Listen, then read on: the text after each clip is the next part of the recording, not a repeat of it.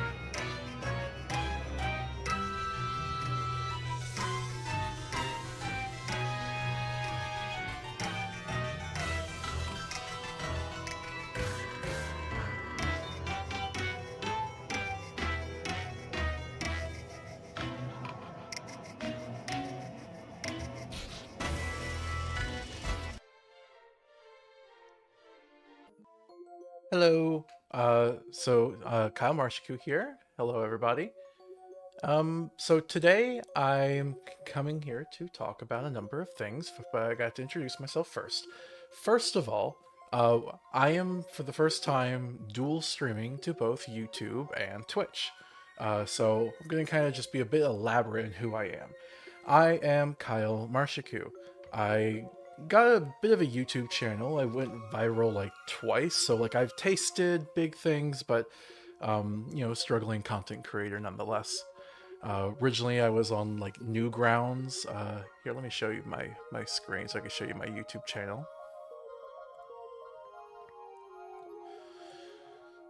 So yeah, like let's scroll down here. You can see like some of my old Newgrounds videos.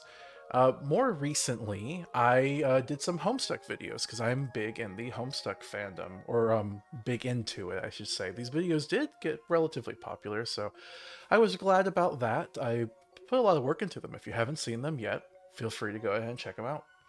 But I've made a number of creative projects. That's kind of just what I've been doing on my internet career. I've gone viral like twice with some zombie stuff. I was known back in the day for being really big into Call of Duty zombies. Made a whole thing about that, got millions of views on some really old videos. Because, I like Homestuck, I like Call of Duty Zombies, I like Danganronpa, I like really weird stories, really complicated things. Another project is Cinemod Fallout, where I heavily mod a copy of Fallout New Vegas and play it with my partner Kira. So that's just kind of some backstory on who I am. The Call of Duty Zombie stuff was particularly an important chapter of my life before I realized I was kind of gay, basically. Uh, so that might be what you might be wondering what this bit up here is. It's a little fundraiser that's related to Call of Duty Zombies. For 10 years, 10 years, I had people telling me I should get back into the series, into the franchise. So I'm streaming now, and I'm like, you know what? You want me to get back into it? Fine. So I released a video called COD Zombies. You'd have to pay me to play it again, please. And that's what it is. Those games are extremely expensive, so if you could be willing to donate, I'd be happy to hear it.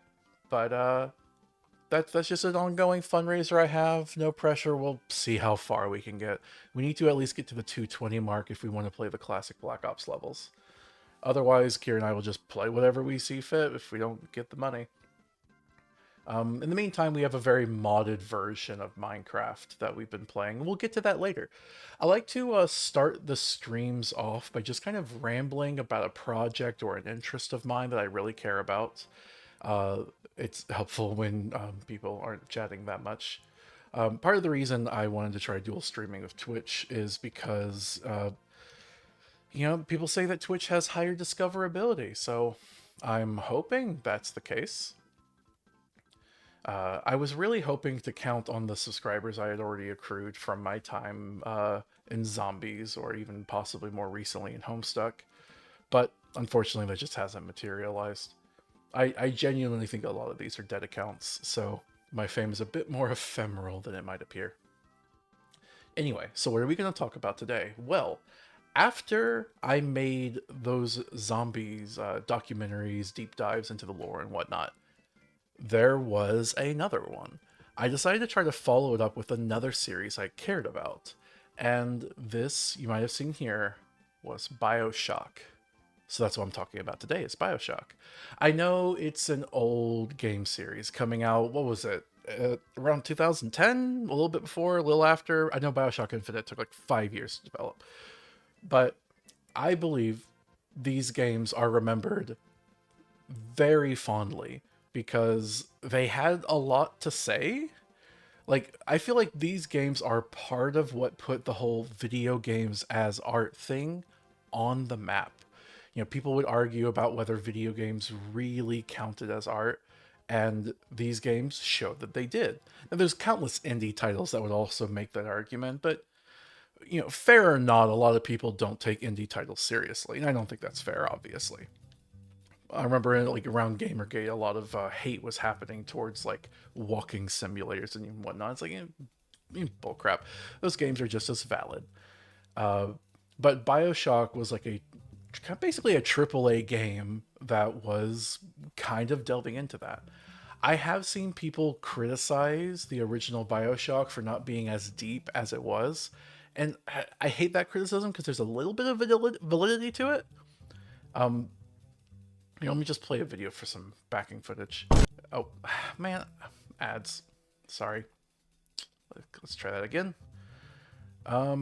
Let's get to... Yeah, let's get to the water bit. So, there is a little bit of validity to it that the games aren't as deep as some people might have you believe. And that's just because I think, in the 2000s, a game coming out and being about like objectivism, libertarianism, anarcho-capitalism was probably going to kind of pull its punches a little bit. It released in an environment where just like random Call of Duties and like Gears of War and stuff were coming out. So I'm not exactly surprised, but I don't think we should mistake that for no meaning. I think there's genuinely a lot of cool stuff going on here. I'm not the type of person to like, I don't know, bash the Communist Manifesto because it's not necessarily Das Kapital, Small things can also be meaningful. Speaking of communism, so this series was my attempt to kind of like refigure, kind of recontextualize Bioshock in the terms of its story. Because in the games, you're just kind of walking through them. In fact, let me go to one of those videos where you can kind of just see the here. No, play all. Okay. Here, Jack has returned. This is like the first Bioshock game. I like how I'm showing this as if you guys don't all know what this game is. So yeah, it's an underwater city. It's what if there was a modern day Atlantis. Has a huge Art Deco theme. It's very ideological. It's so funny. People talk about like, don't put politics in my video games. Like, dude, they're already here. Look at this. There's so much politics. Um, oh, you know what? I gotta show off the very beginning intro bit that really sets the stage. Hold on. Um, oh, all right. It was in the last one.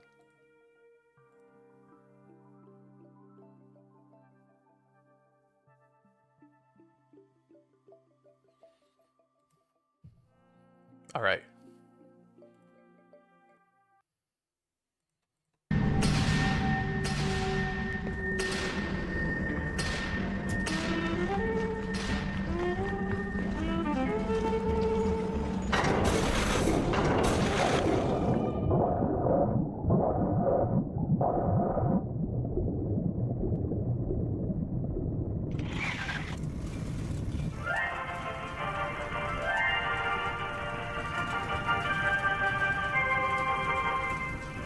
I am Andrew Ryan. Oh, hold on. I just realized I should probably put the link for the GoFundMe in the description.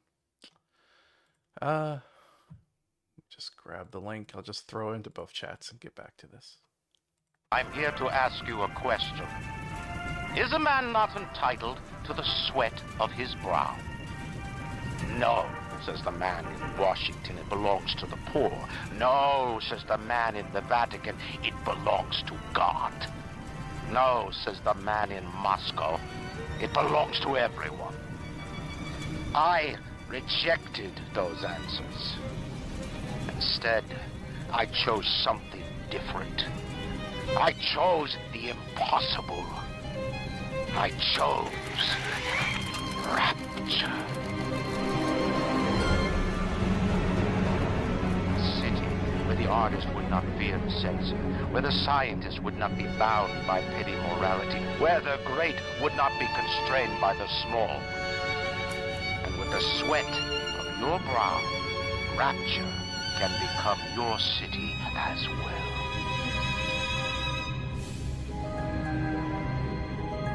All right, we get the gist. So Kira says, I had never heard about Bioshock before you introduced me to it. Ooh, I should talk about that maybe. And she also says, no gods, no kings, no masters is a political statement. And that's how the game starts. What did they expect? I know, right? And it's such a good quote. It's also really powerful seeing that next to a golden bust of Andrew Ryan's head. Krista says, politics and media is inevitable. Art will naturally touch on current societal issues. Yes, I agree with that, but I think there's value in pointing out how blatant it can be sometimes. So yeah, this this is a lot here. So Andrew Ryan here, let me scroll back. Andrew Ryan is the most important character in Bioshock. And you might be like, aren't you a fan of Fallout? Didn't you also say something similar about Mr. House? And the answer is yes. Yes, I did. Because they are both based on the same guy. They're both based on Howard Hughes. The idea is that he's a egomaniacal, very rich man who decides to use his funds to seclude himself from society, and in Bioshock, make his own Atlantis, much like, legends of millionaires and billionaires creating their own doomsday bunkers in the middle of nowhere. And the interesting thing is he does this in like the 40s. So like they miss World War II basically. And it's so cool. Like you could see how he complains about like religion and government and communism.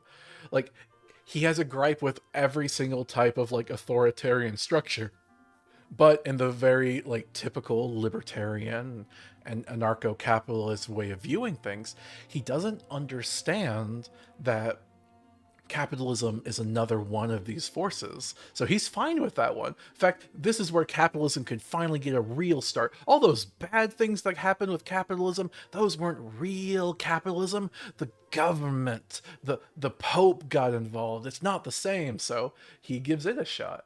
And this entire video series I created was my attempt to kind of like document the fall of Rapture. Because by the time you get to the game, uh, pause.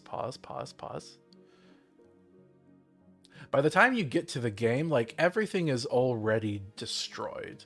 So you have to kind of like sift through the pieces and find out the story that was already there. And like, don't get me wrong, that is engaging gameplay. People liked that. But I really think it would have been better if I don't know about it better, but I think it's engaging to see the brightness it used to be. They did eventually come out with some DLC for the third Bioshock game that lets you get a look into that, which I do think is interesting and valuable. Like you can see, like look how nice everything looks here. Yeah, and I document that. So, like I said, there was the original Bioshock game with Andrew Ryan. You play as a guy named Jack. Andrew Ryan's whole thing is that he's a libertarian. He wants the city to be fair. He wants like competition, free trade, no regulation, right? It should be clarified. He is a libertarian, not quite full on ANCAP, because quite frankly, you can't really be full on ANCAP and actually run a city. There is a city council that has very minimal government. Basically, you can do anything but murder. Murder's off the line, and they don't consider social murder. There's this really, really tragic backstory bit where one guy bought out the waste disposal system for the entire level of the underwater building they were on, and the other guy was just like his competitor across the road just was filling up with trash because he couldn't afford to pay the waste disposal fees anymore. And because the government wouldn't step in and do anything because no regulations, he's allowed to just buy the waste disposal system. That's fine. The guy shot himself. It was really sad. And there's just a lot of really cool backstories like that. Like Andrew Ryan has a wife, but then he also has this prostitute that he's cheating on, and you can kind of find out those two girls' stories, and they both get ruined in very different ways. Andrew Ryan just eventually like slips entirely and becomes an authoritarian character. Just like he becomes the sort of despot that he refused to be. What's that tweet? A series of decisions, reverse engineering your way back to authoritarianism. Kira says he shot his rival that we can do something about, and then himself. Yeah, regarding the waste disposal thing. Worldly Kiwi says Bioshock is one of my most beloved series. Wish Infinite was good, even though it was my introduction to the series. See, no, I disagree. I haven't kind of gotten to it yet, but I do think all of the Bioshock games are good. I do love them all. I think Bioshock 1 gets a bit too much praise sometimes compared to the other ones, just because it like introduced the whole thing. It is good, but I think 2 and Infinite did some interesting things as well. I have a hard time splitting the series up. It's why I called it, Bioshock 1 from 1 to Infinity, because I just think they all are kind of pieces of a bigger vision. Of course, Infinite's the estranged child of that bunch, I'll admit. But yeah, by the time of Bioshock 2, you've killed most of the important figures. There was Andrew Ryan, who was like the principled libertarian become autocrat. And he dies. And he dies in a very great way that, I don't even feel like I'm going to spoil. Actually, maybe I should. Oh, okay. I have to spoil. I have to. Okay. So let me get back to that scene. I was just at it.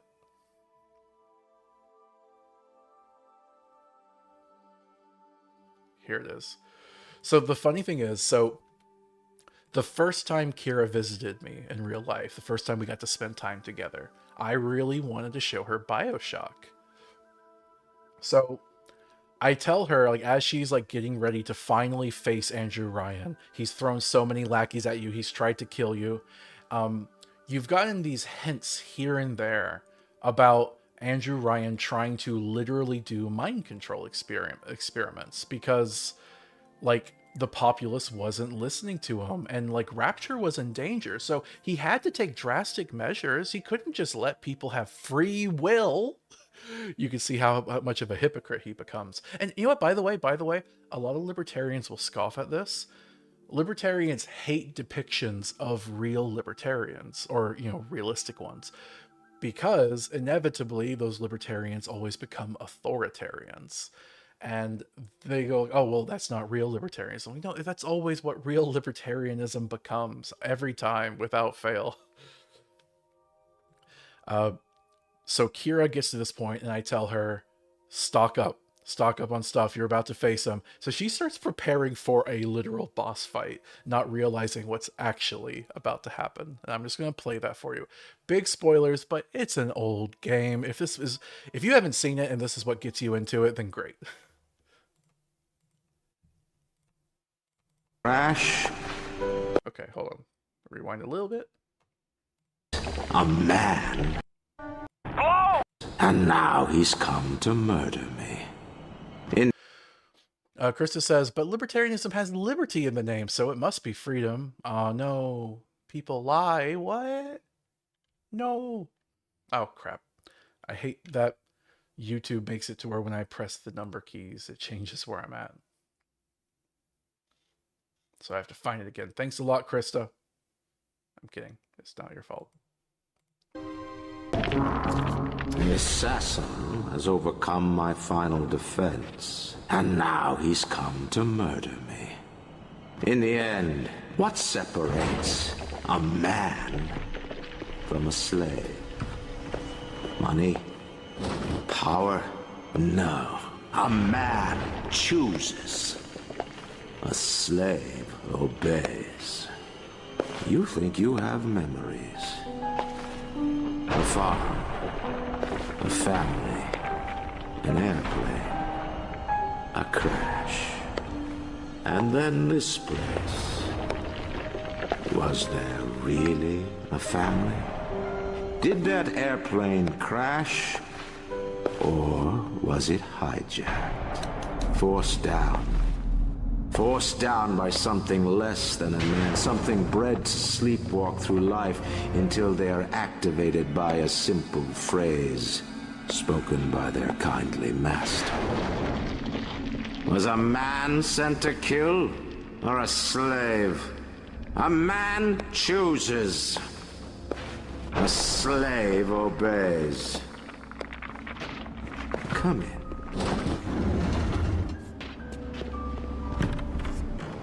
Stop, would you kindly? Would you kindly? Powerful phrase. Familiar phrase. Would you kindly? Would you kindly get this? Would you kindly find that? Would you kindly find it? Would you kindly find it? Would you kindly get this? Would you kindly head to Ryan's office and kill the son of a bitch? Sit, would you kindly? Stand, would you kindly? Run. Stop. Turn. A man chooses. A slave obeys.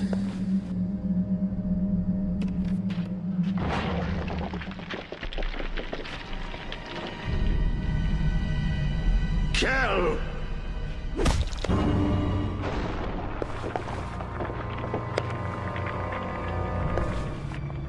A man chooses!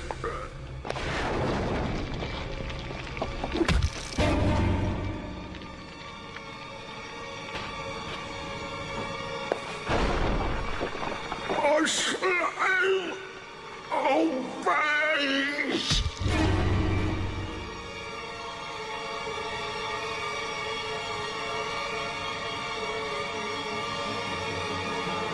Obey!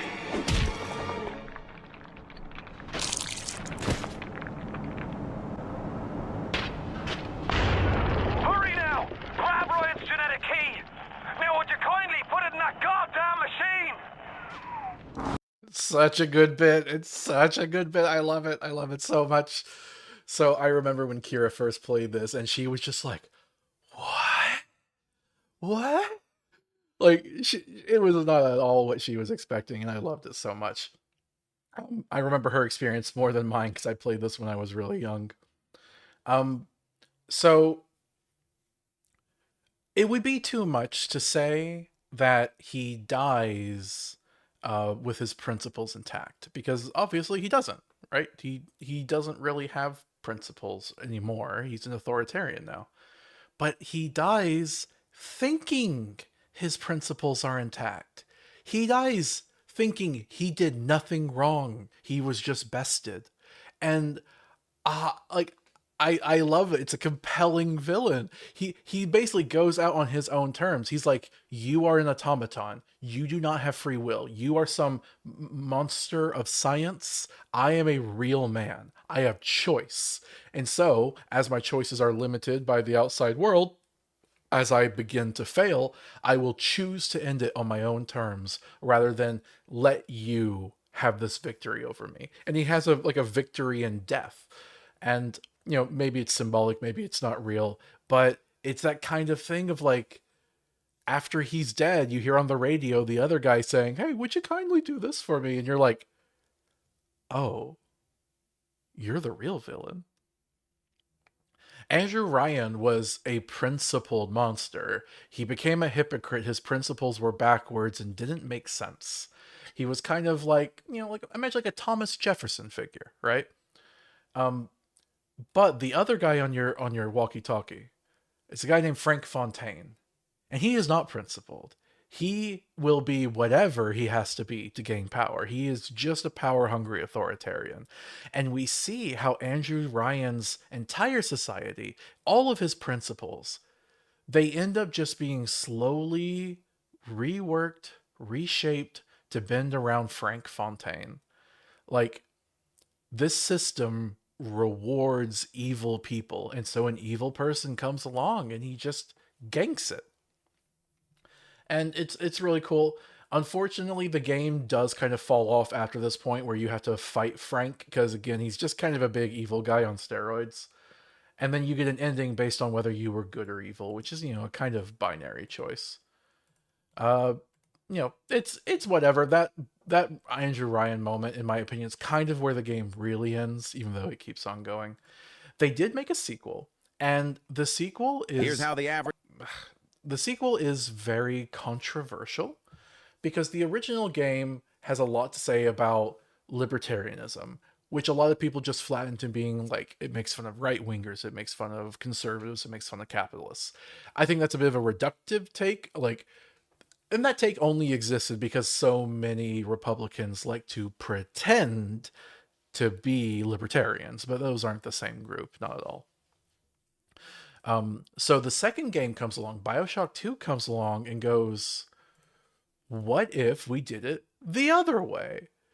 In here, I have a lot of radio logs in here to kind of explain the story. The hood for the downtrodden, right here in the drop.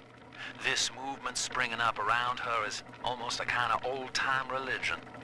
Now, these governors Lamb's got in charge would never have seen power in Ryan's day. They're nobodies, really. But I used to raise spaniels, and the only thing meaner than the top dog was the underdog, when he had just plain had enough. So, there's another character Bioshock 2 introduces, a rival to Ryan and Frank, named Sophia Lamb. And she's interesting that she's like a Japanese philosopher. She knows about the bombings in World War II. I said that they missed World War II. I should have been a bit more like, they kind of just like dodged the aftermath of it. They knew what happened. Because that was 45, right? 1945. And Rapture kind of gets started in the late 40s. Some people arrived a bit later. Anyway, so she has experience with the atomic bombs from like a Japanese perspective. And she is basically a communist. But, we could talk about real communism and whatnot, but it's communism the way a lot of people understand communism. Imagine you're in the 40s. Imagine the Soviet Union has just helped win World War II. There is not really a distinction between what Marx wrote, what Lenin wrote, and what Stalin prophesized here. It is just big C communism. And she tries to end up doing it. And like, right wingers, I think, didn't really latch onto the game as much. I don't know, wokeness, whatever. And then left wingers, I think, were felt like it's a little bit like going, let's try the other side, you too. But I honestly think it had some valuable things to say. Whatever you want to call Sophia Lamb's version of communism, there is I think there is a lot to say about it and a lot to criticize. She's basically trying to create an authoritarian power structure, but with a planned top-down economy. But she's also not even really able to do that very well because she's picking up the pieces of the previous regime. One of the reasons there's so much violence in the Bioshock world is because they have this genetic altering material. So they have this thing called splicers. It's kind of like an analog for drug addicts, but you get powers. Um, yeah, so Now, I don't know how you survived, but your suffering is over now. These men will ease your burden. Please understand that like all I have done, this is an act of love. And so there's a lot of kind of similarities between her and Ryan because they're both authoritarians. She has all these ideals that she prophesizes about. She has these politics, but at the end of the day, it's kind of an eventual goal. The ends justifies the means, and she does a lot of horrible things the same way he does. I think this could read as sort of centrism. Both the far right and the far left are kind of crazy, but I mean, as long as we're saying far left as in like Soviet communism, but yeah, I kind of agree. Both Nazis and Soviets are kind of crazy a little bit, you know. They're bad ideologies. I don't think that means every extreme ideology is necessarily bad. You know, some you could be extremely based or extremely good. You know, extreme isn't really a value judgment. But I guess you know if they had a world where the city was just everything was utopian and peaceful, there wouldn't be as much gameplay to it. So yeah, you play as a big daddy. Big daddies are these like artifices. Sorry, I'll mute that. Big daddies are these big protector cyborg things that were instrumental in the society. They had a special role in harvesting Adam, the genetics altering substance, in little girls' bodies. Honestly, I really think that this is meant to be a sort of like analog for how libertarian societies exploit young girls. We don't need to get more specific than that, but there's some messed up stuff regarding that. But you get to play as one of the big daddies. You know, you didn't ask to be here. This is what you were forced to do. And you can end up like saving a bunch of people. You can take down Sophia Lamb, and you can even free her daughter who didn't want to go along with the whole thing. There's also a DLC for Bioshock 2 where you play as a different Big Daddy, and there's this famous black scientist here named Porter that ends up guiding you in that DLC. He'd murder us both to keep the Thinker here. As your ever The beacon to the master input console in the programming wing. That paranoid bastard Wall had it installed in his office. This DLC is really interesting. Honestly, the game is really, really whitewashed, so having an actual black character there is pretty cool. He even talks about how, like, with the genetic stuff, some people will splice white and turn white. So they kind of, like, make a lore explanation for why so few people of color are here. One thing I really like about Rapture, by the way, is that literally everyone who was invited was considered the best of the best in the world. And they just leave the world to go to Rapture, and they can never come back. They're in this underwater city. And so you have a society where everyone is the best of the best. You know, imagine Danganronpa. But someone has to clean the toilets. So you always end up with some people doing menial, terrible labor who used to be like Nobel Prize winners or amazing like artists or entertainers or business people. It's literally taking the cream of the crop of all of the world and then thrusting them into a hierarchical situation.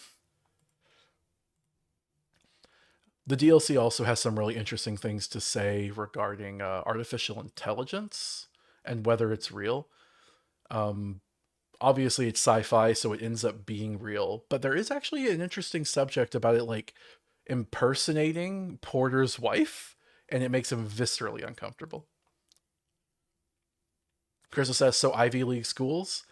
Do Ivy League schools do the hierarchy thing as much? Because it's my understanding that as long as you pass in an Ivy League school, you don't fail out. Like, it doesn't matter whether you were student number 30 or 300, right? As long as you can get that diploma, that's going to look good on your resume. So, like, no, this is a situation where no matter what, someone has to be the bottom. Someone has to be the worst performer. And that person gets to go live in Pauper's Drop, which is a section of Rapture that wasn't even meant to house people. Sinclair calls it, "There's no side of the tracks worse than under them." Anyway, you get a bunch of different endings in this game based on your choices, which I honestly thought was a little cool. It was a bit more than just binary morality, though it still seems to kind of be centered around binary morality. In this ending, this is the best one, where your daughter absorbs your soul. Yep. And let's see, we have some other lore stuff, but after that came out Bioshock Infinite. Okay? Let me turn the music back on.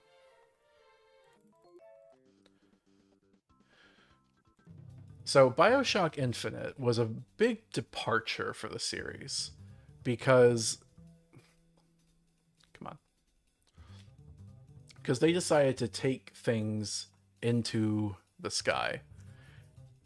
Here, let me play the little intro for this one. 5,000 feet. 10,000 feet. 15,000 feet. Hallelujah.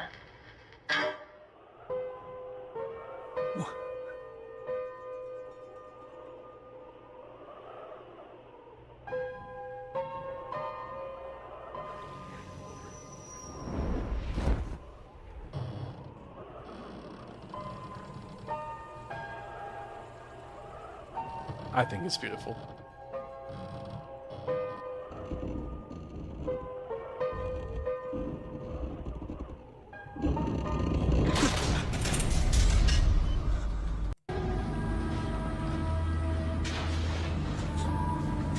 You can see they're setting the clone very, very clearly. They're like, okay, so we did extreme capitalism, and we also did the worst communism. Where do we go from here? I know! Let's talk about white supremacy, evangelicalism, and manifest destiny! What could go wrong? Krista says, burnout rates in Ivy Leagues are pretty intense. There's an attitude of sorting out the best of the best. It takes the most accomplished students and tears down some to do that. All right, it's not a subject I'm super familiar with. I'll take your word for it.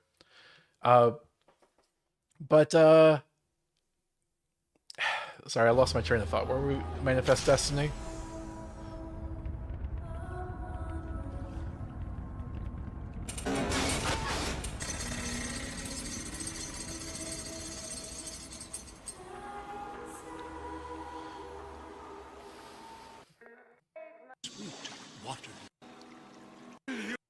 All right, you get a baptism, you have a dream, and you wake up next to statues of the founding fathers in Christian, like, apparel.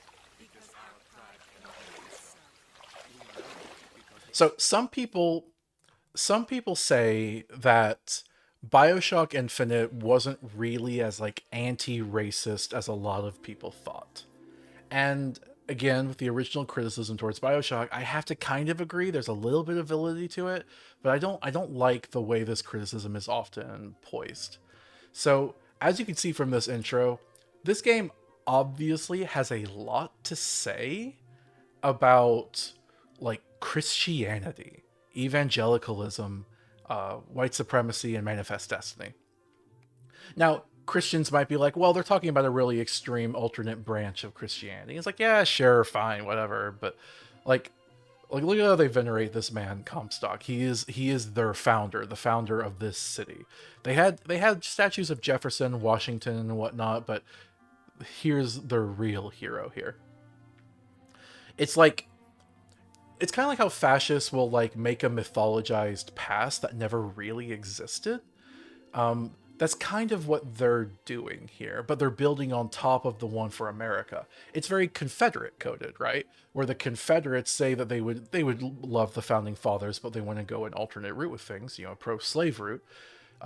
Likewise, this city, Columbia, the Flying City, secedes from the Union. It becomes this entire like alternate society in the clouds, and it's extremely racist, extremely sexist. Notice how everyone pretty much you're seeing is white. There's like penal colonies, like people like do sweatshop labor. They do, just like the other city, rest of Bioshock, have like DNA altering items and whatnot. But you can see here that things haven't really gone to crap yet. Comstock is their literal prophet. And yeah, like I said, it does kind of pull its punches a bit. There are times when it says kind of the most obvious anti-racism takes, you know? Like there's some logs where Comstock's just overtly racist, talking about how the white man is superior to the black man or whatnot. And like, okay, yeah, he's obviously being racist there. And there is a scene where you get to interfere with a racist activity. Let me find that real quick. Trigger warning for some racist imagery. So here you go to an event where this billionaire, the richest man in town, is hosting it.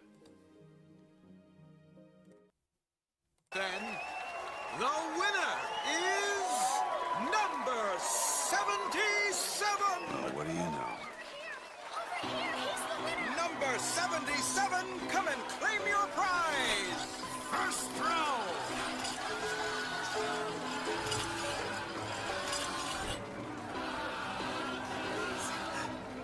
It was me! It was all me! Please! Please! Please, what are you doing? Come on! Are you gonna throw it? Or are you taking your coffee black these days? I know what you want! Oh, looks like we've got a shy one here. We've got to do something about that. Son of a bitch. Wait! It's him! Now, where'd you get that brand, boy? Don't you know that makes you the backstabbing snake in the grass false shepherd? And we ain't letting no false shepherd into our flock. Show them what we got planned, boys!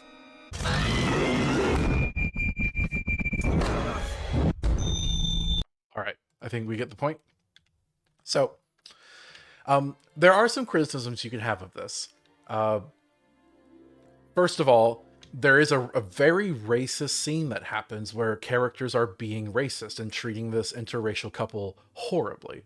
But the scene immediately gets interrupted with plot stuff, with you being an interloper that shouldn't be here. They try to attack you, you have to fight your way out. So you get the choice of like, do you want to like intervene and help them, or are you just going to stand idly by? And it doesn't really end up mattering because you just get found out and have to escape. If you were nice to the couple, they give you a present later on, but it's kind of a trinket, to be honest. I think that's a valid criticism. It felt like I think it was brave for them to even show that scene. I think it was really interesting and horrifying. But ultimately, I think they were a little afraid of dealing with the ramifications of player agency in that regard. I think you could argue they didn't want to deal with the eventuality that a player might have just been fine with it. So they just make it to where whether you stand up or not doesn't matter. You get distracted by something else. Another criticism is that by showing racism that was so old-timey and so completely outlandish, it's like making fun of the KKK, right? Like, you're not really acknowledging the more common, subtle, modern racism. And honestly, I think that's a little bullcrap. I think we can do both, you know? I think it's important to acknowledge just how nasty and overt that stuff can get. and that was nasty and overt. I like that scene affected me as a child. I had never seen real racism of that caliber. Like I had heard that like, oh yeah, white people would like enslave black people, or there was, you know, the Jim Crow era and whatnot. You know, they show you those signs like whites only and stuff. But like the racial caricatures, the throwing like stones with a baseball, but still like consider when this game came out. What was it? 2010, 2015? I think the game has some valuable stuff to say. You go on to like deal with a lot more of like the religious imagery. You find out that this society hates Abraham Lincoln. They hate him so much.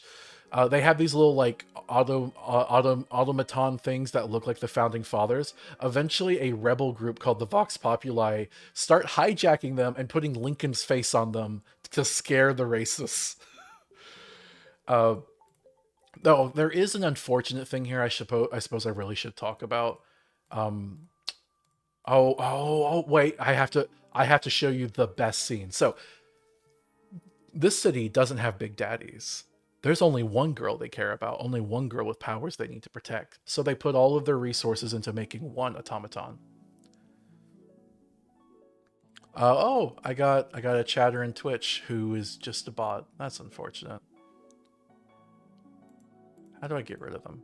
It's my first time, okay? Where's mod controls? There we go.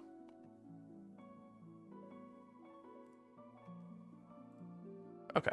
Sorry, just had to deal with that. So this is the best scene when you get to see how big the big daddy of the Sky World is. While you're rescuing the girl, who this time is an actual adult woman, but is still naive. Alright, I can do this.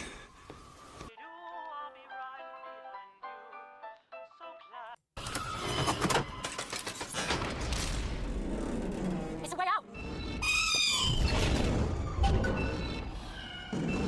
This way! It's his job to keep me locked up in here! We'll see about The girl, Elizabeth, by the way, I think is one of the best, like, escort missions in all of video games. Because she's a helpful ally the entire time.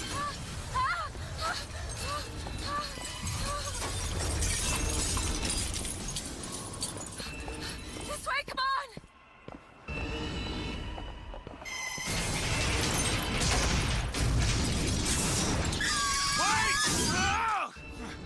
Hurry!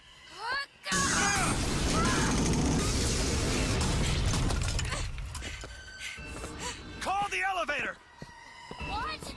The hell? Press the button! So if it's not clear, you can't beat him. You cannot beat this guy. You can only run. All this time. Let me fast forward a little bit. Why did they put me in here? What am I? What am I? You're the girl who's getting out of this tower.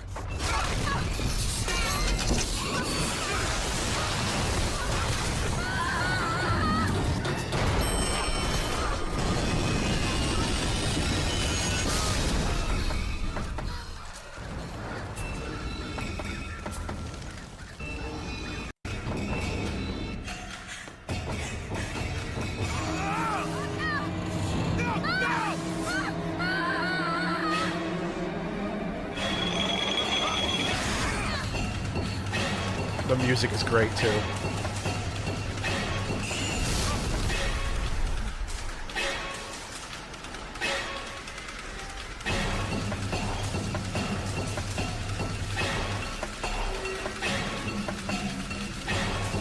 That's the building you were just in.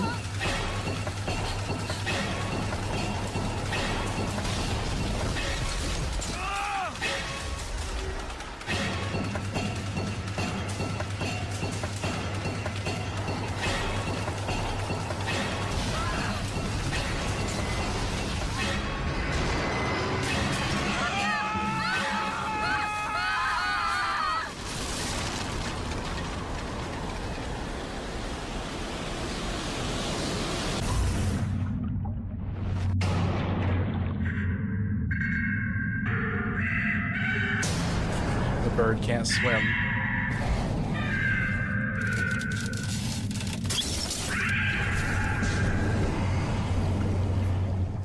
So yeah, that's the best scene in the entire game, in my opinion. I love it. I love it so much. So, yeah, let's get to what happens. Eventually, there's the Vox Populi. The Vox Populi are the, like, rebel resistance group that are trying to rise up against this evil society. But there's this really dumb bit where, I don't know if I'm going to find it. There's this dumb bit where the leader of the Vox Populi, a black woman, ends up killing a child or trying to kill a child. And it's very much portrayed as a sort of like Stalin moment, a sort of like she went too far. World of Kiwi says Bird can't swim, subtle foreshadowing. Yeah, I was debating whether to actually say it. These two twins are important characters, but they're kind of more narrative devices, so I'm not going to get into them. Yep, I had timeline charts and everything. When do we get to the Vox Populi?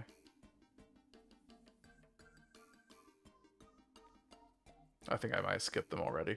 Yeah.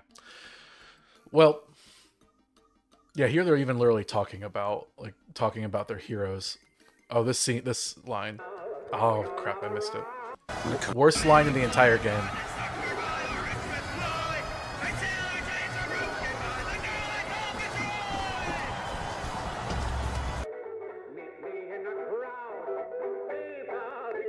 This world. Or a martyr. These folk need a better class of hero. When it comes down to it, the only difference between Comstock and Fitzroy. I cut off there. But, so basically Elizabeth has the power to jump. But oh, Krista says you have to go. All right, see ya. Remember hearing before as a major criticism of the franchise. Yeah, so Elizabeth has the power to jump between alternate timelines. They jump to one where the Vox Revolution was successful. And in that revolution, Daisy's about to kill the child of Fink, or one of the billionaires. And she claims this is like killing them from the roots. It's basically her John Brown moment. If you know anything about John Brown and the American Civil War, he would kill slavers' children because he didn't want them to inherit the slaves and keep the aristocracy going. It's brutal, but you can understand the logic, right? That's what Daisy does. And the game makes it completely clear that's just completely immoral. The context doesn't matter. It's just bad, and Elizabeth kills her. And people obviously thought this was an issue. They thought it was basically like an assassination of her character, and it made it look like the revolutionary was just as evil as the white supremacists, which, yeah, very problematic. Definitely takes the story down a notch, in my opinion. Now, they try to have their cake and eat it too a little bit. In the DLC, they retcon this and say she was just pretending to so that Elizabeth would have a character growth moment. And it's like, all right, sure, fine, okay. Elizabeth does basically realize the full potential of her timeline powers and becomes a god. Yeah, that's not in this video. So yeah, she just basically straight up becomes a god and is able to jump to any timeline at will. Here you can see them destroying New York.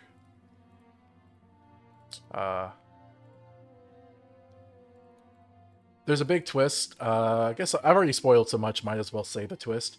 You find out you're from another timeline. You're not from this one. That's why you never heard of the city before you got here. Kiwi says, it legitimately felt like a but the Romanov kids argument, and it was only worsened by the thing in the DLC. I don't think it was worsened. I think it was an attempt at retconning, and given what they had already done, I don't see what they could have done that differently. They basically just went like, yeah, remember that bad thing that happened? Actually, no, that was a trick. It didn't actually happen. Like, after you've already kind of made the bad call, I'm not really sure where they could have gone, but to just say, let's take backsies. It doesn't mean it didn't happen, and so it's kind of like eye-rolling a little bit. Like, it still happened. It was still a bad choice. But I don't know what the DLC could have done differently, to be honest. I'm a fool. I've sent mighty armies to stop you. I've rained fire on you from above. I did all of that to keep you from her, when all I needed was to tell her the truth. Ask him, child. Ask. Oh, I missed your comment, Kira. She's a girl, but she must leave a woman. How does a girl become a woman? Blood? I don't actually remember that line. I'll take your word for it. Ask him what happened to your finger. Ask DeWitt. Let go of me. Ask him. She's your daughter, you son of a bitch! And you abandoned her! Was it worth it? Huh? Did you get what you wanted? Booker. Tell me! Booker. Tell me! It is finished. Nothing is finished! Booker. You locked her up for her whole life! Booker. You cut off her finger, and you put it on me! Booker, stop it! You killed him. What did he mean? Huh? You tell me, what did he mean about my finger? I don't know. Yeah, She's missing a finger. I just assumed you were born with it. I don't know. Your nose. It's bleeding. What? So that scene might be a bit confusing to you if you don't know what's going on. Some people, they figured out the twist from this scene. But basically, when she becomes God and just starts taking you around to different timelines, Songbird, the giant bird thing, is going to attack. You can't kill it, right? But remember what Kiwi said? Bird doesn't know how to swim. She takes you to Rapture, the underwater city. And there's this really sad scene.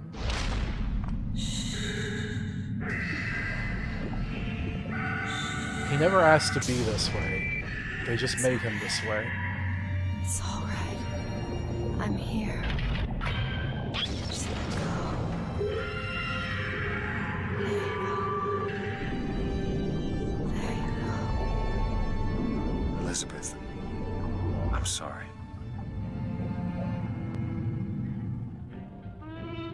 And you realize where you are. What is this place? She then goes on this like existential monologue showing you around, talking about how things got to be this way, talking about the nature of the multiverse. And a lot of people don't like this because they're like, okay, I liked what Bioshock was doing with a personal story, the story of a city, the story of ideology and politics. And they kind of ended up doing this multiverse, multi-dimensional identity type of thing. And look, it is very different. And it honestly does kind of like swerve you. You think this game is going to be about evangelicals, about white supremacy, about nationalism, manifest destiny. And it kind of ends up being Doctor Who a little bit. So it is a bit of a twist. Personally, I love it though, because I love critiquing white supremacy and manifest destiny. And I also love Doctor Who shenanigans. So like, it's a little bit of like steak and potatoes. If you don't like steak, if you don't like potatoes, I think I understand you having an issue with this. But I love steak and potatoes in this metaphor, not in reality. I hate steak. Lead us to the same place. And so they take you to this baptism that your character, Booker, had in the past as she's trying to explain how we got here. Years ago, right after Wounded Knee, I was looking for... Come on now, time! And Wounded Knee, this guy participated in a genocide on behalf of the American government. That's why he feels kind of guilty about things. So wasted. Why were you here? Are you ready to have your past erased? Are you ready to have your sins cleansed? Are you ready to be born again? Take my hand. No. No, I don't want to. You already did, didn't you? Are you ready to be born again? I am. Do you hate your sins? I do. Do you hate your wickedness? Yes. Do you want to clean the slate, leave behind all you were before? So he does the baptism, but then she keeps talking to him, and there's a realization. It's the only way to undo it. And basically, they come to the conclusion they did kill Comstock, the prophet, but there's other timelines where he still exists. The only way to really kill all of the Comstocks is to go back in time and kill him before the timelines diverged, before all of the other Comstocks. Let's go smother a baby in the crib. What I've done to you. Look at it. Are you ready to be born again? Why are we back here? This isn't the same place, Booker. Of course it is. I remember. Are you ready to leave behind all You're that not- has gone before? Wipe the slate clean. Who are you? You chose to walk away, but in other oceans, you didn't. You took the baptism. You were born again as a different man. It all has to end. To have never started, not just in this world, but in all of ours. Smother him in the crab. Smother, smother, smother, smother, smother. Before the choice is made, before you are reborn. What name shall you take, my son? He's Zachary Comstock. He's Booker DeWitt. No. They're both.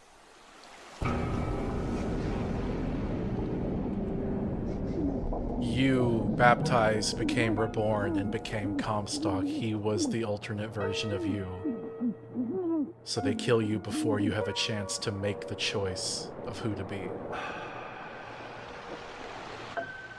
It's so sad and beautiful. A little cerebral, but I still love it.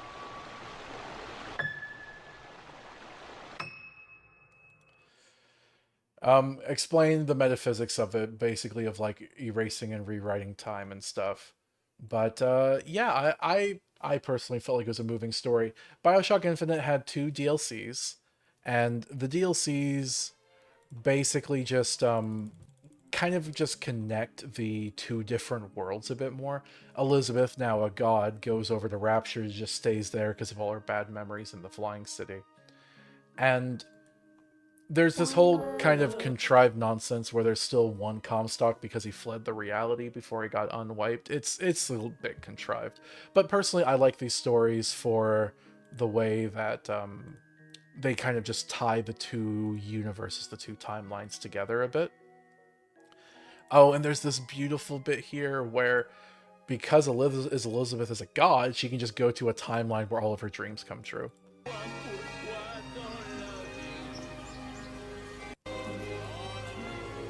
Bien le bonjour, Elisabeth. Les deux.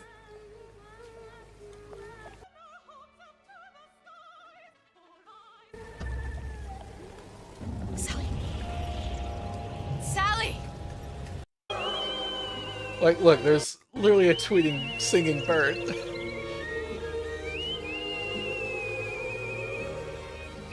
Anyway, there's basically this story element where she basically gives up her god powers to save a little girl's life. And it's really tragic, but I'll just show it. Him.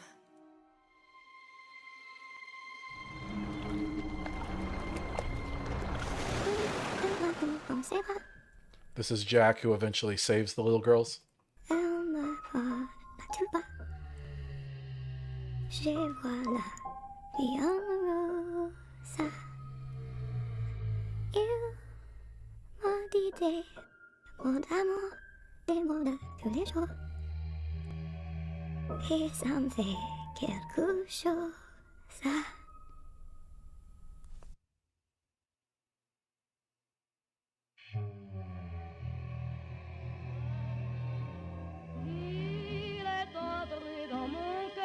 It's so sad.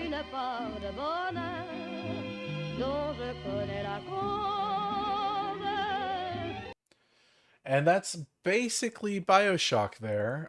That was like the last thing released for Bioshock properly. They did eventually like remaster it so that you can play it in higher graphics now if you want. So I really like the series. I decided to go through all of the radio logs. The radio logs were the bones of this project, where I had to put them in the correct order. Now, in Colombia, sorry, I should have muted. In Colombia, they date all of the logs, so that made it a bit easier. Yeah, you can see here, you can see the date. But in Rapture, they didn't, so I had to use context clues, like the official death of Frank Fontaine. He ends up faking his death. That became a big point. So like, okay, was this audio log pre or after the faking the death? And I just had to like use context clues to put it together. I did some research. I was really proud of how it came out. One of the things I really love about Bioshock is it's a story that was done. It was made. It was finished. The author, Ken Levine, said what he wanted to say, and then just moved on. I don't even know what he's doing with his life now, but I respect him so much for letting the story end and not just coming up with spin-off after spin-off, new title after new title, just to cash in on the IP. Because I feel like that's happened with a lot of other brands, right? A lot of other brands, they just kind of go into a pit, into the grave slowly, one game at a time, or one iteration at a time. And so yeah, I love Bioshock. It's an old series. It's not here anymore, so it feels like I'm being dated by even talking about it. No one's gonna care. No one's gonna watch, kind of thing. You know what I mean? But I think it's an important part of like gaming history, and it's also just a really good narrative. If you wanted to like personally experience it, and you can you could use 40 hours and put that towards doing that. Sure, go ahead. If you want a slightly shorter experience, you could watch this this documentary series I made. It's a little rushed, to be honest. When I was making it, I was trying to release one episode per week, and I thought I'd have it done faster than I did. This inevitably ended up with me kind of rushing the voice actors I ended up hiring, because this was before I was trying to do everything myself. Or I should say volunteering, really. Some people give one of the narrators crap for having a speech impediment, and those people are terrible people, and I hate them. But yeah, so we did. I had to jump in for some of it, but we also had other people do it. The footage. Where's the? Oh, yeah. There we go. Anyway, so yep, that's the Bioshock project. And I'm tired of talking about it now. It was a big part of my life. Another project down. I guess next week I'll have to figure out what I'm going to talk about then. Thank you guys for listening. If you look up here, you can see the GoFundMe. The link is in chat. Just scroll up and you should be able to see it. It would be really nice if I could get back into zombies, but I have to be able to afford the games. So it would be nice. Thank you guys for listening. We are not done yet.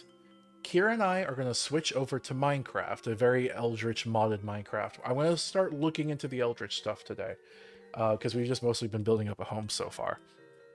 So, go on a break, and I'll be right back to play some Minecraft. People like watching Minecraft, right? Well, it's fun to play too, so, yep. Alright, well, thank you. Be right back.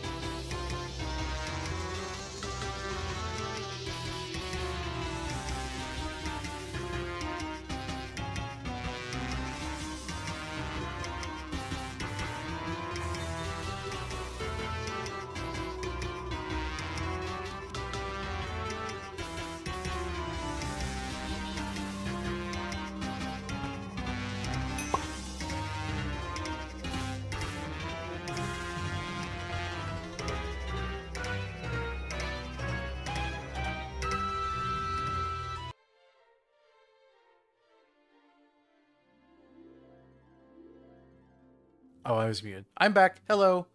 Let's get some Minecraft going. I'm gonna call my partner. She's lovely. She does a lot of projects with me. She's very important in my life.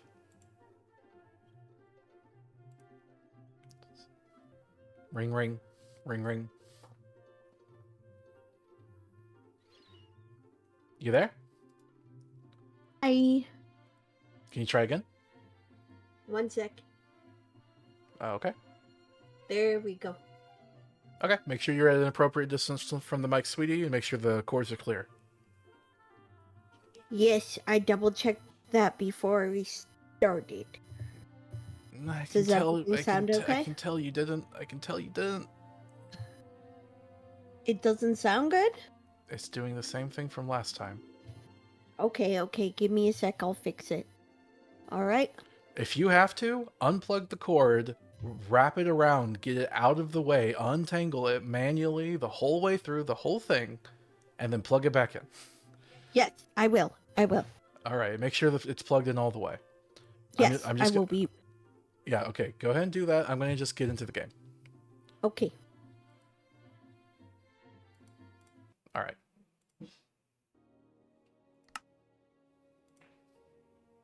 Sometimes it takes a minute to show up on stream. Just give it a second. There we go. So this world is extremely modded.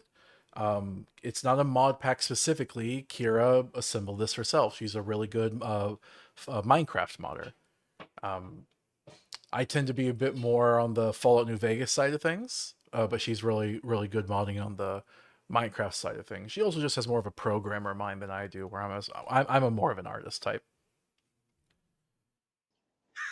And I play as my little eldritch girl, yeah. Uh-oh, wait, I saw you. You thought you'd get me. Haha. That's why we have a lava trap here. For mushroom babes. Okay. So, this is our home. We could still decorate a bit more. It's still a bit fresh. Here we have the control for the lava trap, in case we want to turn it off. Wait, why did that side not go? Okay, I think Kira made a modification to it a few streams ago. I didn't realize that meant it wasn't turning off. That's unfortunate. What happened?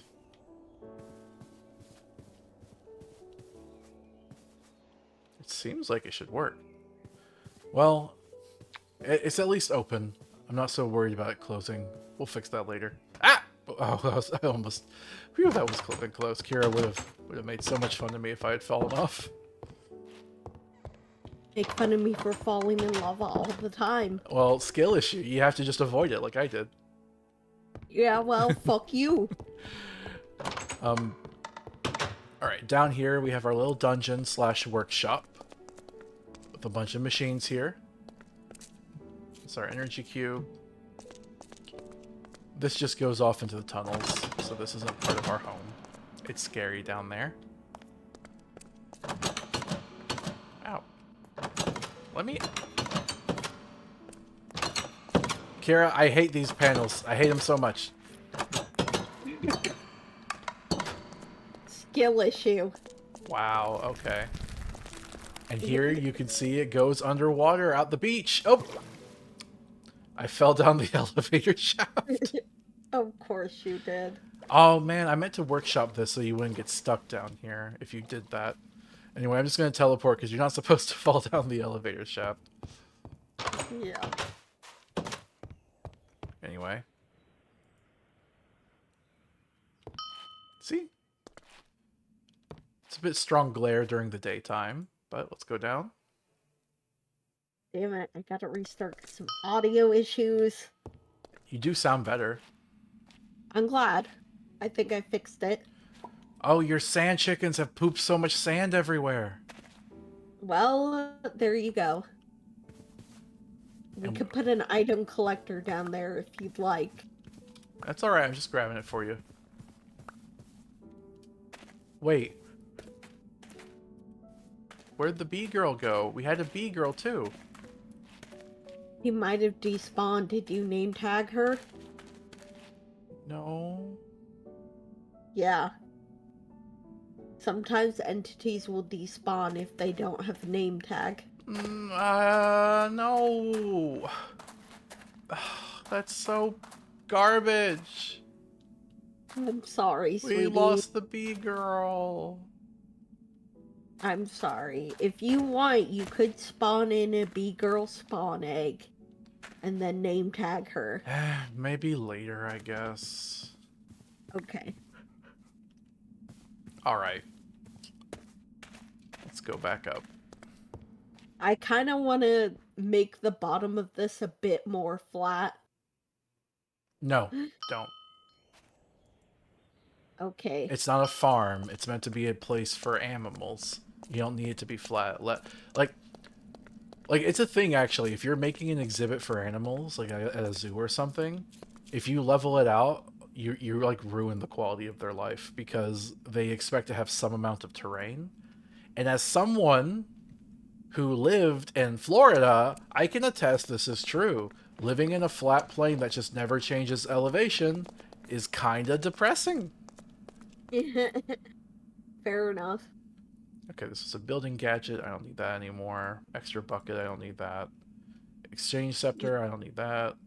You know, why is this 1.12.2 world running better than my 1.20 world? Because you got too many mods, I think. I mean, we have quite a few mods. This says 310. And how many is your other one?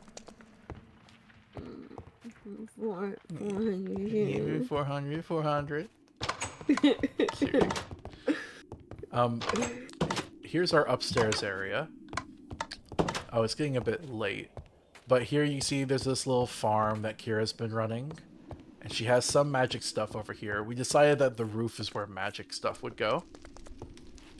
And we also had to put the windmill up here, and it's just corded down to go back down to the dungeon. That's where we get all of our power. We're very renewable energy pilled here. Alright, sleepy time.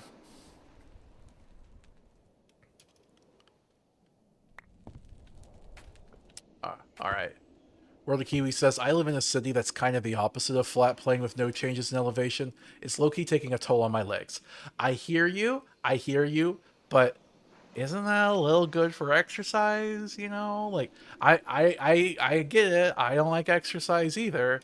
But if you live in a terrain that just kind of requires you to have good calves all the time, don't you kind of just get used to it? Right? I think shoes are important for that. Yes, you do have to have good shoes, and that could be a problem in today's society. Yeah. Highly recommend buying a very, very good pair of shoes and just having that. You'll save money in the long run than buying crappy shoes over and over again. Yeah.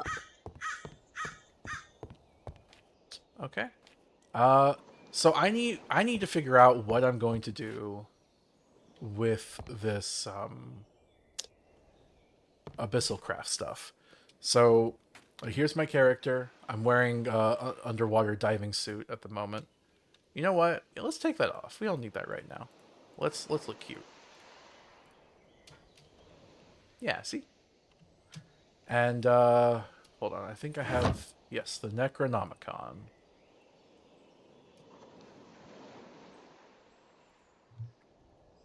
So, this is what we need to do to get on. I did some reading of it already in the past. Did you open up the game? Oh, no. I was wondering why you weren't here.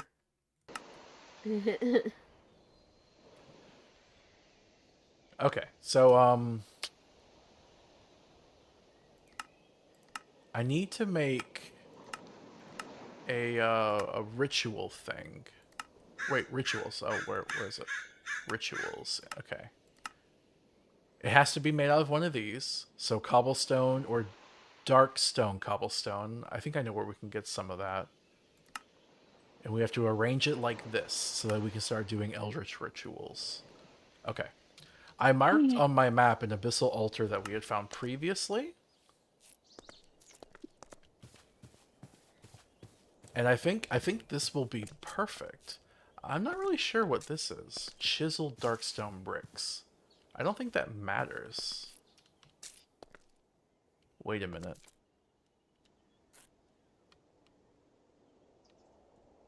It's empty. Does this have to be... Okay, it works. It works. I think I'm gonna harvest the other bricks here, though. Wait, that was cobblestone. Oh, I should have mined up the cobblestone before I did this. What happens if I mine this up? Oh, it just gives me the brick. Or the cobblestone. Alright, yeah, let's do this. We can move it and have it at home.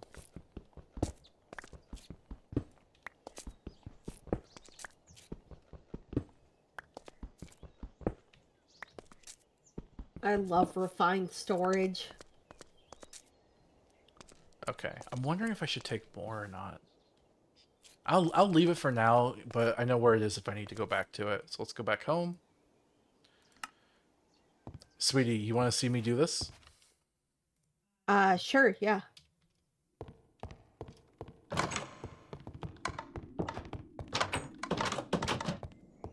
Alright, so first I need to get rid of this. I know I've lead. Are you coming or not? Yes, I'm coming, sorry. I'm trying to remember what I was doing. Okay. So... I probably shouldn't have it on the very edge, but I have to put it close. Skip 2. There we go. Skip 2. There we go. Skip 2. There we go. Skip 2. There we go. You know what? I should maybe move this towards the corner a bit more. Alright, move everything over by 2.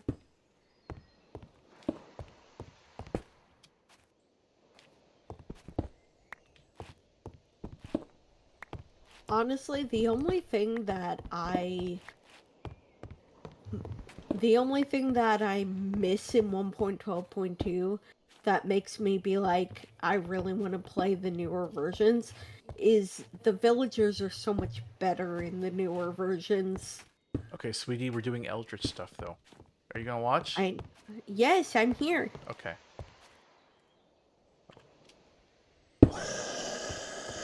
What the fuck?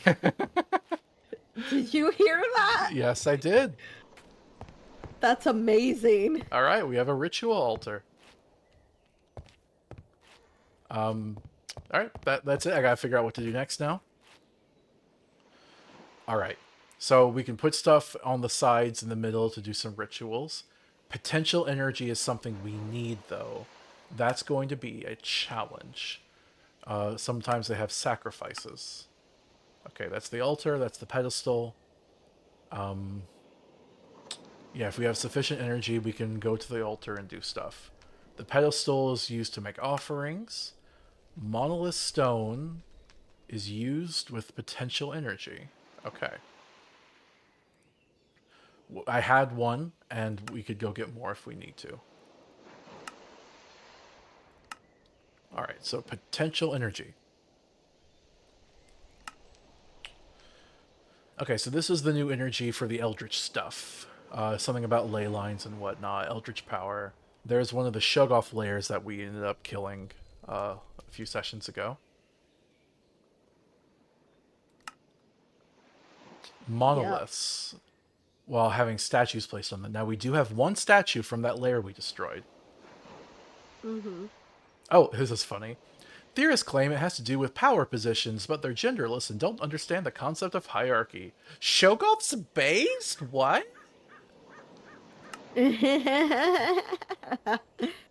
Yeah.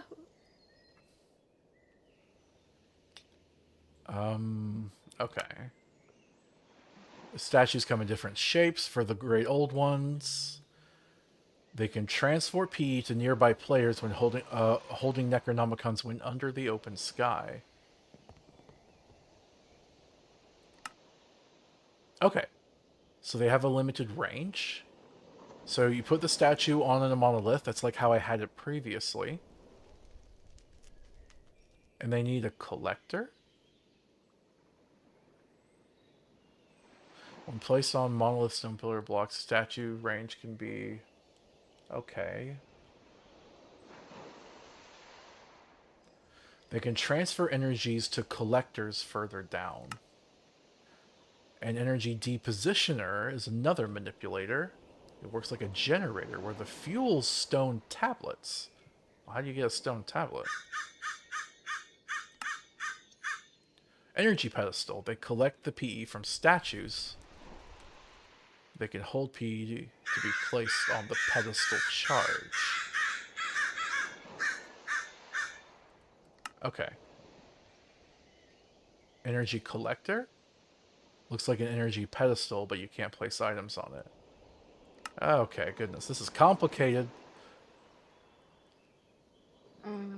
For some reason, my obsidian dust isn't working. Worldly Kiwi says, anarchism with Ugquiltothian characteristics. I don't know any other gods. I still haven't even read the Call of Cthulhu. Is that an actual eldritch god, or is that just a Fallout reference? I know it's in Fallout, but I don't know if it's like an actual Lovecraft lore.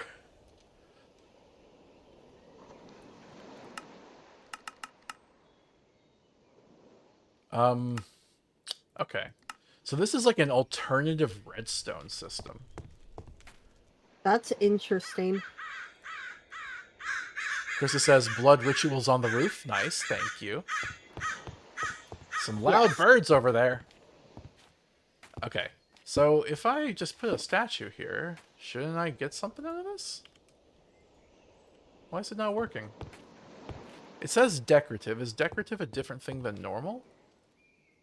Probably. But that's not fair. Why would it give me a decorative one and not a real one? Yeah, why did it give me... Purely for decoration won't do anything. I hate you. That's not fair. I just filed a layer. Fair and square. Alright, well, I guess I have to go get one of those then.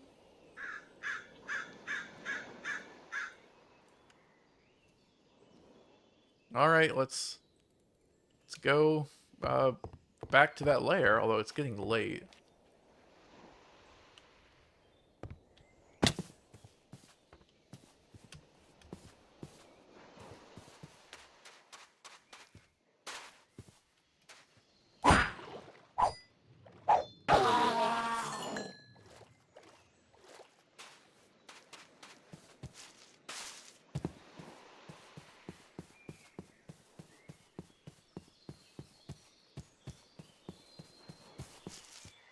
Oh, a satyr. Nice.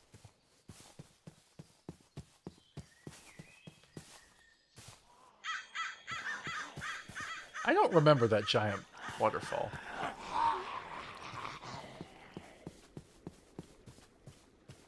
It is time to sleep. Oh, okay. Fallout reference? Alright, yeah. Okay. Where am I? Where's the icy area at? There it is. Okay.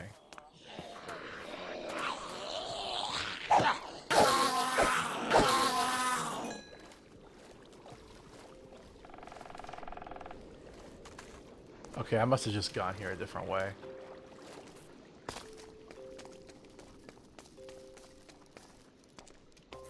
Alright, so here's the lair. I already cleared it out of Shoggoths. You can see the mess they left everywhere.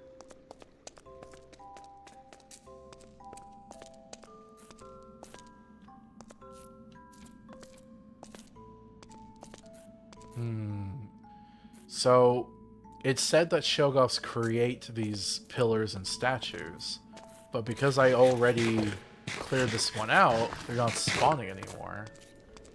So I have to find another one. Oh, okay. That stinks. They didn't leave any behind? I've killed them all and mined everything, but apparently it only gave me a fake statue, which was dumb. I guess the lairs just must have one free one for decoration. Yeah. Okay, I think I remember there being another one along the river. Wait, no, right there. Okay, boat time.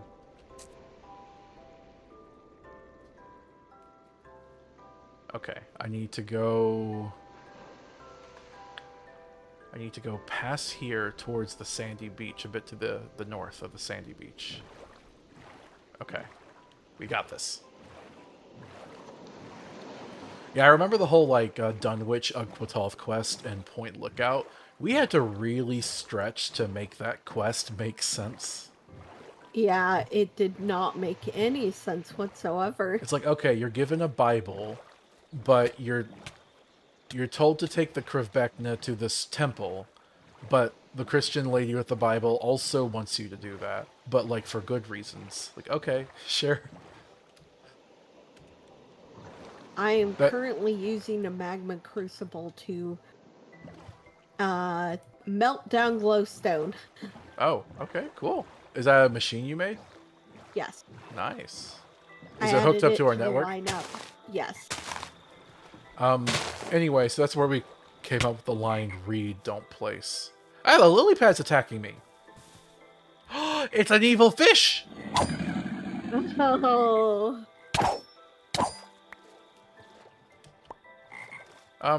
That was a strange sound. Oh wait, there's something up there. What is that? I can hear stone crashing. Yeah, there's just underground sounds that happen sometimes. Uh-huh. What is this? Oh, a rhinoceros. That's cool. Alright. What's going on down here? What? Ow! What? Why am I hurting? I feel like that shot through the floor at me. Mm-hmm. Okay. Out. Lava was a bad idea. Yep. Lava is very rarely a good idea. That was infuriating.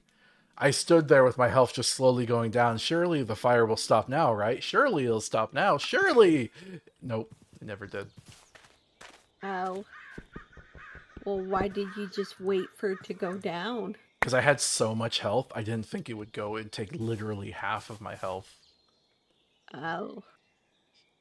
Oh man, my armor got damaged from that. That makes sense. I think I'm going to need a bucket of lava to deal with these guys. That sounds like a great idea.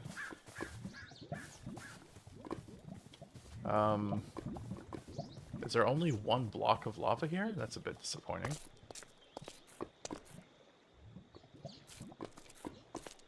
Okay, I got some lumium. Oh, ah. Why can't I smell Oh, this? crap. Crap.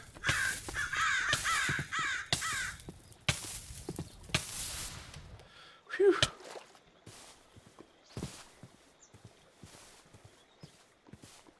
Alright, let's try a different side this time. Oh, interesting. What? The lumium can't be smelted normally. It needs, like, to be put in an induction smelter or something to be properly made. Makes sense for, I guess, the harder metals. Yeah. Okay. So, I kind of need these guys to run wild a little bit. Why? Why? No! No! Why? I didn't do anything to you!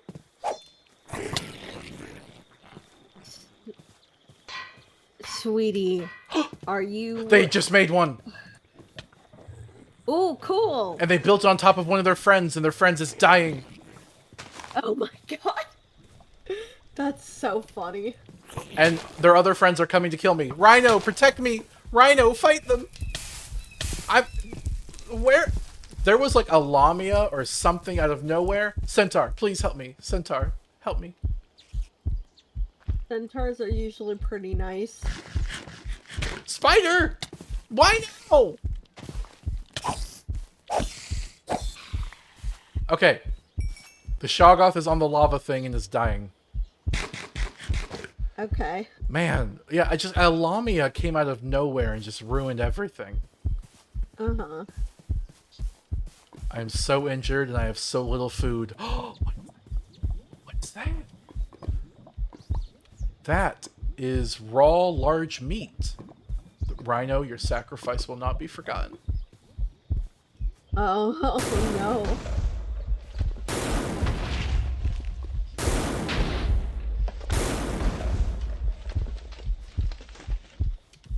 I forget why I was even doing this. Okay. Oh, there's so many. There's so many. Good luck.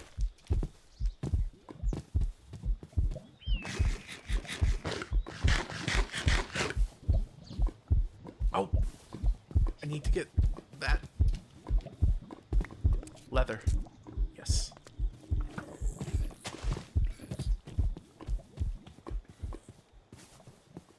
Alright, I have to get that statue. To do that, I'm going to need cobblestone.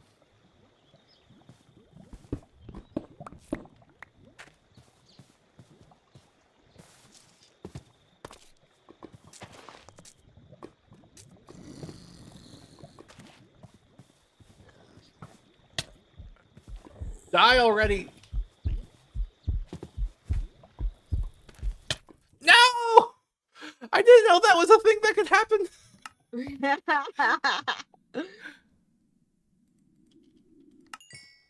I hope I'm not peaking my audio too much. Hey, good luck, sweetie. Okay, let's try this again.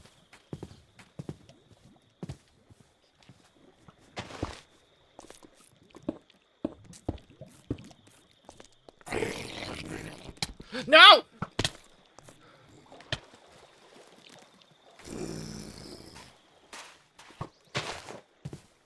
Get in the lava. Get in the lava. Do it. This lava's helping me out so much. There we go. Okay. Stay in the lava.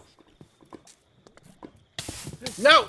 No! Don't put me in the lava by shooting me at inopportune times.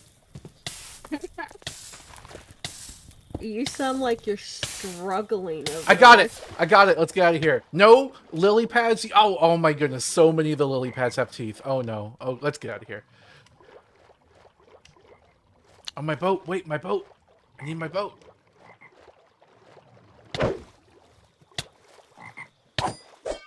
Ah, the lily pads. There's so many of them trying to eat me. Alright.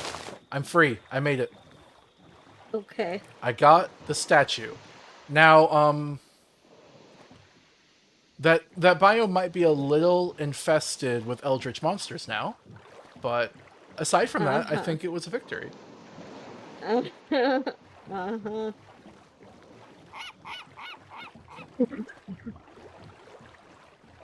You got water, sweetie? I'm fine. You gotta make sure to have water, though. Stay hydrated. Mhm. I love how beautiful Oceano is. I'm looking. I know there was one recipe for this grower that was like you can only Whale! grow it in here, and I forget what it was. A whale. Oh, nice. Whales are so cool creatures. I don't know, they're just unique. What is it that you're trying to do? There was something I was trying to grow in the phyogenic insulator, but I can't remember what it was. Wait, you made one of those things? Yes. That's extremely energy taxing, isn't it? I mean, I'm not planning to run it 24/7. Oh my goodness, you've made so many machines. I guess we're still full on backup energy, but I don't know how much longer that's gonna last if you start using these things.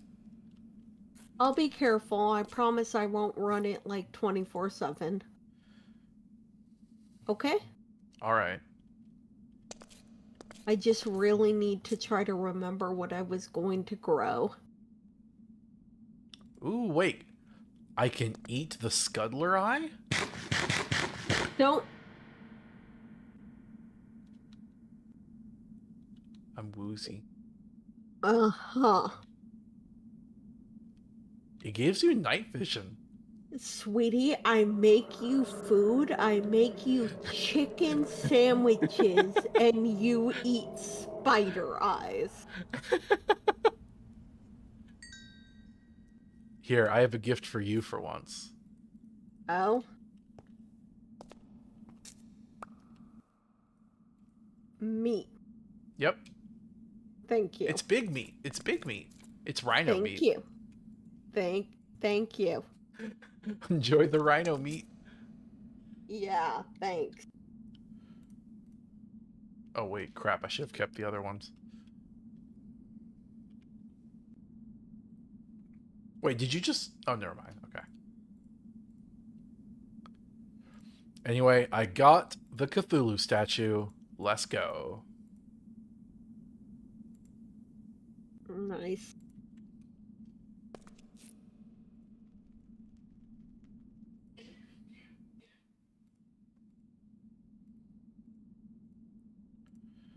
Just organizing a little bit over here. All right, do you want to sleep now? Sure.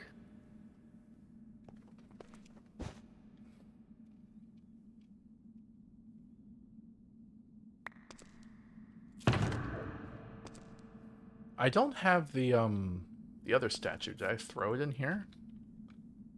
I don't. Did I place it? Whatever, here's some monolith stone.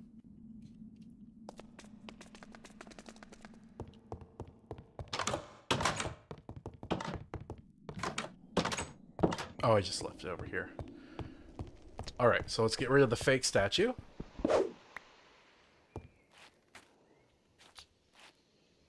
Cthulhu statue. Alright. It's cool I got Cthulhu. Yep.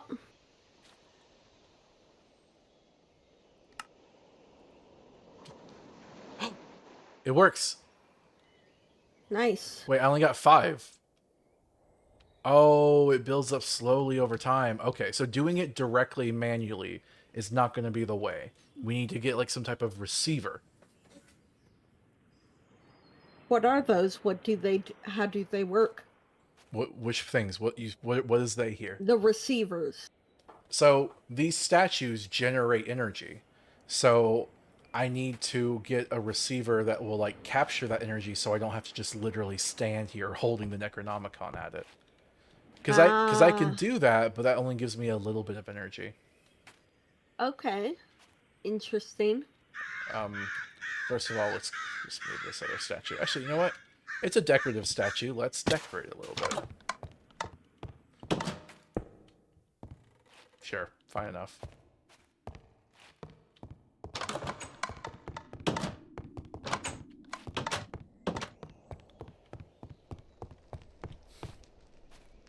Okay. So, let's look at our options. Wait, materials? Oh, that's just monolith stone.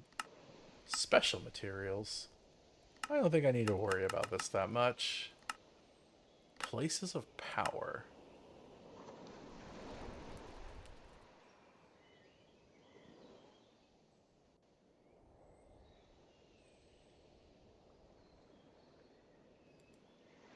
Oh, I guess that's not helpful for me right now. Potential energy, information. Okay, this tells me placement. Transfer energy to collectors. Okay, so collectors need to be in the yellow frame. It can be increased up to 2 blocks.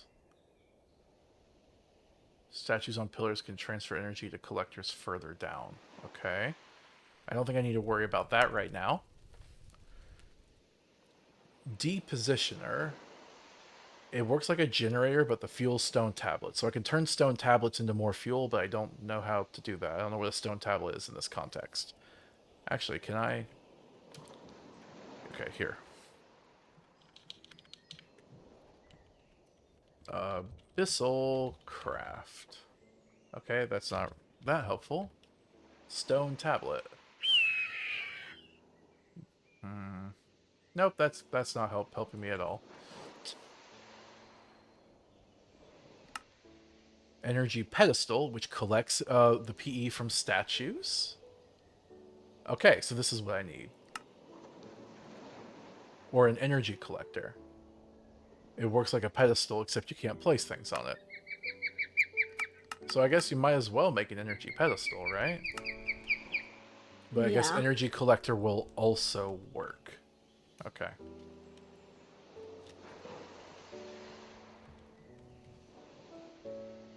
Here's an energy pedestal. There's a collector. Yeah, might as well make the pedestal if I can. Monolith stone, I can get more of that, that's fine. Shadow gem. Shadow shards. Okay, I know these drop from a type of creature. A shadow monster. And then Corallium Pearl? Oh no. Okay. I need to find some specific type of ore, I think. I think we've seen it before, but you left it alone because you were scared. Okay, so I need to find one of the Darklands biomes, fight shadow creatures, and I need to like mine there as well. Yeah. Okay. I should probably get some food before I go. What we got to work with? Should go to like a really Darklands, like mountain region. Ooh, there's a big one over there. But it's so far away. What we got close by? What is that? Dead Sea? Oh, cool.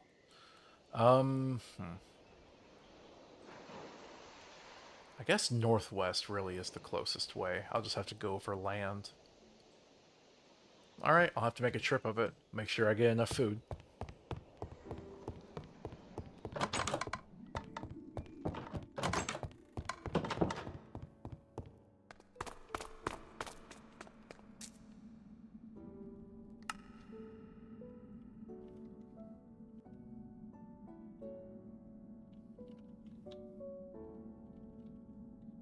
Do we have any food? We should, yeah. I don't think so, not really. We got carrots and potatoes and they're not even cooked. Here. What? Oh, baguettes! Thank you. You're welcome. Nice, I got a heart for that. Cool. Here, I'll take the carrots and let you have the potatoes. Alright. Alright, I'm gonna head out into the world. What are you doing, sweetie? I am trying to grow something. Oh, crap. My armor's What? injured. I should definitely repair it before I go. Just throw it on the powered anvil for a bit. Yeah, I will. I need to definitely, like, take these enchantments off and move them to different, better armor at some point. Sure, yeah. But I'll wait till I can get some really good ingots of something. Yeah. Krista says you have an underwater section now? Yeah, did you see it? You want to see it? I'm about to head out, so if you want to see it, speak up. Or forever hold your peace.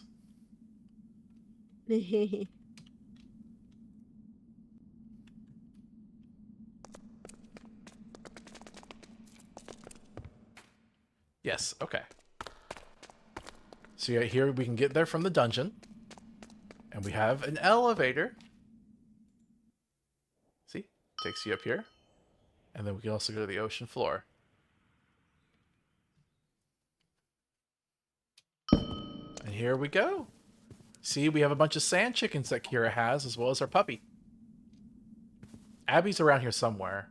She blends in. It's a little hard to find her sometimes.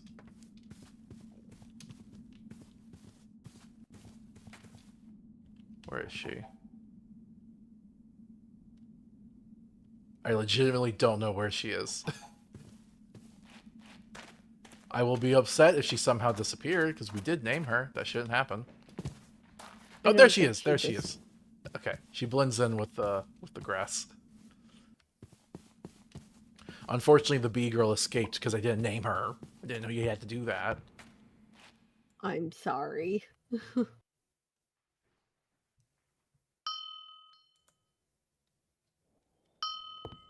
All right, so we're gonna head out now, because now we have a place to put all of our animals. It's time to work on more eldritch endeavors. Elevator is cool, Bill is cool, me approves. Thanks, Krista.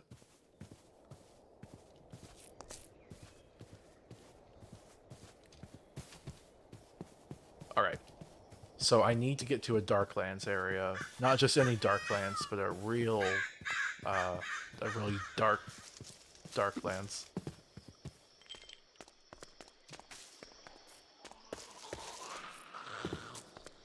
What? That was weird.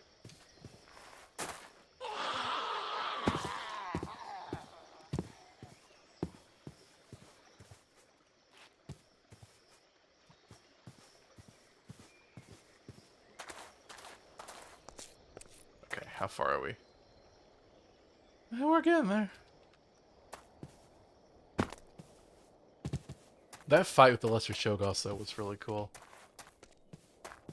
I liked how I wasn't just trying to kill them and they kept respawning, because that's what happened last time. This time I was just trying to get the statue. It's honestly better than trying to exterminate them. But at least we have a place to get an endless monolith stone if we want. Or not endless, but a lot. Nope. Sweetie, we gotta go back home. Sweetie. I'm home. I'm home. Okay, it's a blood moon. Sorry, I had to teleport. Abandoned plan, abandoned ship. Now, you did turn the banshees off because they were kind of broken, right? Yeah. Sweetie, we're gonna die. No, we aren't. Sweetie? They can just walk into our house. I'm working on fixing that. You can help. How am I supposed to help? You want me to fight monsters? Take out the pressure. Yeah, you know what? Come with me. Protect me while I take out the pressure plates. Okay.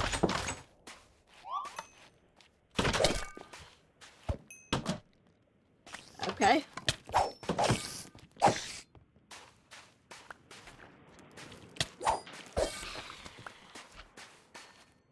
Okay, we're good. We're good.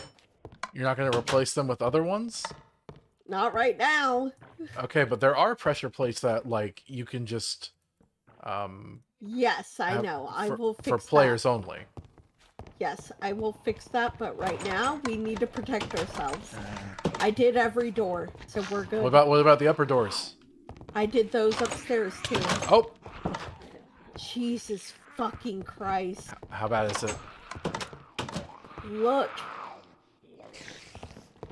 I'm so glad we don't have that mod that lets them break through certain blocks. I'm honestly surprised it's not worse. I mean, it's pretty bad, sweetie. I just remember when we were at the coal place and we had this happen. Oh no, they're starting to build up. Yeah. I think the lava trap is getting some of them.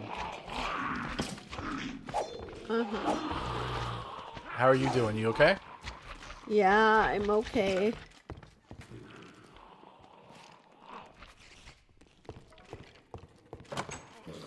Oh my goodness, there's so many! Yeah. We're gonna have to... Oh, oh God! Oh no! Some of them are fighting each other! That's so scary. Oh, I love this. I love this so much. I hate this. I kind of want to go up top, but I think there's a lot of spiders and stuff up there. Oh, yep, there's something right there. Ah! Let me in! Let me in! Okay, yep, nope. We'll have to wait out the blood moon. We'll wait out and clear him out in the morning. Yep. Oh my goodness, there's so many of them. Yep.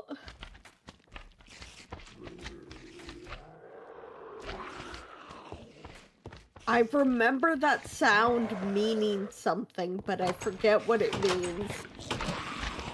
I don't know. You know, I needed to fight shadow creatures, though. This could actually be handy for me. I see a shadow creature out there. Yeah, me too. Jesus fucking Christ. There is a creeper. Be very careful when we go out, okay? Mob briefing is off. There are multiple creepers. Oh no. You hear that?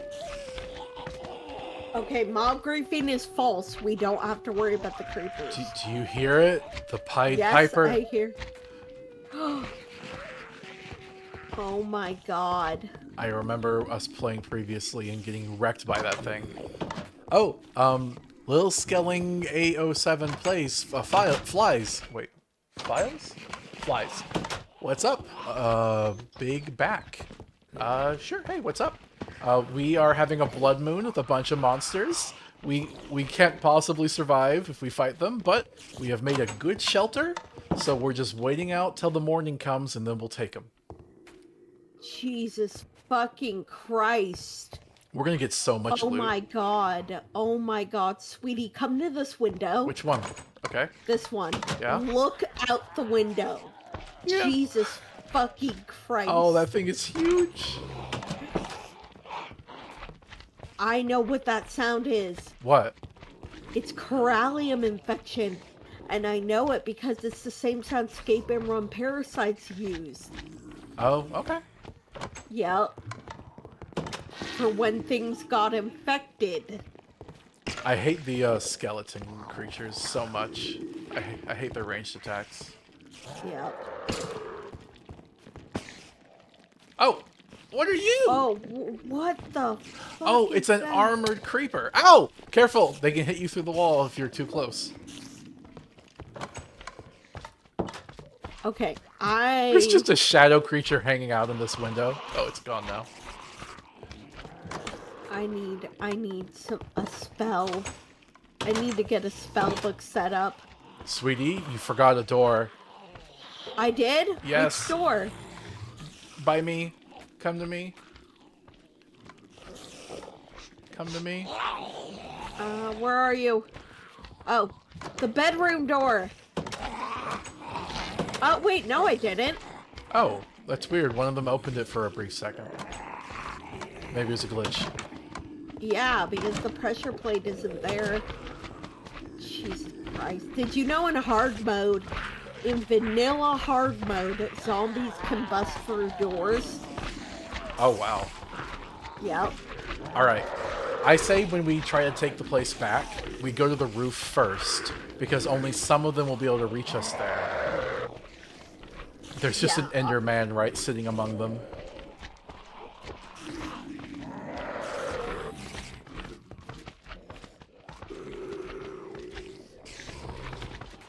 So we're going to get to the roof, stay away from the edges of the roof. Some of them might pot shot you from the sides. Okay? Yeah. Also, I have to be careful with my ranged weapon because it can set things on fire and I don't want to burn our home down. Alright, it's 2 a.m. Probably a few minutes and then we can head out.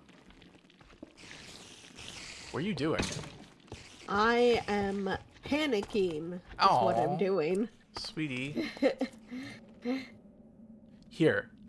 I am trying to get a wand ready. I gave you an egg. Okay, sweetie. Okay, fortunately we don't have to deal with anything from underground. Yeah.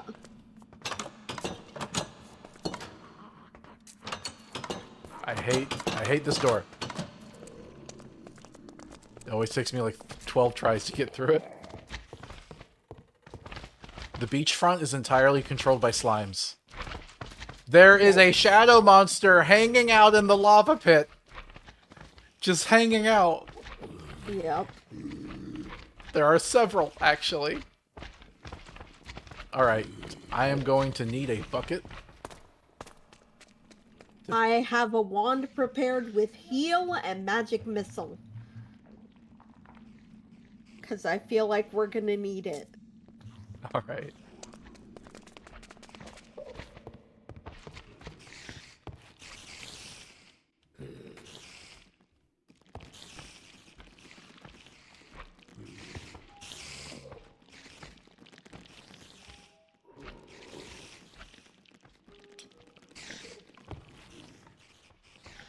It's almost peaceful. Almost. I love how great our home is that we were able to withstand this. Because the first time we did this, it was a massacre. But this time, like, we're able to hold strong. Yep. You just gotta fix the door buttons.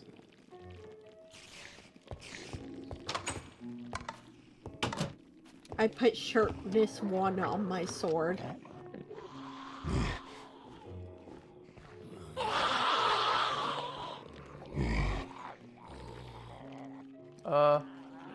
I think that's a Minotaur?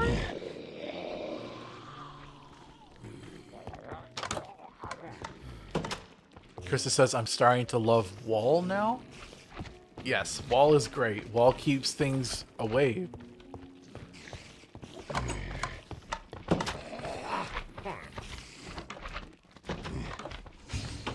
Ah! Wizard teleported in! Ah! Where? I got him. Ah! That slime got in too. Okay, did he drop anything good? He dropped a spectral block. Oh. Okay. Alright, I'll chop it up. Wait, what? Oh no, sweetie. I think it's What? indestructible.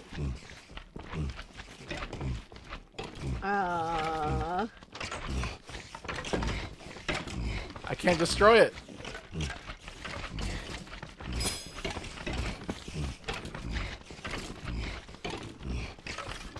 Ish. There we go. Oh, okay, it just despawned after time. They're burning! They're dying! Yeah. Some of them are, anyway. Alright, let's get ready for this. Let's go. Okay. A roof? Yep. Oh, I didn't get any shadow creature loot.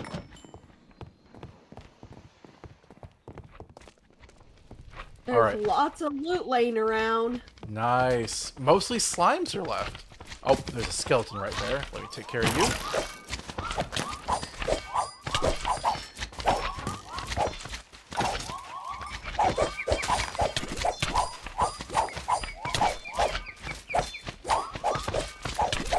We got this.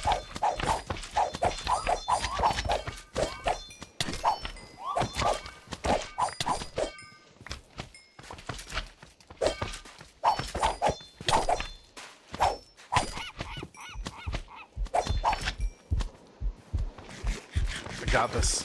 Your brain is very yummy. Yes, yes. They want all of my creative potential.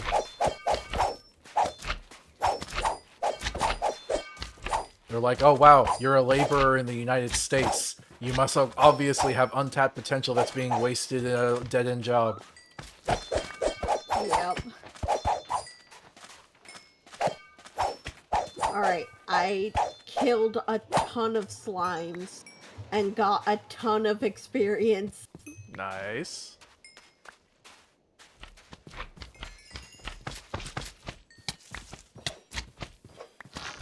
Oh, I hate you guys. Stop.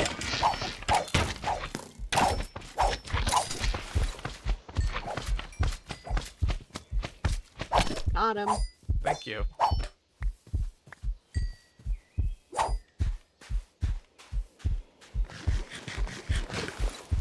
So even the creepers burn in daylight?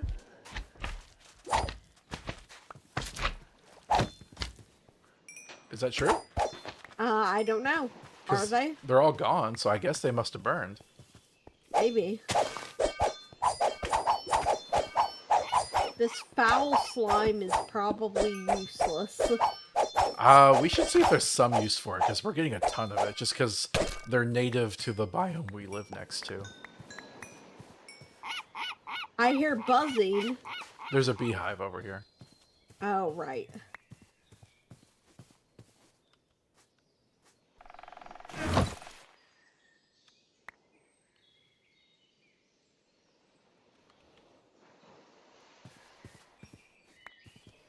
Okay, is there anything else?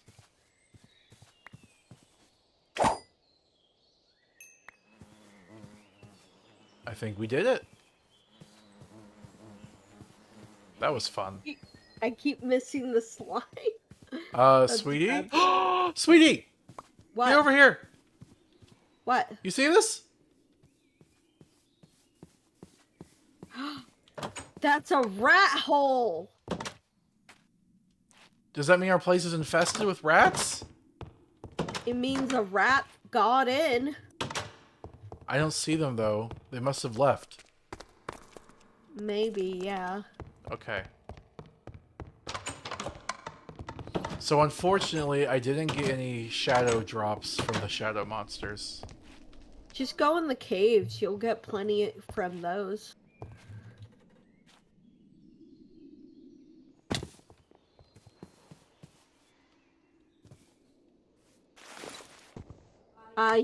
Don't forget your helmet. I have my helmet.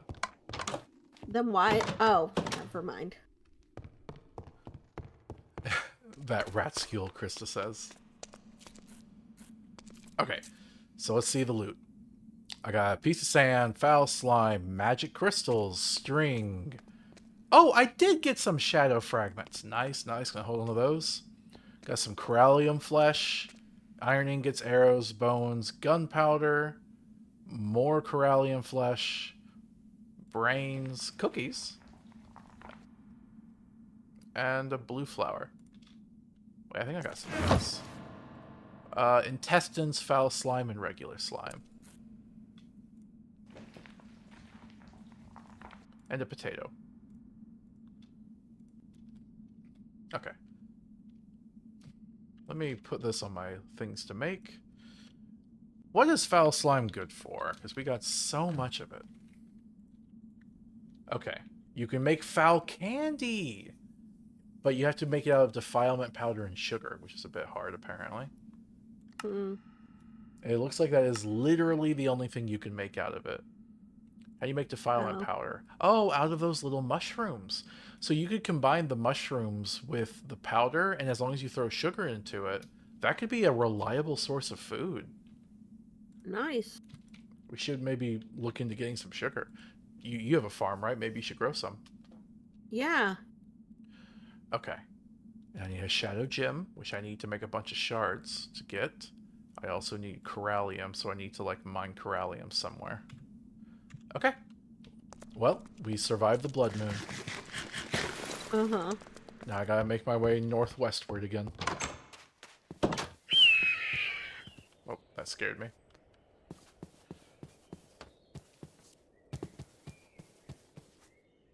Where'd my boat go? Oh, it's over there.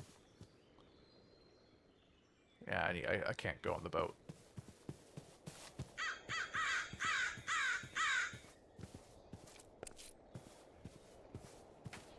I'm almost a bit sad that so many of the creatures burned up in the daytime and I didn't get to fight them. Uh-huh.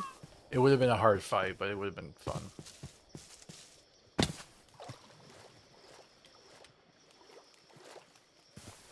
Shark, get out of there.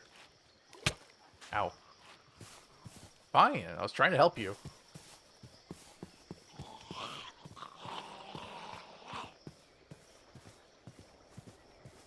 You having fun, sweetie? Yeah.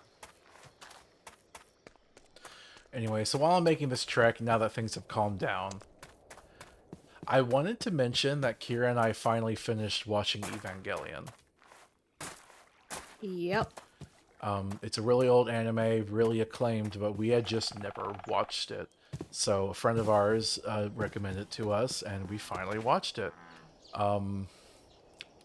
I do think the original show is good.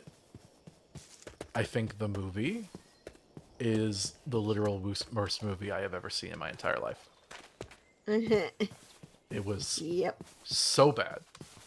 And the reason for that is literally just that the series has a PDF file problem. And in the original show, it was at least contained enough to where you could still appreciate what the show was trying to do. The quality outmatched the bad stuff. The movie, that is not the case. I genuinely don't think the series would have ever gotten popular if it wasn't for the fact that it was mostly 14-year-olds who were fans of the show, so they didn't recognize the bad aspects at the time. Because if you watch it as an adult, you are in for a world of hurt. A world of suffering. Yep. The original show, though, had some good stuff. It's just not the movie. Don't watch the movie. I know there's like remakes of the movie. I don't care. I gave the movie a chance. I am not making that mistake again. Uh-huh. It's a shame too because of how influential it is. Yeah. Like that song that everyone associates with Evangelion, the really sad like the world is literally ending song, the song of the third impact or whatnot. It starts playing when the main character goes incel mode and kills the female protagonist. Spoilers, I guess. Sorry. It's not like it really matters anyway. He does it again.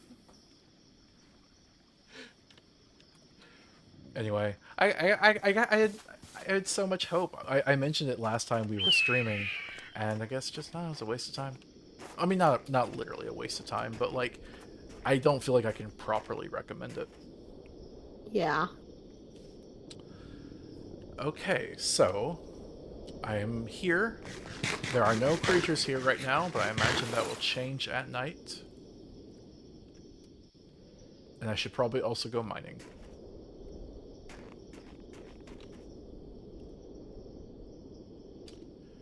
Okay. Well, let's mine.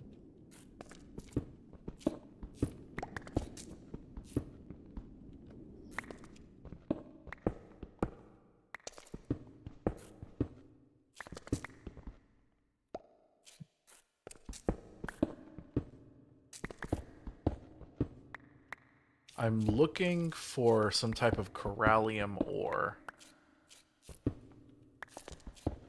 I need that for rituals. I'm getting a bunch of dark stone cobblestone.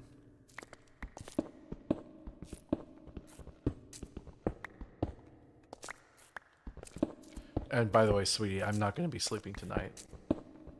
Okay.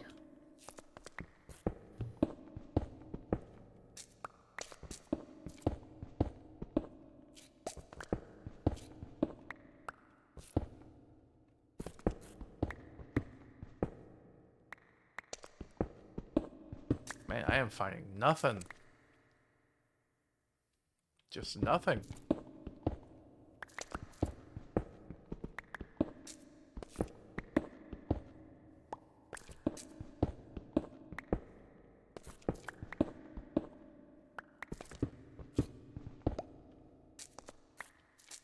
Oh, by the way, I missed World of Kiwi saying, "No more pondering the orb for you, wizard."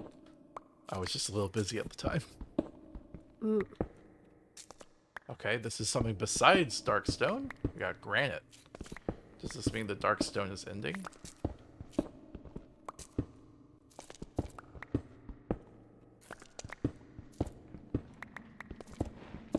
How low does the Y value go, by the way?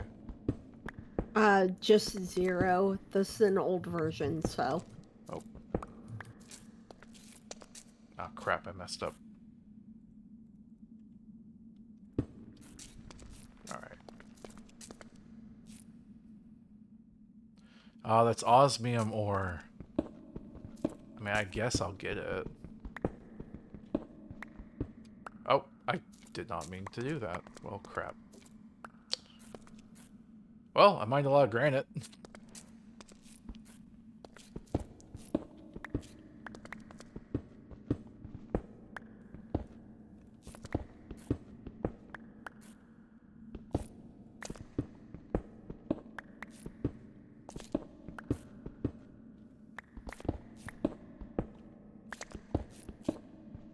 What was that? Nickel. Ah, fine. Ooh, we got some was that? Necrotic? I don't need necrotic. I guess this is a nickel deposit. Huh. Got a lot of nickel. Zing Zing says hi. Hello.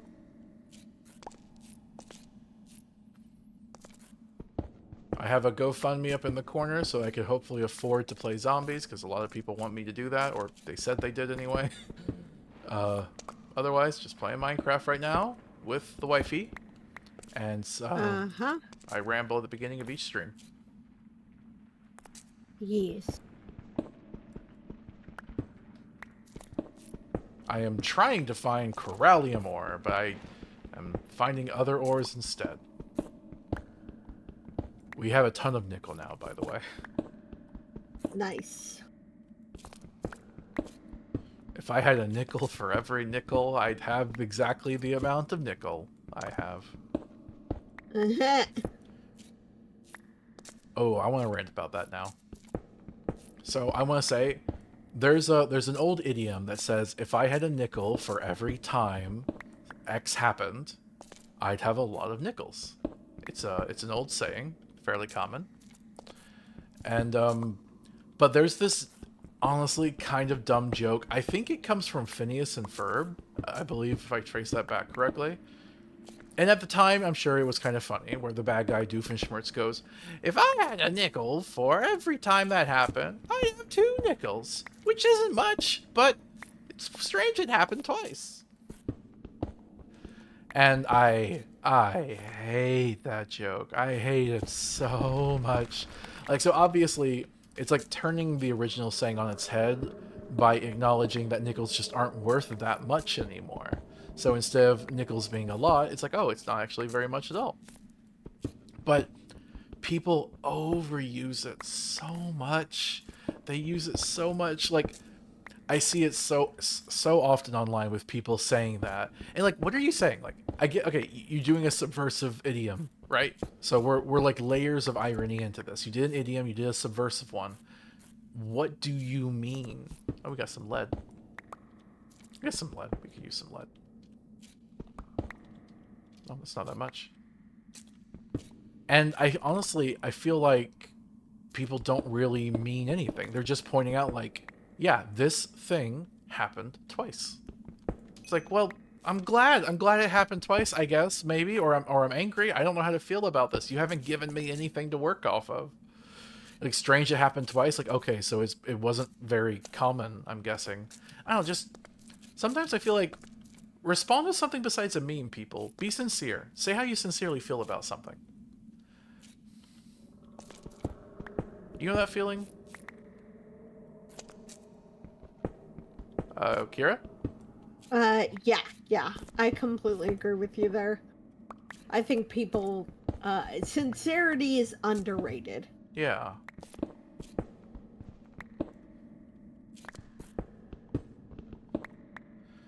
Oh no, my axe is almost dead. Great. Alright, I am going to... gonna go back to the surface and then make a marker for this place so I don't have to traverse all the way. You know, I was told Twitch would be good for discoverability, but not one person has commented. Not a real person, anyway. All I got was a bot. I thought YouTube was supposed to be worse with the bots. Oh, crap. Hold on, though. I just realized something. I was at just chatting when I first started. I probably should have switched it over to Minecraft at some point. Oh, yes. Okay, let me edit that.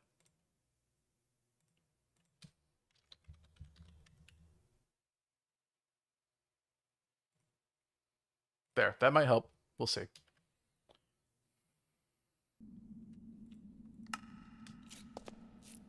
Okay, now where was I? Here, yep, let's go back up.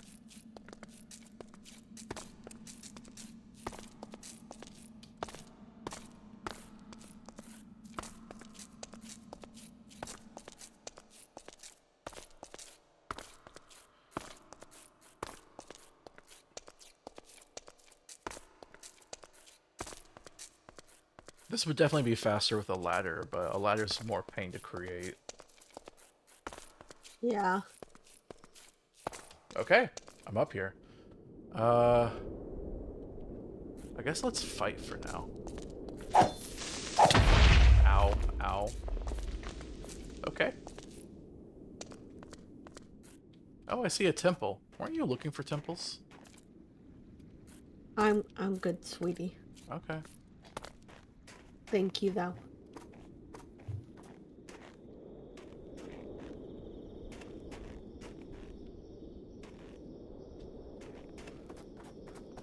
Man, I honestly got more of the gems from that blood moon than this.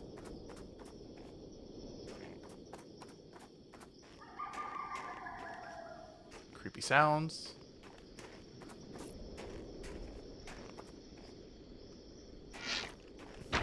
Ah, skeleton. I hate skeletons. I hate them so much. Mm-hmm. Oh, a furnace. With some coal. Interesting.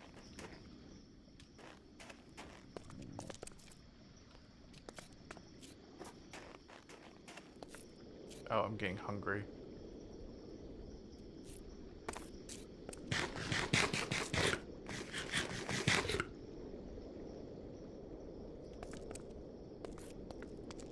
What is that? What are you? Oh, you're just a stronger skeleton. Okay.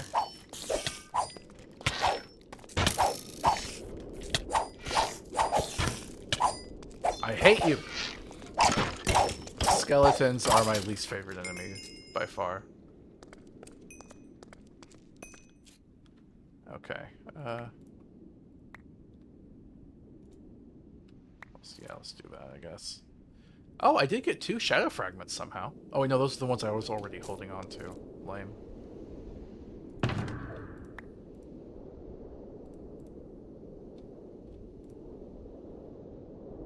I got a stone pickaxe somehow. Nice. Nice drop. I'll use that.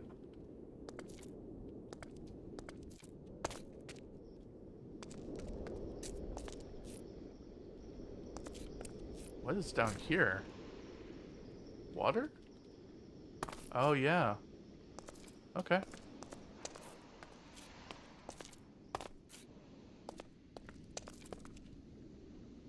Just goes off into the water.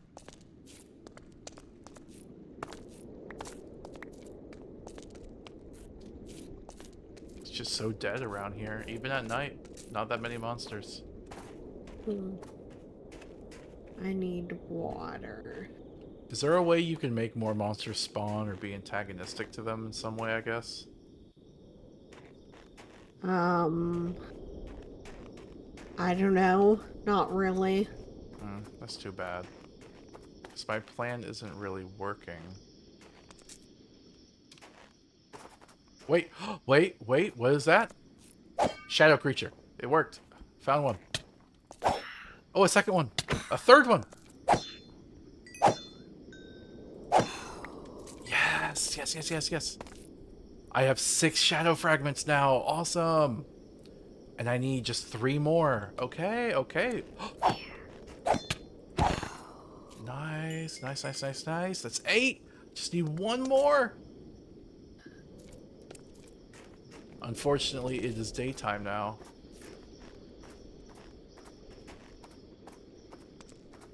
They seem to come right at dawn. I wonder if that's a thing.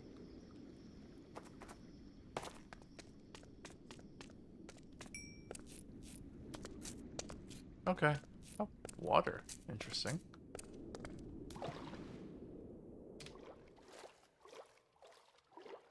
Okay, nothing here. Alright, let's go back home so I can fix up my pickaxe. I forgot to mark the location. Alright.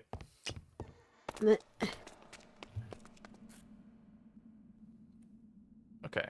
Osmium ore, tin ore, darkstone cobblestone, nether quartz, zinc ore, cobblestone, spider eyes, arrows, granite, nickel ore, lead ore, bone, sulfur, nickel ore, soapstone, string.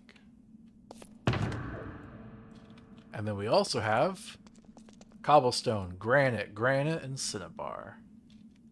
Alright, not bad.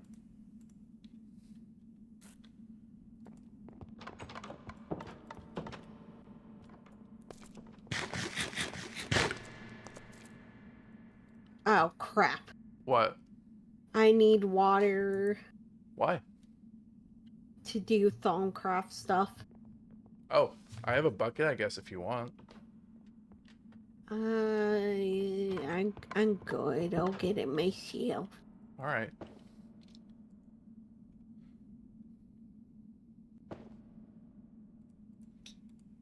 Alright, I'll have a backup pickaxe too. How's my armor doing? Nah, it's fine. We're good. Alright, can I just... If you break that armor, I'm gonna be so upset with you. I love you. If you break that armor, I'm going to be so upset with you. Can I just... Okay, I can just do that. Alright. Cheating, but whatever.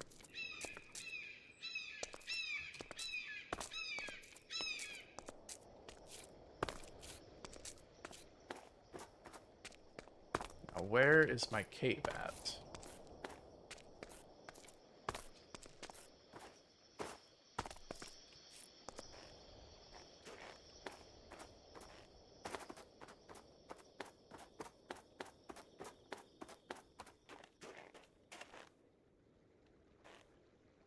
Oh, that looks kind of cool. What's going on over there?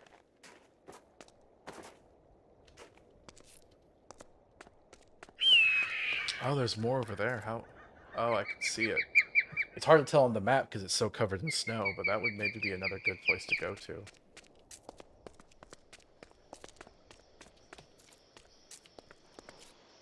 Honestly, yeah, let's just go. Forget my existing cave.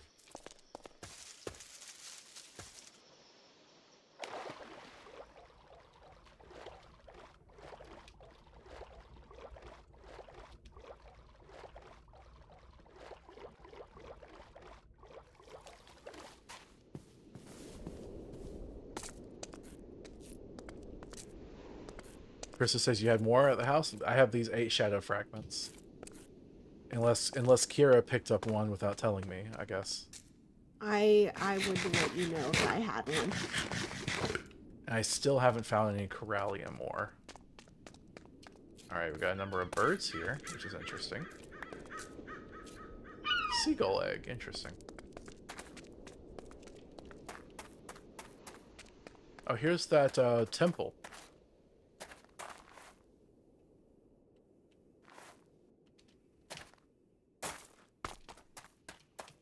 You said if you dig this up, there was a secret here somewhere? Condor. Nice.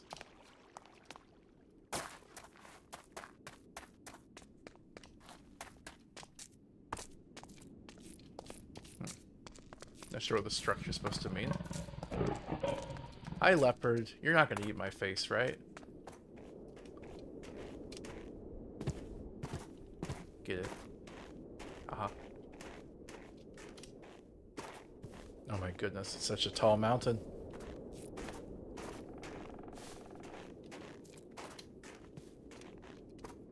I'm definitely gonna have to spend a whole other day here, I think. Okay. Last time it worked out right at the end, so I'll keep my fingers crossed. Oh, this structure is funky.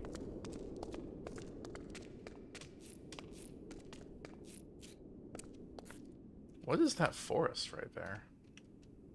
Ominous woods. Okay, I'm curious. Wait, what was that? I saw something.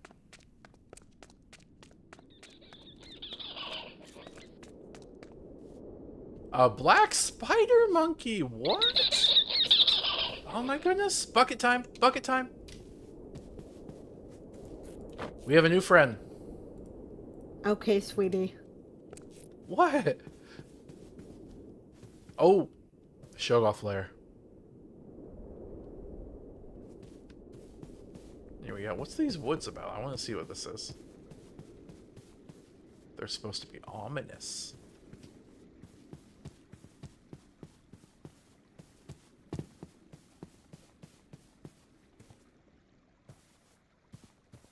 I don't see anything in them. Maybe they're scarier at night.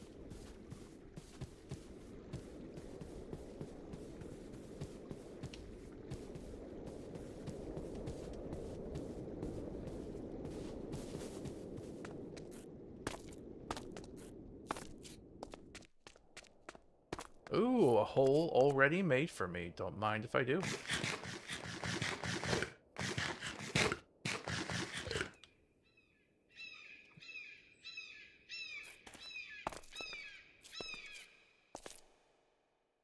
This looks a little dangerous.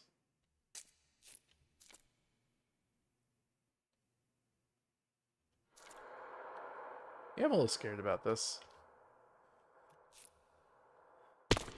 How? Oh, goodness. Okay. My armor made me survive that fall. Good.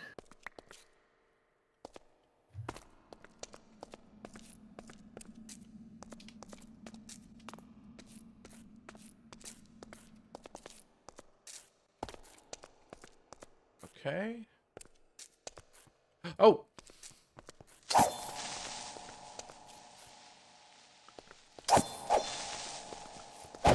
Got you. Aha. No! No! No! No! No! No! Not you! I hate the skeletons. No! Oh, what happened? Scuttler got me pinned when I was trying to do Thancraft, and it messed me up, and now I'm gonna waste some resources, and I'm upset about it. I'm sorry, sweetie.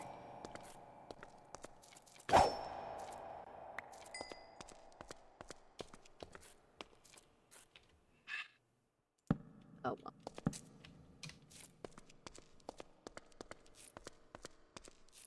Giant shadow monster. Yes, let's go. Let's go. Let's go a little less. Let's go a little less. That was a little uncalled for, dude.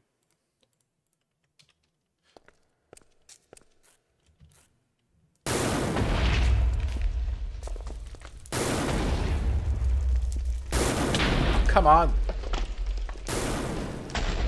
I miss every shot. Okay, that one should have hit.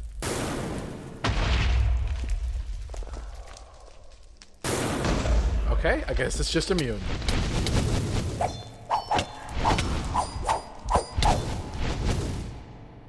I don't feel like that was very fair. It just ignored most of my attacks. Oh, it's gonna despawn too. No, I needed that. Oh, that's so lame. I needed to kill that thing. Oh. Great.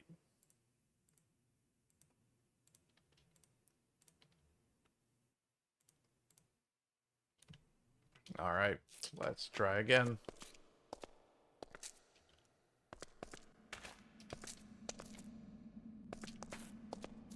I still have this weird effect on me, which is unfortunate.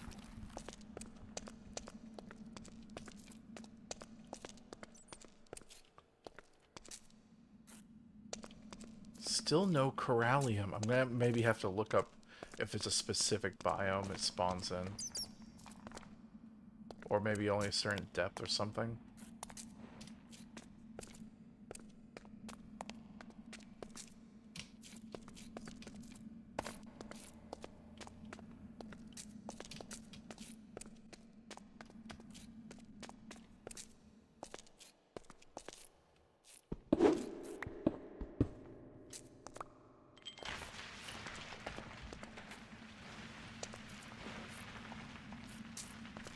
So annoyed about the shadow creature killing me. Oh! I see you! What? What? It's invisible! That's not fair! That wasn't fair! It was invisible! That wasn't fair! It wasn't fair at all. Sorry, sweetie.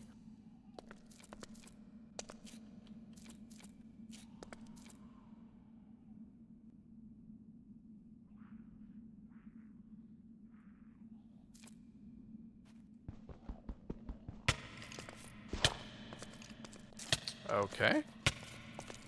That's bullcrap.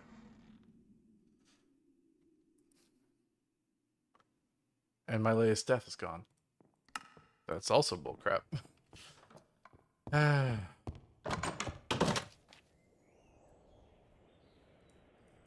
I don't know why it deleted it. I didn't... Whatever. Okay, where was I? I was over here somewhere.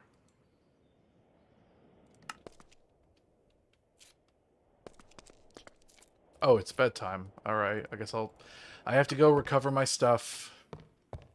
Let's sleep. Okay.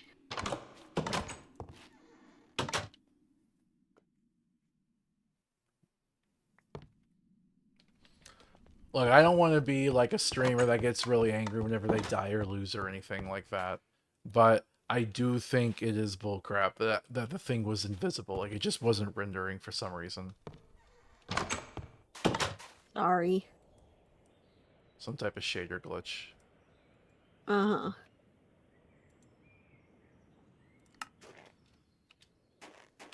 Okay.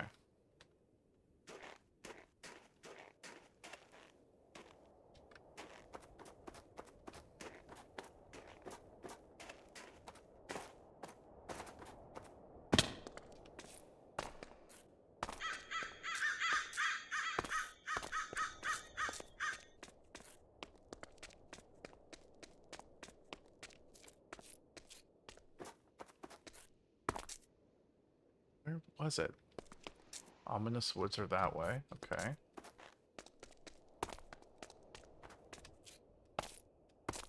Here we go. Oh, great. I'm not going to make it because I don't have the armor and it's dark. Okay. Well, this stinks.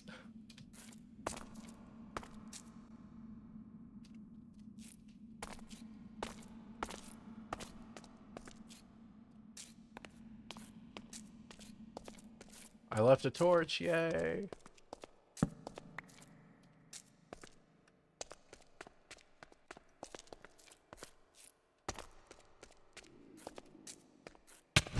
Not now!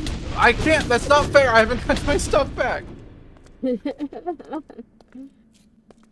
Sweetie, I'm fine if you go to creative mode to get your stuff.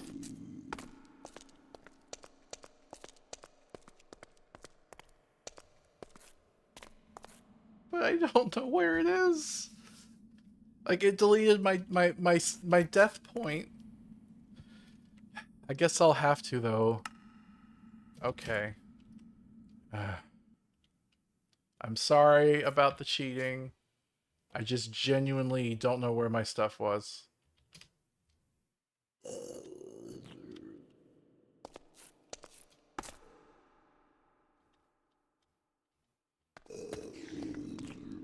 Okay. This looks familiar. There it is.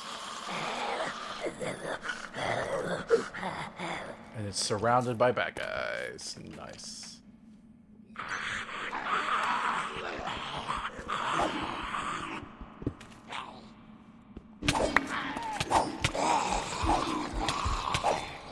Of course. Chris says we understand you have a skill issue.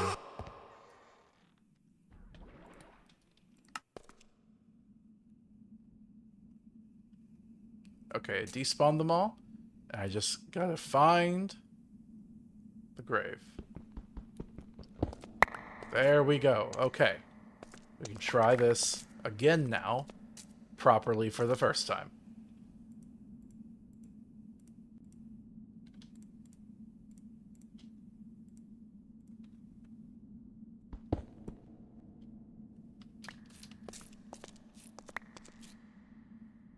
Okay. All right.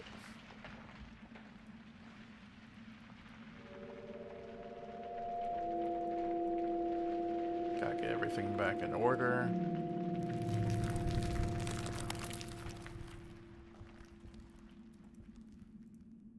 All right. I think we're good.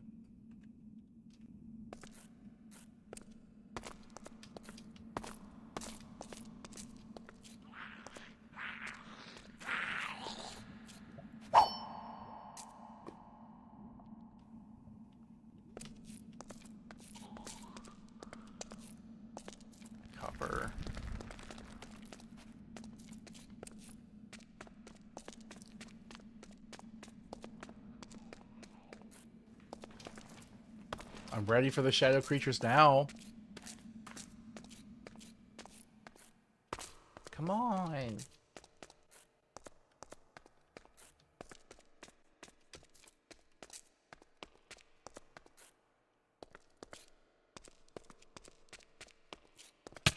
What? Oh. Invisible shadow monster. Okay.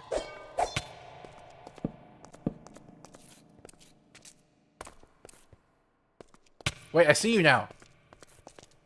Or I see part of you.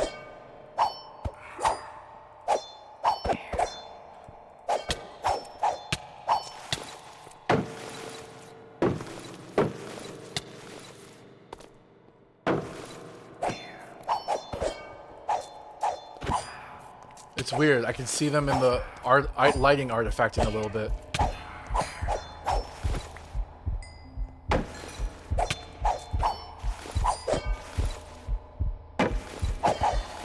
I did it. I did it.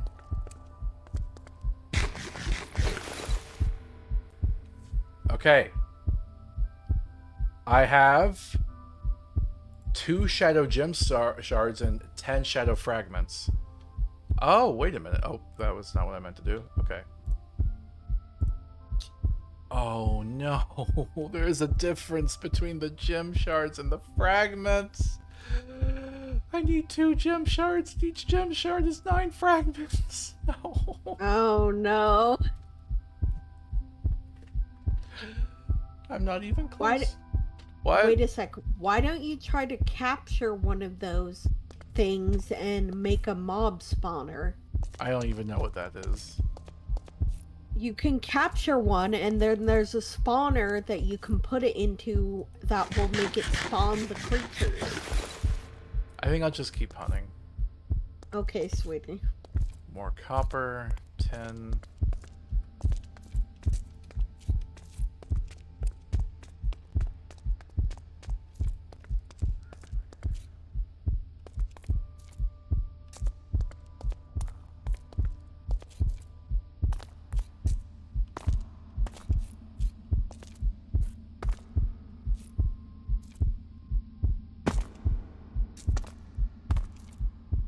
Oh, well, this was a dead end.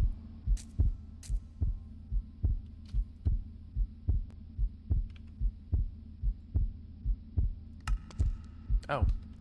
Okay. Didn't know that's how that worked.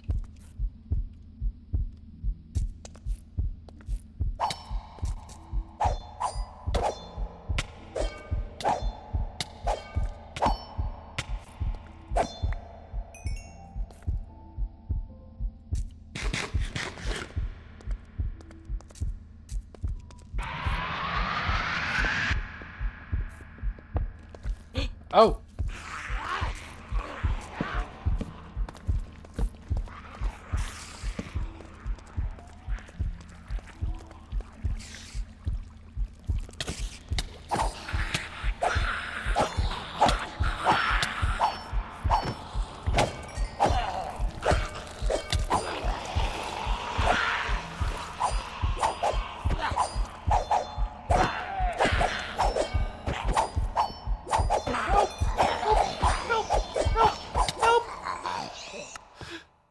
Oh no. There was a thing called a monster box. Oh god. No, my stuff!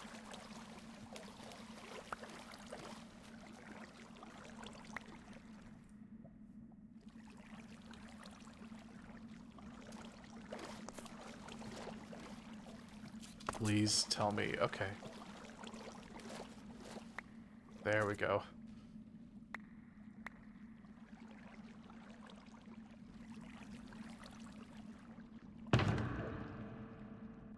How did I get all that nickel ore? Okay.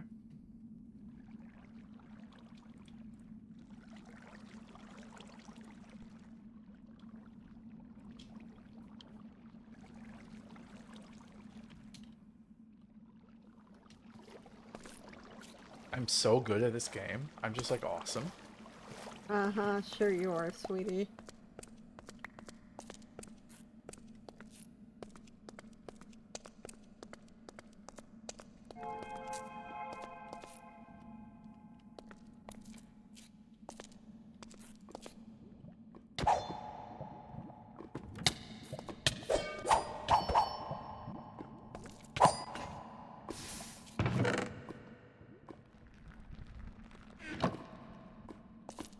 So I have not found any corallium ore. This is a problem. I also need more shadow monsters. I'm gonna just go look it up real quick. Okay. So I will be right back.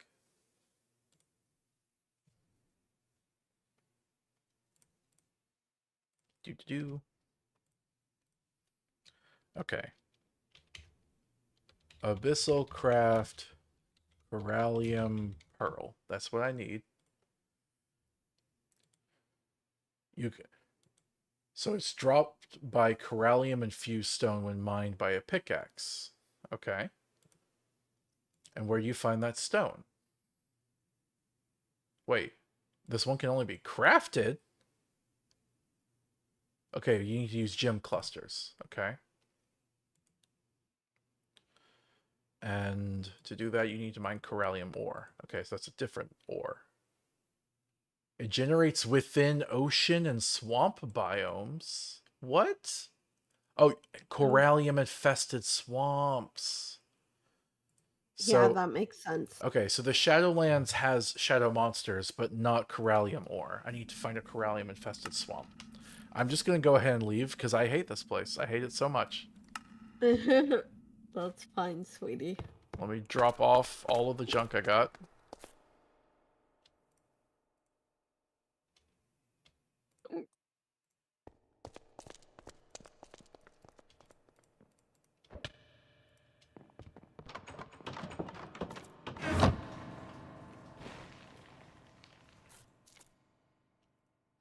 Book, nickel, other pickaxe. I guess I can hold on to those. Experience, bones. Yeah, take that. Okay. How's my armor doing? It could be better. Let's fix the helmet up a bit.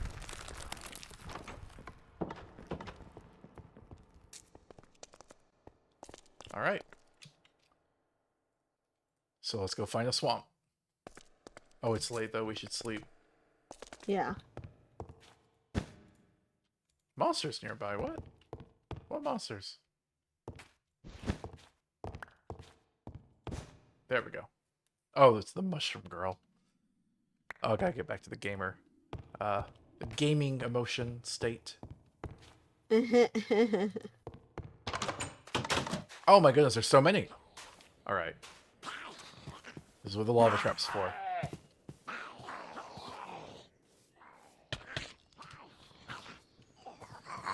Wait! Oh, shadow monster! Oh, but I don't have an empty bucket. Okay, hold on. Crap. There we go. Let's get you out of there. No, no! Let me grab the monster. There we go. Now let's kill you. Yes! That worked! Alright. I have... So 9 is a shard. So I have 3.5 shards, just about. Wait, what? Okay, that was weird. Hey, sweetie? Yeah? Can you fill this dirt hole for me? It was an accident. Sure. Thank you. The dirt disappeared. Ellipses does gaming. Hey, how's it going? Hey, it's nice to see you. We have been doing some eldritch rituals. We survived a blood moon also. Yeah, so like I'm trying to do some rituals over here, but I need some specific ingredients in order to get it to work. Because, let's see, how can I do this? Oh, I didn't know you could turn it like that. How do I turn it back? How did I do that?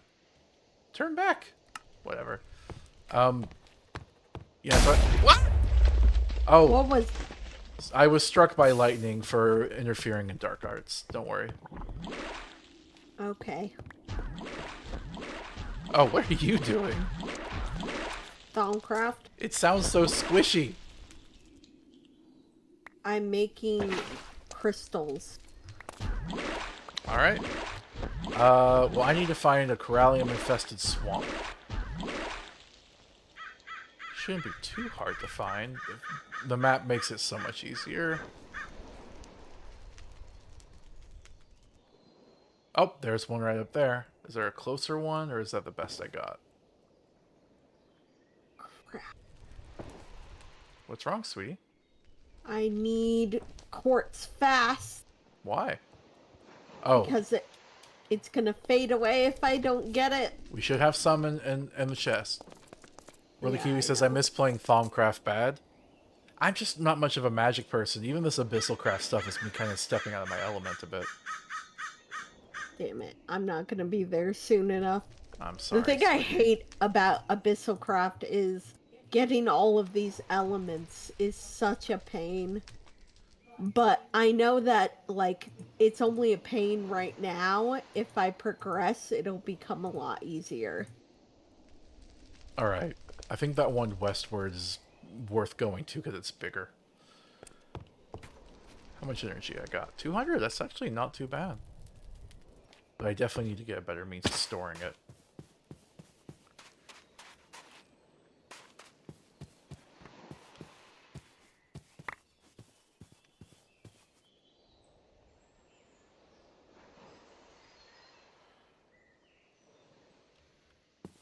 Okay.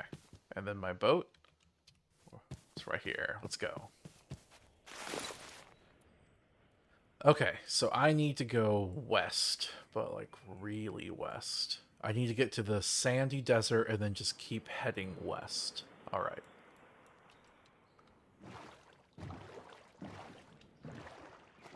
Is there anything else you wanted to talk about, sweetie?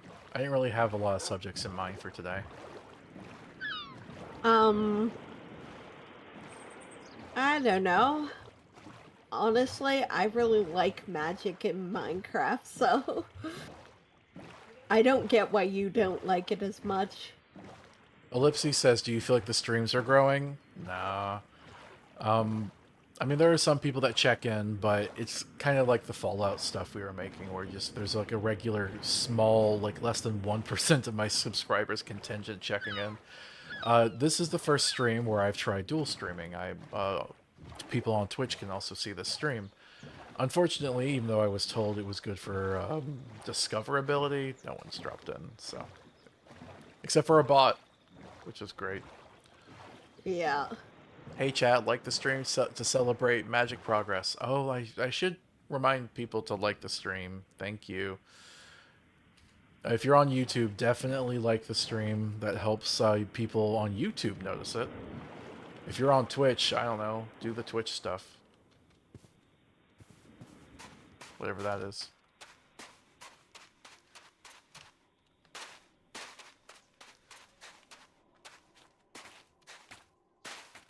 Sorry, you can tell I've been a little spoiled. I'm used to success without having to ask for it on YouTube.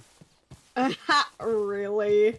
No, that sounds arrogant. But no, I'm used to just working really hard on a video. I release it, and then roll the dice, it gets big or not. I'm not used to having to, like, constantly remind people to smash that like button, because I'm not, like, making daily content or anything like that. Yeah, true.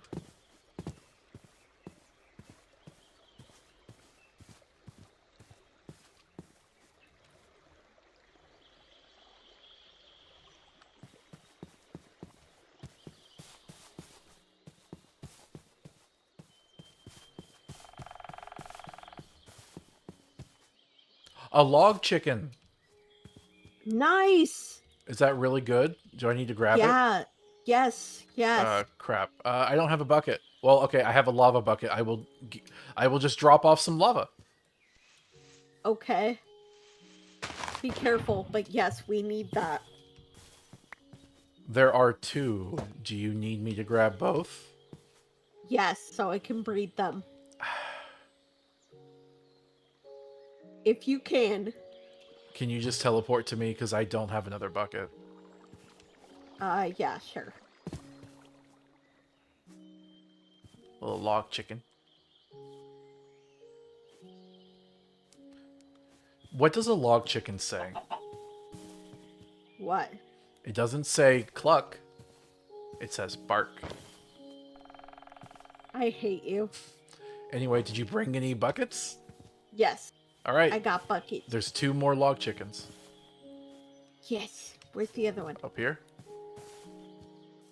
Do you have another bucket? Yes. Yes. Okay, take this one. That way I can free up mine. Oh, okay. I have so many buckets.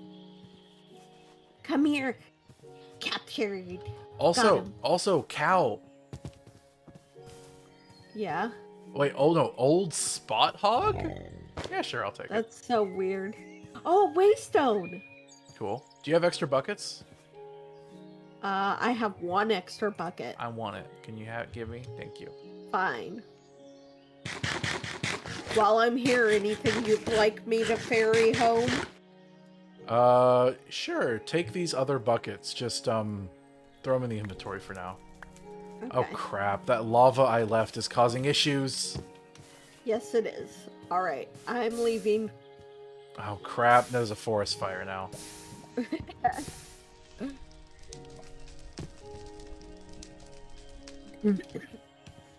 Wait. Don't leave yet. I already left. But there's a beaver. Sweetie, we can't grab everything. Look at all them chickens, and then Krista says, no log chickens say meow because the meows are in the trees. The meows are in the trees? Maybe that one doesn't work written down. The mouse? I don't get it. Oh no. Where are you? Harpy! And an Oni! And a support creeper. Okay.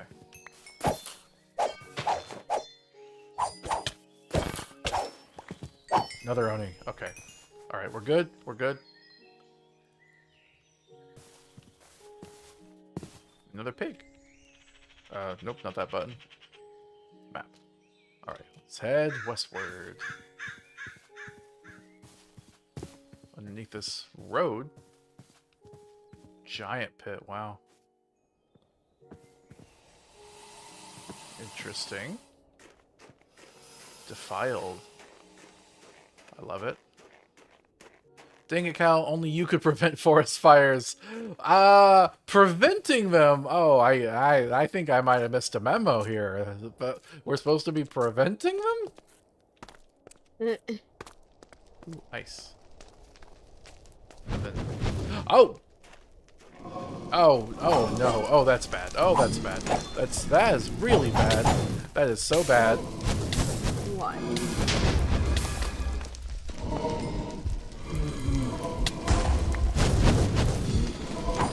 Bunch of blazes. Oh no.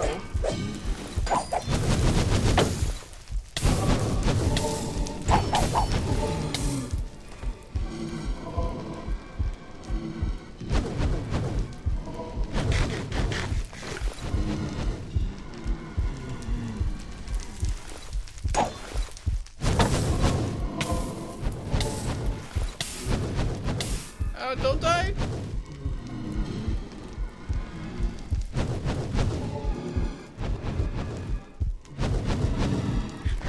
Don't die!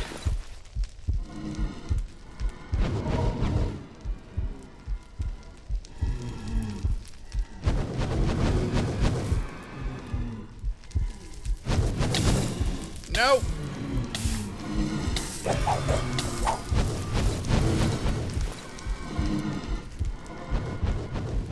I'm in a very bad spot right now. Oh.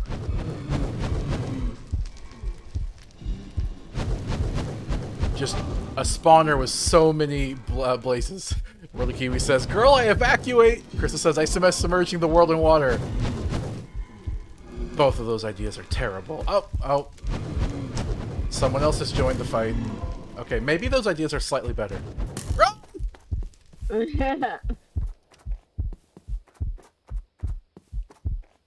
Centaur? Save me? Save me? Alright, let's eat some zombie flesh and heal up. Alright, did I get anything good from that? No blaze rods. Oh, that stinks. Alright, let's sleep. Okay.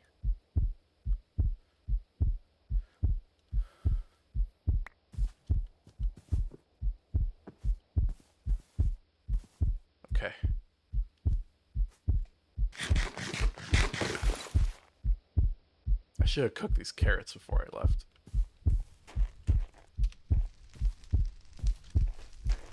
Oh, Oni. Okay, they go down in one hit with the sword.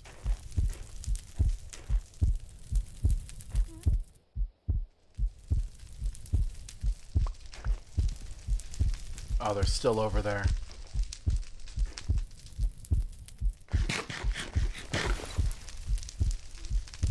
Oh. They're still firing at me. I guess, I don't know. Do you think it's worth the blaze rods to try to kill them? To try to kill what? Blazes. Oh, yes, but be careful. Alright.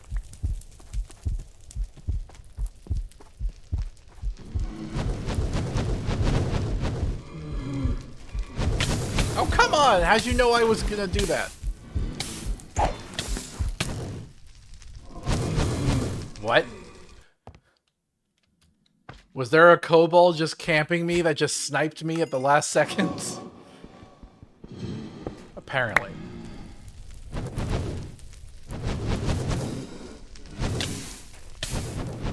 Alright, let's run.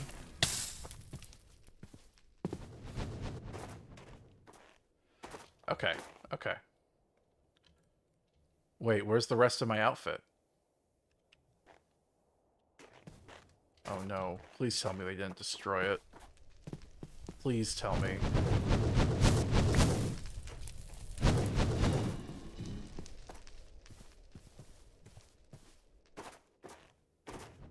Okay, I still have it. Good.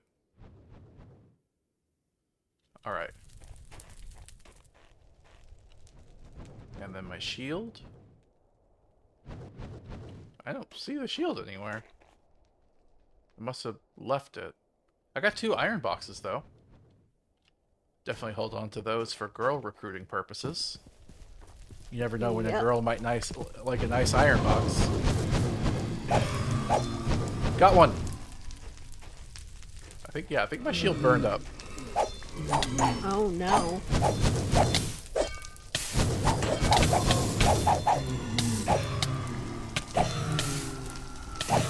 Got it! Did it! Oh my goodness. I did it. I did it! So I'm guessing these symbols were meant to warn me about this. Probably. Ooh, some nice stuff. Fire bombs, spark bombs, magic crystals, and a spellbook. Cool. Oh yeah, no blog. Alright, we did it.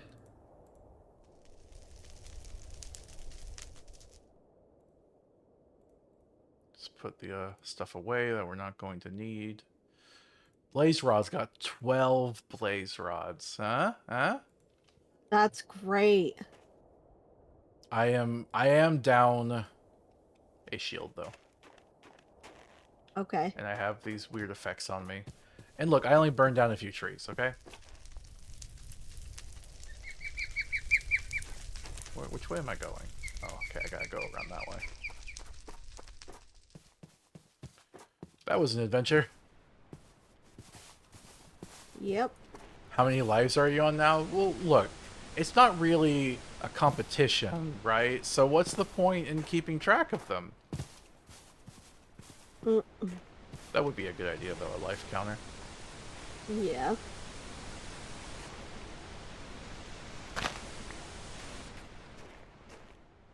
Okay. I'm having trouble climbing the mountain.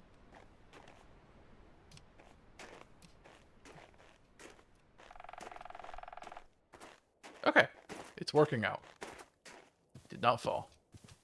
Oh, a snowman with a pumpkin head. That's interesting. Do you normally just see snowmen with pumpkin heads? It can happen. Ah, blue skeleton. Ah!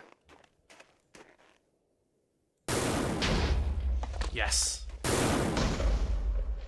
Ah, die. It drops snowballs. Okay. this way to the swamp. All right, here we go. So hopefully we can find some shadow creatures, but we're really looking for corallium ore here. Mm-hmm.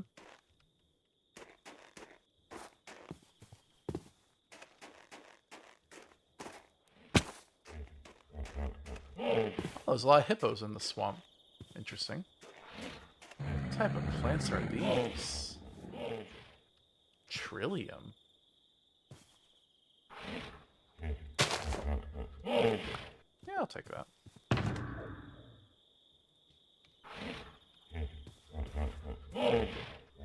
The hippos are very snorty. You started another forest fire with that wand, Krista says. I don't think that was me. I think that was the blazes, personally. A lot of hippos around here.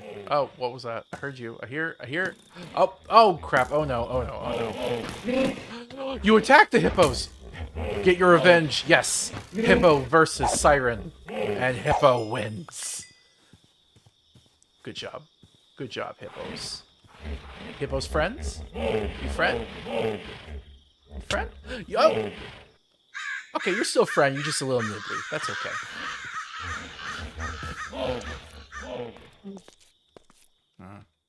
I'm still having that smoky effect. That's a little annoying. Alright, I think I'm going to bounce out of the game and join right back in to fix that, okay? Okay, well, I have to bounce out too. I know, that's why I warned you. I guess I probably should have given you more warning. Sorry. It's okay. I'm almost dead because of a mushroom girl, shoving me off the pier. Oh no. While I was trying to collect some water. Oh. Mm-hmm. I'm gonna go pee, so I'll be back. Alright, I'll miss you.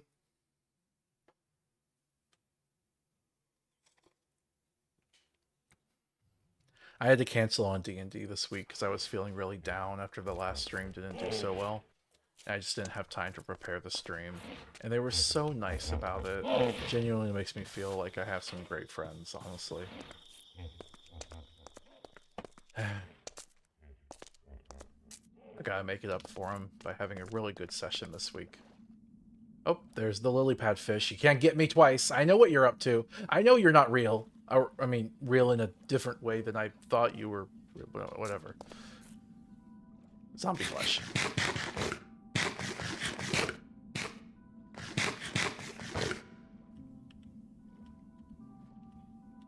Okay. Oh. Okay, then. Really? A blizz? No, we're not doing this again. Okay. Okay, I got blizz rods. Ooh. Blizz does kind of sound like a slur, to be honest. What was that? Okay. Oh, hey! Got someone on Twitch. Flowerheart, hi! Just had a realization about my OC. Sure. Share. I just had a horrifying realization. I might make my OC Vriska. Oh no. Oh no. Maybe it's a good Vriska? A nice one? Instead of the normal one? I mean, look, I have my whole video, Homestuck is Good, actually, about this. I think Vriska is a very interesting but complicated character. That's my stance on the Vrisk course. Multiverse killer? I'm not... Wait, like you're a Vriska that kills other Vriskas?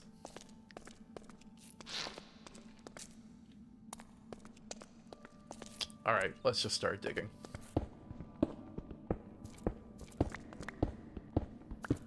My OC. Oh, is that just what it's called? Alright, cool. Oh, that was not expected.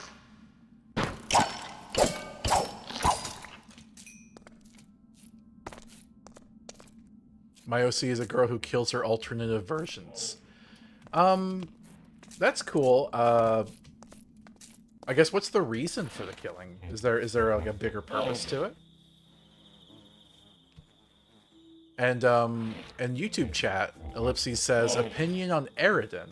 Oh, let me circle back to that one. Flower Heart says my OC's name is Clarissa. All right, cool. That reminds me of that game Me-Side that came out because they had a plot element of like alternate versions killing each other. Anyway, so Eridan. I kind of go into Eridan a little bit in my Homestuck video essay. Homestuck's good, actually. It's not very positive. I only go into him briefly. I think Eridan is generally a bad person, a amoral character, or anti-moral, unethical. He's a bad person, bad character. Not written. I think he did what he was supposed to do. He was supposed to be bad. Oh, I need to open LAN.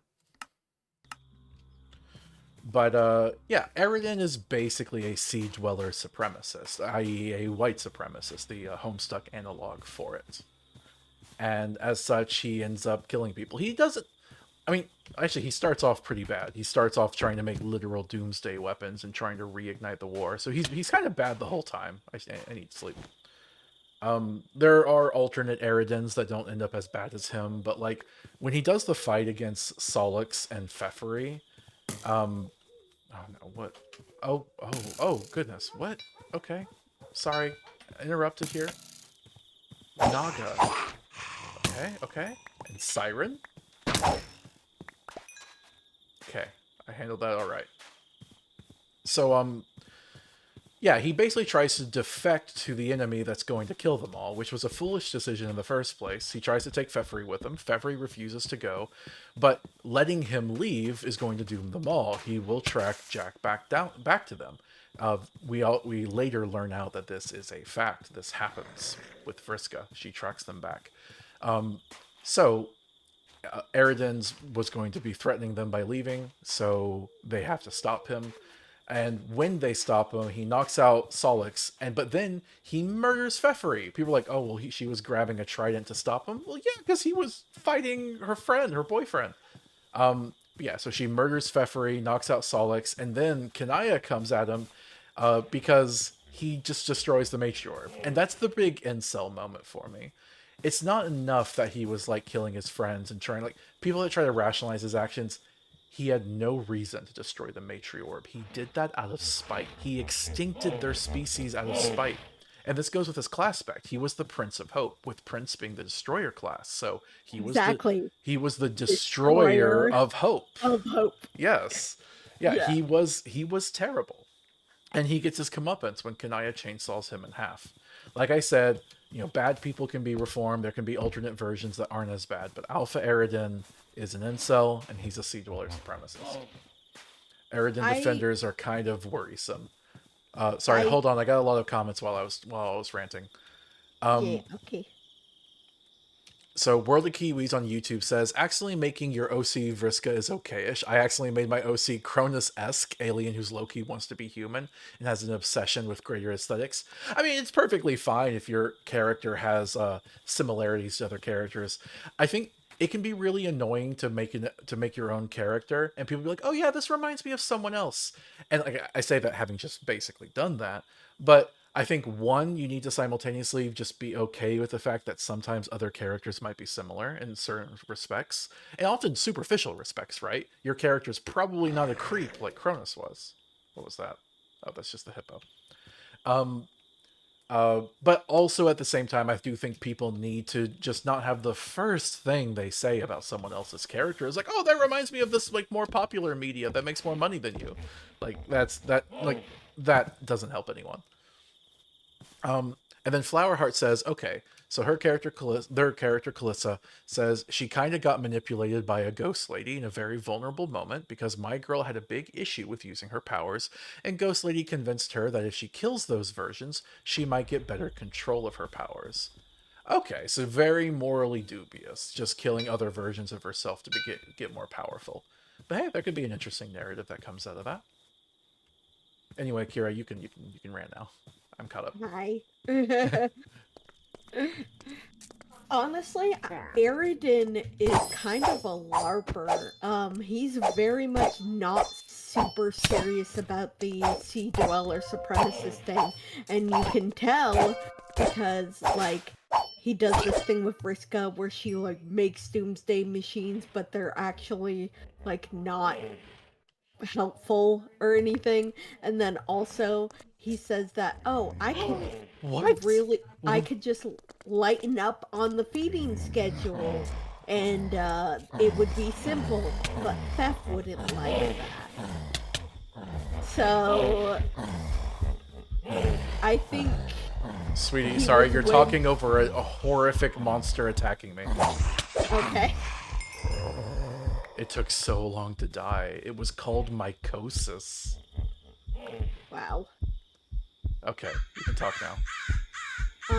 So I was just saying that. So I feel like he was more preoccupied with relationships than the sweet dweller supremacist thing. You know? Oh crap! No, no. I was killed by a Naga while I was in the menu. Sorry, I'm in a bit of a dangerous area. Anyway, yeah, I mean, again, I feel like the word incel really applies because his entire ideology is based around the fact that people don't want to sleep with him. Yeah. Which is what incels are. They base their entire ideology around the fact that women don't want to be with them. And they don't realize that this is a skill issue, literally. Yep. I mean, don't get me wrong, it can be hard to date, but I think being that unlikable is like manufactured. Like, a woman, an average woman, would rather be with a John Doe, ordinary guy, completely unremarkable in every way, than be with an incel. Yeah. Oh, wait.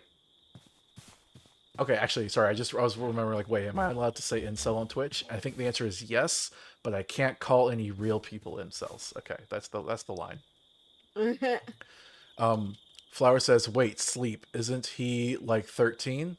Well, I was talking about, like, incels in general. I might have... with arrogance, not so much that he wants to sleep with them. It's just he wants to, like, date them. He wants to be romantic. That's what I meant, sorry. I do think in the real world there are a lot of underage incels that will be vulgar in that way, but obviously that behavior should not be encouraged.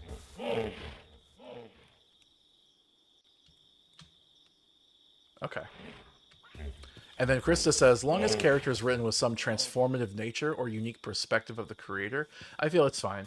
Well, that's more like overtly derivative characters as opposed to characters that just happen to share superficial traits with other characters. Okay. Let's get back to mining. Let's hope I don't die.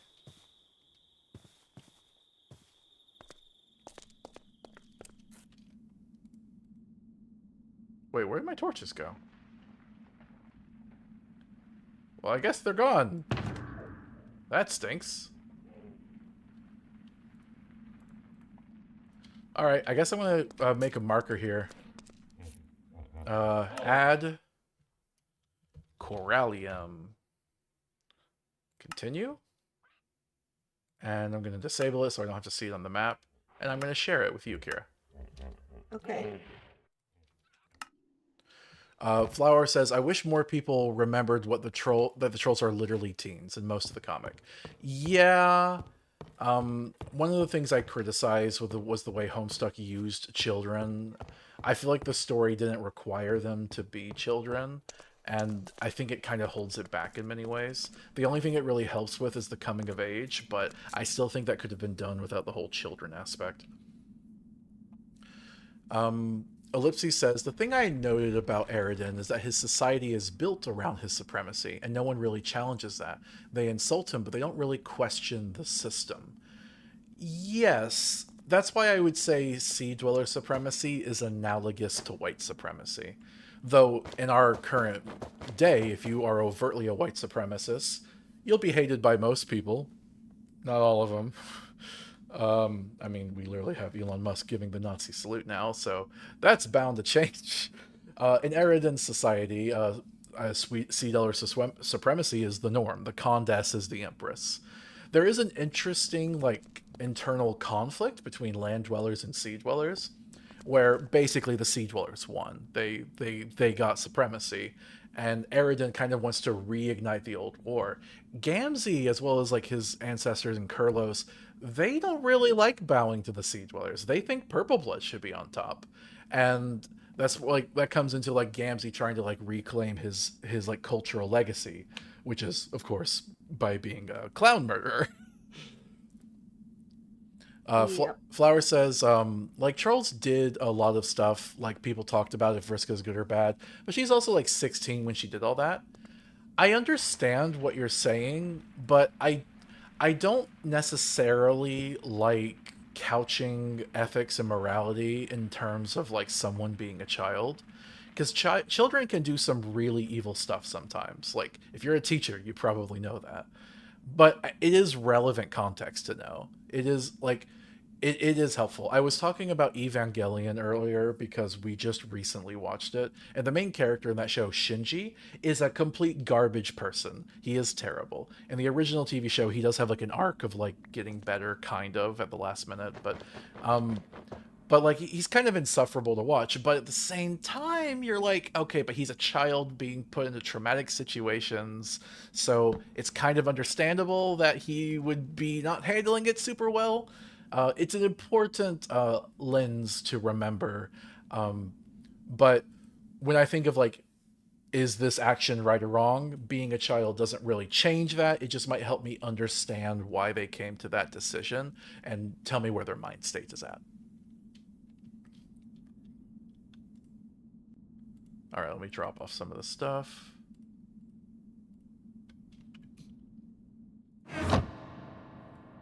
One thing that's important to remember is evil actions do not necessarily make evil people. Good people can do evil things, and evil people can do good things.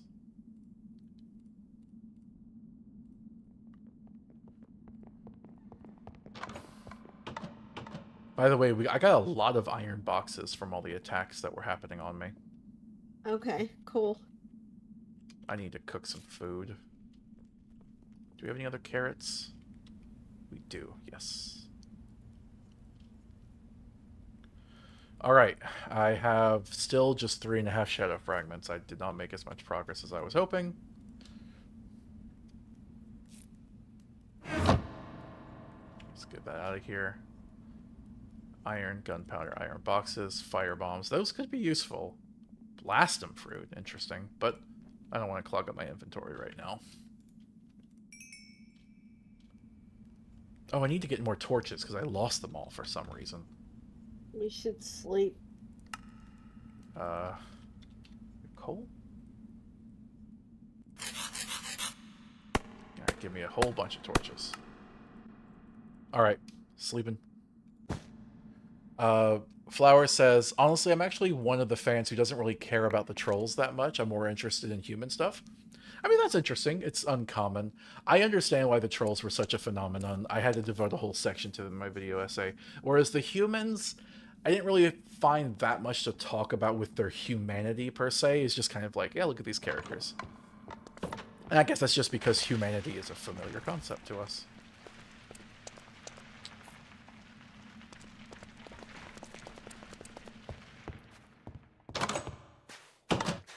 Okay, let's travel back to the Corallium Swamp, and let's get to mining. Got some torches now. Alright. I have to make sure not to leave the swamp, though. Now let's just mine over here or something.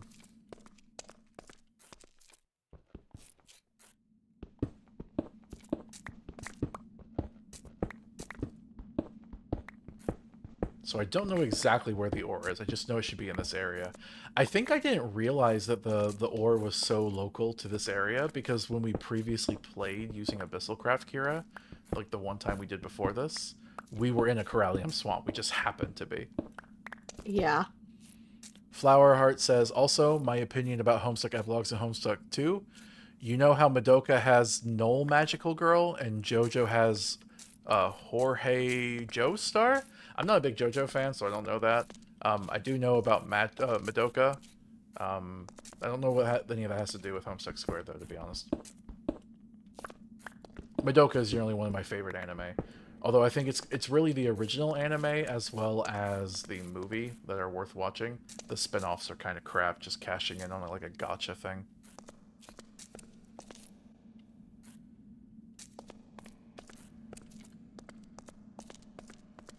Wait, I'm in the Red Desert now. Crap. Okay, this is this way to the swamp. No Magical Girl is official novel in PMMM universe, and it's really weird.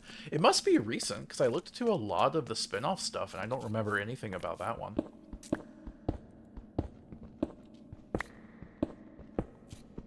I remember how, one really funny thing, though, about the Magia Record spin-off is they have Magical Girl Stalin, who's, like, trying to, like, make a union, or not a union, the union's a separate faction, but she's trying to make, like, a dictatorship of the proletariat for magical girls and just eliminate anyone that's not a magical girl. It's kind of hilarious. We must go to the past and kill Gutenberg is an actual plot point. Oh, wow. Goodness.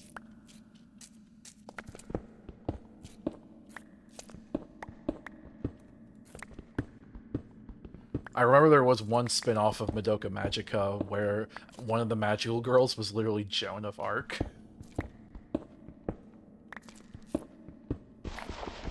One thing I liked is Madoka Magica never got, like, really creepy with the girls, or almost never. There was, like, maybe, like, one or two sus scenes, but as far as anime goes, it's, like, almost the glowing gold standard.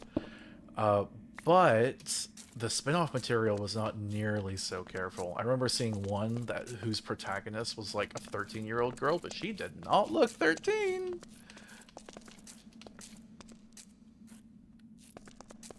It just, I don't know.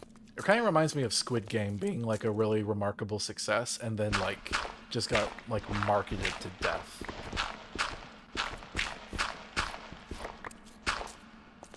It became like some capitalist nightmare. Okay. It says there should be stuff here. Higher or lower? I don't know. Alright, let's try lower. I was looking at the map at the top right corner, if you're wondering. By the way, I do have a GoFundMe up there for a zombie-related project. I was big in zombies in the past. People said I should get back into it, so I have a GoFundMe to be able to buy the games because they are very expensive. Who doesn't want to kill some Nazi zombies? Kira, you there? You've been very quiet. Yes, I'm here. Sorry, I was just preoccupied. I'm trying to figure out this Thaumcraft stuff. I'm in a snowy forest according to the map now. It's hard to stay under the swamp because it's not that big. Yeah. Okay, what's this? Heliodor ore. Don't attack me. Oh, what is this? Rats? Ooh, rat stuff. Okay, let's get this ore. Why not?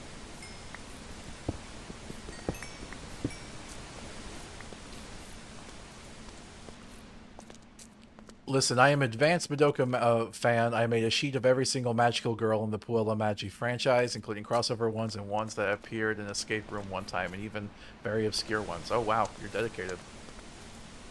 I really, I didn't like the Magia record stuff at all, but I did like the water girl. What was her name? It was like Yasuke or something like that. Because she was like one of the few magical girls that was like almost an adult because, it's all child focused. And like, so like if you're like a 17-year-old magical girl, you're basically like a World War II veteran. You have seen some crap. Yeah. Very true. Rose gold. Let's get some of that. Why not? Ellipses says, like this... Oh, sorry. The thing I... Wait, what? Oh, like the stream to help with magic research. Yes. Appreciate you saying it. I don't want to say it all the time, but I do need to say it more often. That's on YouTube, though. On Twitch, I'm not sure how you have to, like, boost something on Twitch. I know there's donating money, but I'd rather people just donate to the GoFundMe.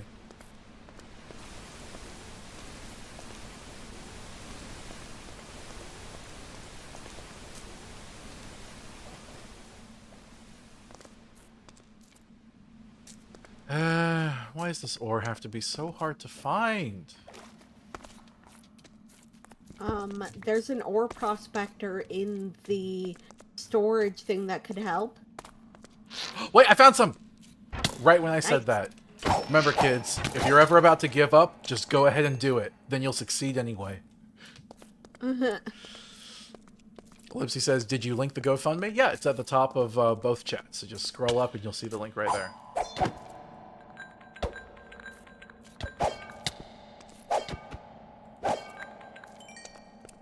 It's also in the description of the YouTube video. Okay. Alright. Nice, nice, nice. Apparently you can also find these in the ocean, so that's why it says gems of the ocean. It's ocean or swamp, because swamp has water in it, I guess. Alright. But unfortunately, how much was that?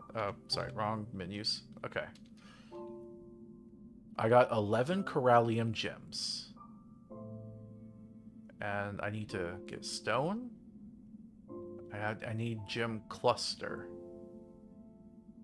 Oh, okay, so there's 2 different ways I can do it, but either way I need 9 gems.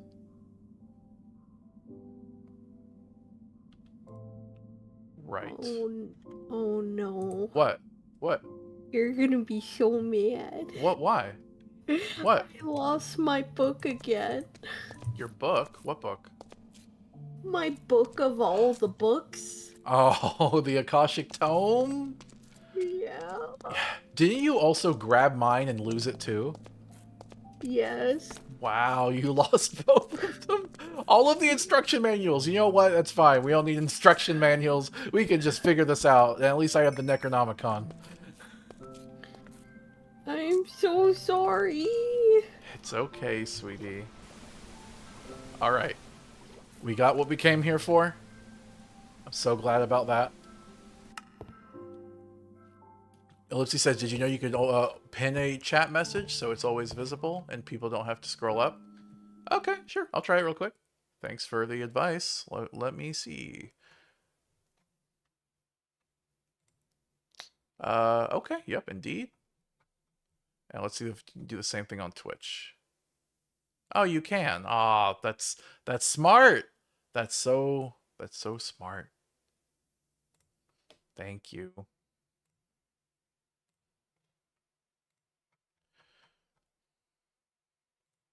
Okay. It does kind of clutter my screen a little bit, but that's fine. Okay. Thank you, Ellipses. Krista says, Kira matching my organizational skills. Flowerheart says, the protagonist from Noel Magica Girl does not count as a magical girl for me because I have no idea how to count the traveling into the past, fusing with Kyubey, and making contract with Zygote of yourself. Yeah, that sounds like a little bit of a unique biological situation, and maybe metaphysical, supernatural one as well. Hey, sweetie. Yeah. Alright, I am dropping Hi. off clay, string, arrows, bones, cobblestone, raw rat, raw pelt, book, lead ore, heliodor, iron ingots, experience, spider eye, soapstone, rose gold ore. Yeah, and that's it for now. That's a pretty good haul.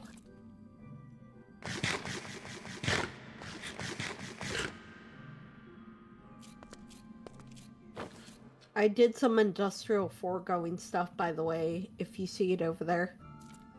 Cool, cool. Where? Oh, the machines. Over here. Interesting. Yes. It's rubber, plastic. I don't like how you kind of messed with... Like, this shouldn't be back here. This should be in the corner, right along the line. You kind of broke the pattern, you see? Oh, I'm sorry. I can change it. Yeah, that's fine. I appreciate that. Okay, I'll change it. Yeah. Anyway, what was I gonna say? Oh yeah, I was gonna say, so Flower, if you're a big Madoka Magica fan, then you know how, like, the series, at least the core one, I'm not gonna say every bit of it, but, like, it's basically a metaphor for capitalism and, like, using children under the capitalist system. By the way, Candy question, you know what a hematogen is? No idea.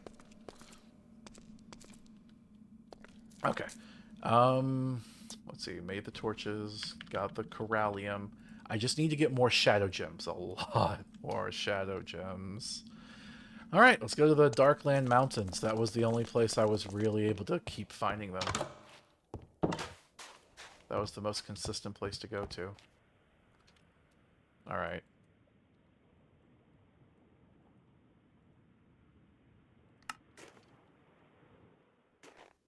Okay. Should maybe brought a shield. Well, that's a problem for future Kyle to deal with. Flower says, of course. Alright, yeah. Figures.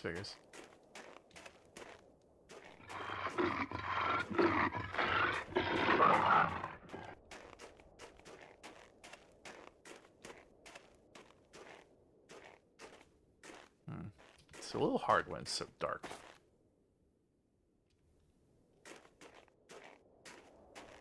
Oh, there's something down there. Oh, that looks like a big drop, though. Oh, crap.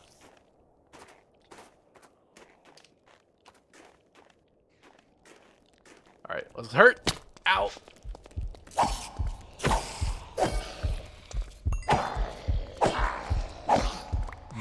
Not exactly what I was looking for. Okay, where's my food at?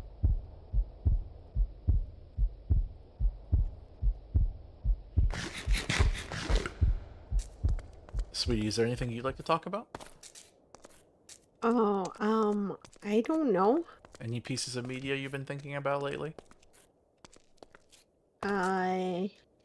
Here? Nothing important. After I mean, Oh, sorry. I was gonna go. Oh. I was just gonna say, I thought a lot about that show when we finished watching it too, Evangelion. I was gonna say, after we watched Evangelion, just to kind of get the taste out of our mouth, we ended up watching Promare again. And Promare is such an amazing movie. Honestly, I know. I love Promare so much. Flowerheart says, I even know about the existence of Neo Dorothy, MF. Of course, I know about capitalism metaphor. Okay, just making sure. I've seen Madoka fans that were like, oh yeah, I'm a super Madoka fan, but they missed like the very obvious like political metaphor. I was just curious, and I've explained it before, so I don't want to like ramble about it. Ellipses says, so question: if you could whisper into the past and make Hussey re-age the characters, what would you have them be? Me, I would set them at 14 because that's my minimum for depicting. I mean, that's only 1 year up. I feel like that's not even worth it at that point, honestly. I think 18 would be good, but personally, I would prefer 21. Because I do genuinely believe they don't need to be children. So do 18 or 21, because those are both significant adult ages. 18, you become an adult, and 21, you unlock the adult plus features. Actually, yeah, make them 18, and then they age into 21 over the course of the story. That's what you do. Yes. And like I talk about in my video, like I think there were plenty of ways they could still have them go through a coming of age narrative while still being young.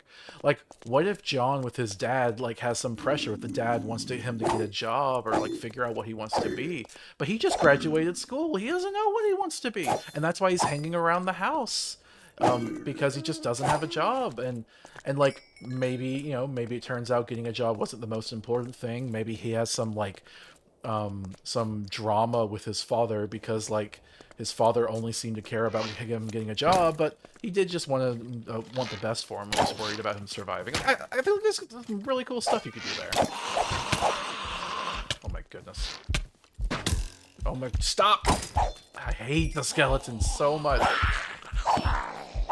Yeah, so I'd pick 18, have them age up into 21. And obviously if you're gonna do queer themes, like you can do like queer adolescents at literally any age. Ellipsy says 21 is my minimum for actual mature themes. I mean, I understand there's some problematic stuff with 18-year-old stuff being barely legal, but I think one of the things about the age of consent is that it is an arbitrary line that we have decided for good reason, for societal impact. People could argue for it to be raised, definitely not lowered. That's not okay. But an 18-year-old is an adult. They're a naive young adult, sure, but they're still an adult, so I'm fine with it. What I'll say is, like, I think if an anime tries to sexualize a character under 18, I will have serious problems with that anime.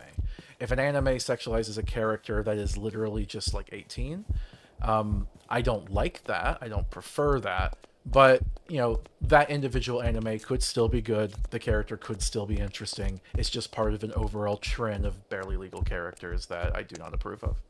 And I think is problematic. Krista says, baby zombies are already annoying. Baby skeletons seem horrible. Yeah, they're very awful.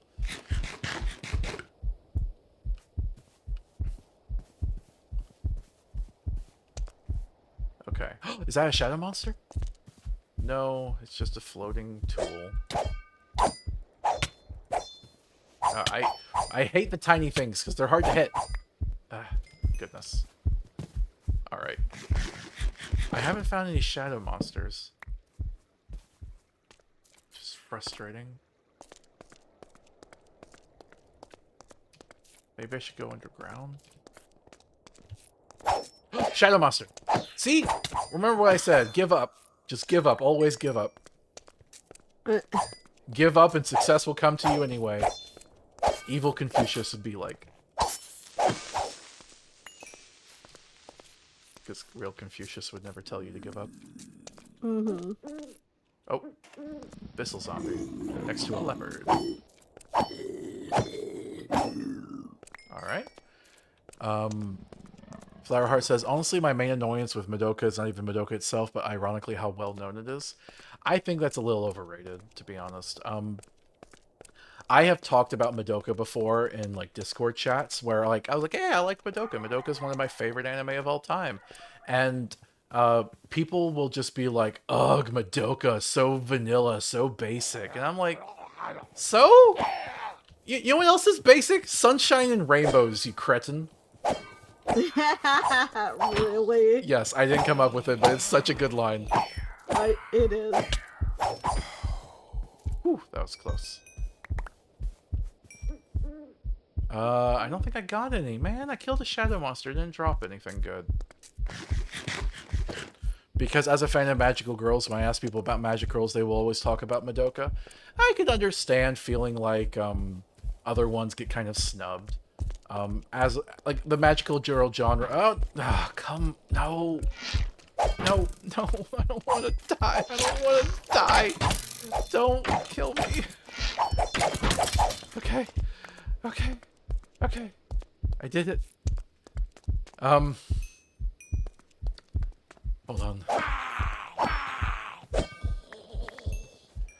on. So yeah, I can understand being upset that like the magical girl genre is not exactly a mainstream genre, particularly in America. I understand it's big in Japan and it's big amongst girls, but often what girls are into is not the mainstream. What stuff that appeals to girls or is seen to appeal to girls is often looked down upon and really trashed. And so Madoka comes along and it's like, hey, this is a magical girl show, but it's not like the other magical girls. This one is actually cool and subversive and edgy. And look, I love that. I love the cool, subversive, edgy magical girl show. But I can understand being resentful that like the other ones don't get as much love.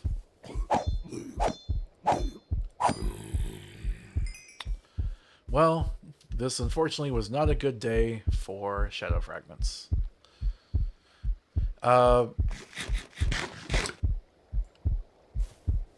Krista says, I'm not going to give up. That goes against my shonen arc.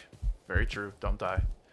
Ellipses says, you ever read Ready Player One? I did not. I feel like that book was before my time.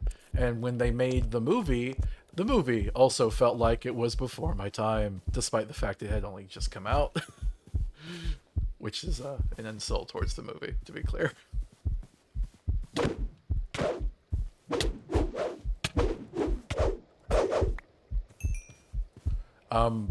Flower Heart says, I remember talking to people about the story I'm working on so many times I got like, so it's like Madoka Magica. Is it subversive, or were they just doing that because it was magical girls in general?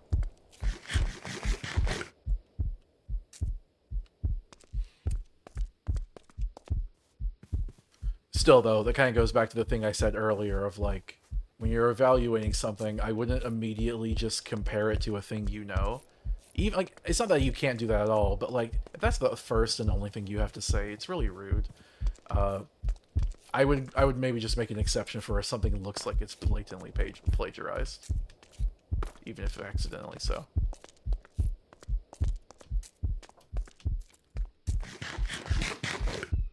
Alright, so I have still like 2.5. Oh my goodness, this is gonna take so long. Let's put some stuff away in the sack.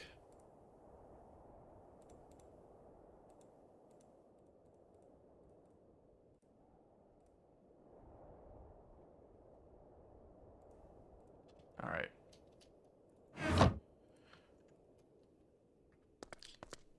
Flower Heart continues. People talk about subversions and stuff, but no one ever mentions my queen, my wonderful Princess Tutu. I jokingly call my story Multiverse Traveling Lesbian Magical Girls. Oh, that was the leopard. When I try to explain what it's about. I get that. I don't know. It's a bit of a difficult situation, because I probably would just genuinely not like a standard magical girl story. It is the subversion that makes it interesting to me. So it's an unfortunate situation where like the mainstream appeal of like what's cool and whatnot, I kind of agree with, but I think there should be room for stories even if they're ones I personally don't like.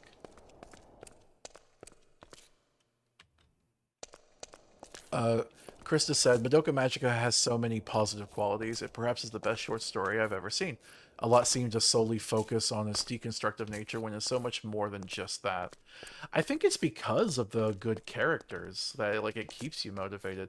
Like, oh, you know what? The Boys is a great example. I often trash on The Boys, despite originally having liked it, because The Boys is very subversive towards the superhero genre. Oh, it's raining. Oh, that's cool. It hasn't rained in a long time. But yeah, The Boys is very subversive to the superhero genre, and while I think it works well enough for the first 2 seasons, it really starts to drag, as you just can't have faith the show's not going to just try to hurt you, or mock you, or kill everyone you know and love. And I don't mean this in a sort of hussy, like, oh, the characters die. Characters can die and have meaning. In The Boys, they don't. Nothing has meaning. Everything is edgy, everything is shock value. Bleep you for caring. That's what the show thinks. And I would give that as an example of some bad subversion. Alright, I'm gonna try going into the ominous forest and see if I have any luck. Good luck. Ellipsy says, I feel that in my bones. Which part? Blue slime, interesting.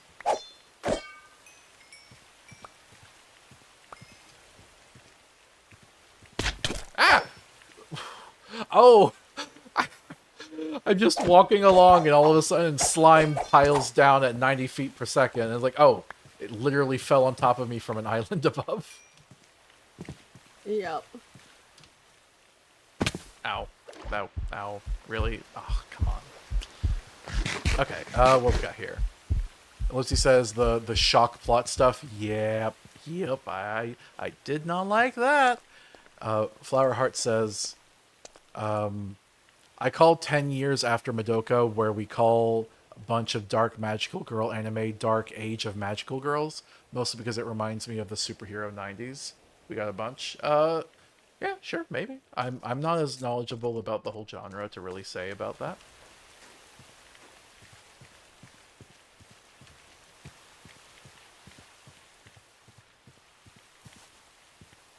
Ellipsy says, it's raining slime. Hallelujah, it's rain and slime. It's rain and slime. I like 'em blue, gross, mushy, and clean. Wait, clean doesn't really work in that context, crap.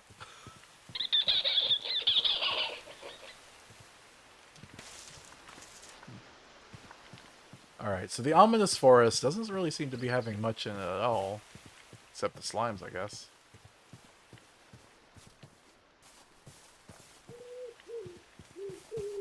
Birds. Bee girl! Yes! Yes! You've come back home! Yes. I will bucket you, and I will name you. But that will have to happen later. Because I don't have a name tag on me.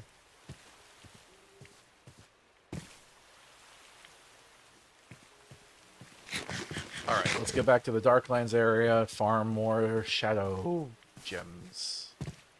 Man, I was not expecting this to take all day. I thought like, oh, monsters, those things that always attack me. If I seek them out, I'll find them just fine, right?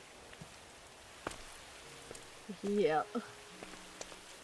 Flowerheart says I love the magical girl genre. I mean, cool, cool. It's not really my thing per se, but hope you have fun. I remember how in Dragon Ball, one of the alternate universes was just like a magical girl show. That was amusing. Alright, maybe I need to go underground, because I thought maybe with the rain some shadow creatures might spawn, but not happening. I do love how specular everything is, though. That looks really cool.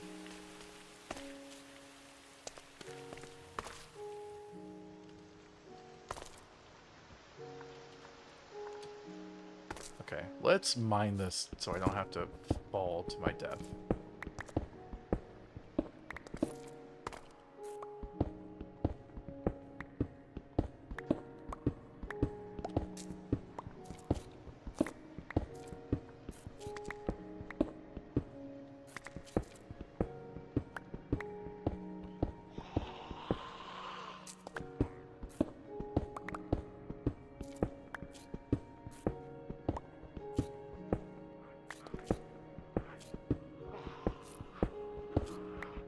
This is a very haphazard staircase.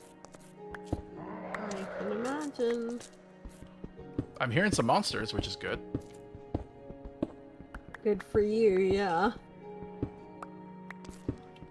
I'm making my way down. Alright. Make my way.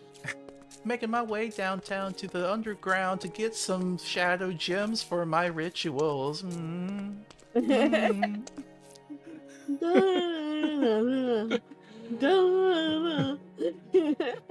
Hunting is harder than being hunted, correct? Yeah, true, true. Flowerheart says, I can have a 4-hour-long lecture about history of the genre and how much Super Sentai influenced it, and current magical girls and Totosaku are involved. I never liked the whole Super Sentai stuff. Like, that's like a Power Rangers, right? Yeah, I was never really a big fan of it. I did remember, like, the first movie with the Boogeyman I kind of liked, but, like, I never cared about the lore, really. Even and the mechs, I am not a mech person. I think Promare is amazing, but not really because of the mechs. And honestly, it kind of makes fun of the idea. There's fire mechs, mechs made of fire.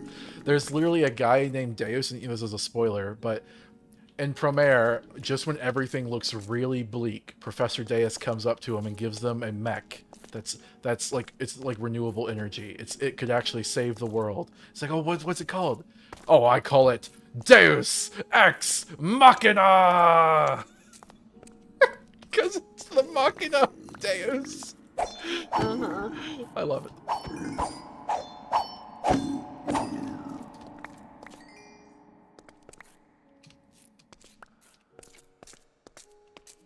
Oh, I remember this place. Okay. Ah! No! No! No! No! Bad creeper. Bad creeper. Die! That's not fair! I killed you! Whatever. Okay. No! Double wizards? That's cheating. That is cheating. We got a Gandalf and white Gandalf here. Whatever the white Gandalf was called, I forget. And they use fire. Wow, man, they might actually kill me. Uh-oh.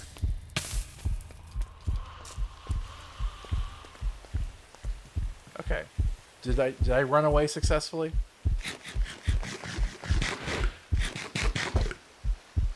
Flowerheart says, sometimes a bit too literally, why I'm both Henshin Hero shows you directed, pro tag. Has turned into a god. Okay.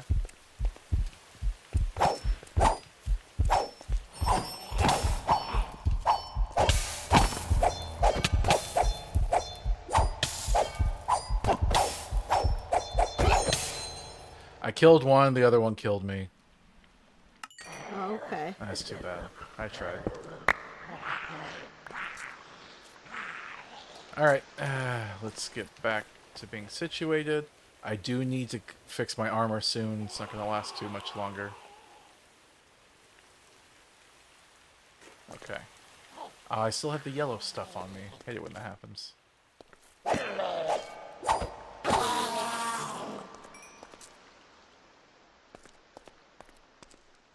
I see something in the darkness. Oh, it's one of those mycelium things, or mycosis. Why am I poisoned? How did it even reach me? Oh no, not you! Get back here! Get back here!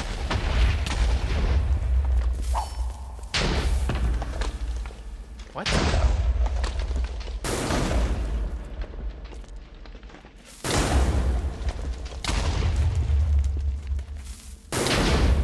They're shielded? You know what? Bleep this. Forget this. Forget this! I hate you! Creepers throwing dynamite at me, and they're shielded, so I can't even do anything back to them without running up to them. I just... Torture. Just torture. Sorry. Crystal says, can the wizards not use fireball? I don't know. Feels like they were. Feels like they were a little bit. Flowerheart says, Uroboki, where your fruit samurai show also has protag. Oh, sorry, I already read that one. My bad. Oh, another one. Got you. Got you. Killed. Dead. What? Oh, no. No, it's an invisible shadow monster. Oh, crap. Crap, crap, crap, crap, crap, crap, crap, crap. It's okay, I'm just gonna run. Just run.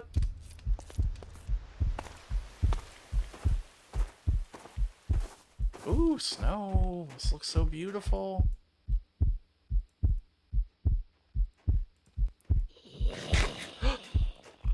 Okay, sorry, that scared me for a second.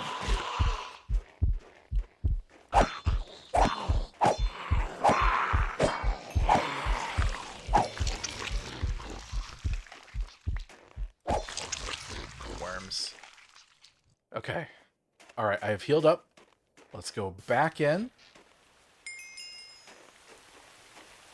Let's try to find that shadow monster.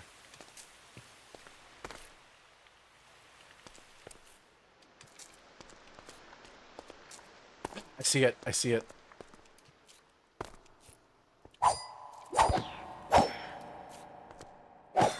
Yes. Okay. Okay, that's 9 times 2 is 18, so I almost have 3. And I need 9 of these. Oh my goodness. Flower says, since you know Madoka well, are you familiar with Kamen Rider Ryuki's influences on it? Kamen Rider is one of those really old anime that I just, you know, I heard about it a lot before I ever actually saw it. Kind of like Star Wars, just like one of those things that's already in cultural osmosis before I ever even bothered watching it. So I kind of just never really did. I mean, I mentioned earlier, I only recently even saw Evangelion. So I'm not like read up on my theory for anime, I guess you could say. Oh, got some TNT. That's nice.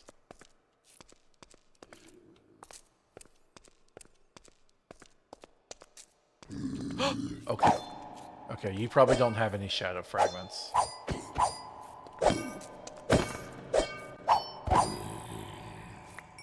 I wish I could eat the Corallium-plagued flesh on a bone. Oh my god. I'm not going to. I remember what happened last time. Oh, really? Yes. Live action anime? Oh, right. Okay. Forgot. Copper ore.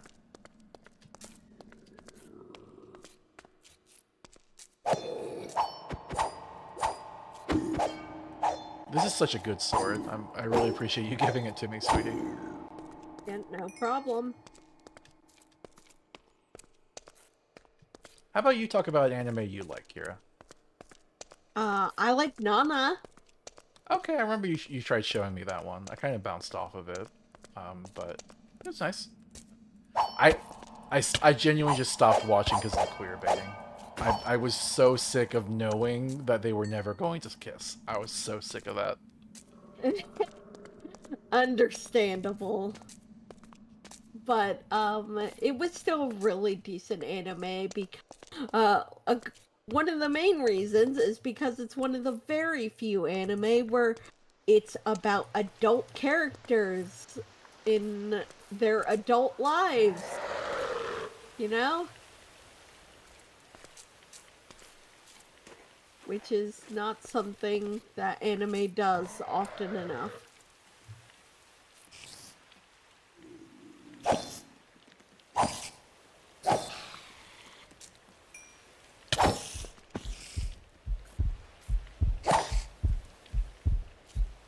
There we go.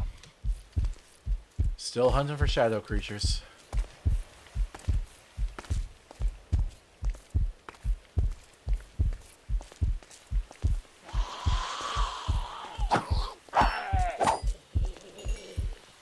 Oh. Oh, that one has a good sword. They did not drop it, though. Fortunate.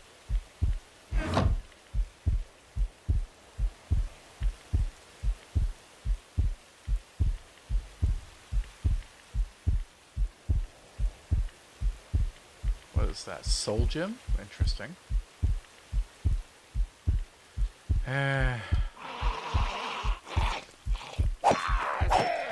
This is so grindy. I'm not happy about it.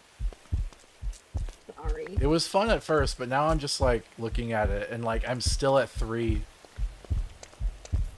Mm-hmm. Okay, okay. Alright, we're officially at 3. I was rounding before, I am no longer rounding. Mm-hmm. Flowerheart says Kamen Rider's still going. It's one of the 3 franchises Toei will never let end. I don't like shows like that. Like, I remember being a fan of Fairy Tail, but one of the things I really hated about Fairy Tail was that it would never allow the status quo to change. No matter how much you think the status quo has to change, no matter how much seemingly changes, they always find a way to revert back. And then when they finally had an ending, they just undid it. And they just, like, kept going anyway. Krista says, give MacGuffin 54. Honestly, I'm thinking about it. I don't want to cheat, but, like, I feel like I put in the effort, and I don't need to put in 10 more hours of this. Honestly, stream is supposed to end soon. I might just legit do it. Mm-hmm.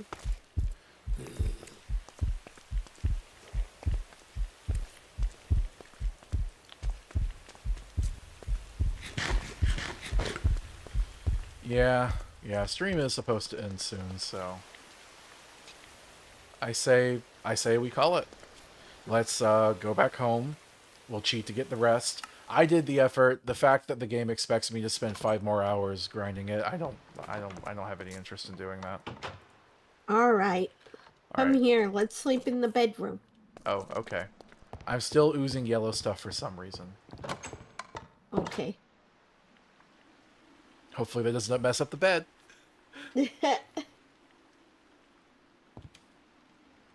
Okay. I was trying to think if there was a way to turn oozing yellow stuff into like a lewd joke, but honestly, no, it doesn't really work.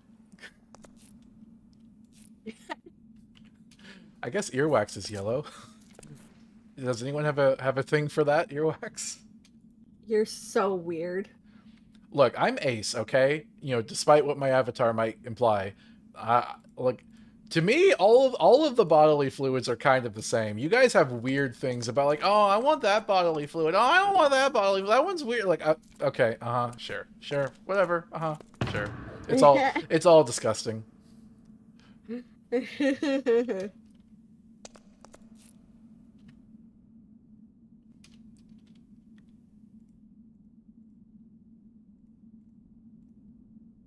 Alright, putting stuff away. Just a bunch of loot that I got. Got a number of, like, stone tools. Got some spell books for you, by the way. Oh, thank you. All right, is that all of it? Oh no, there's a little bit more.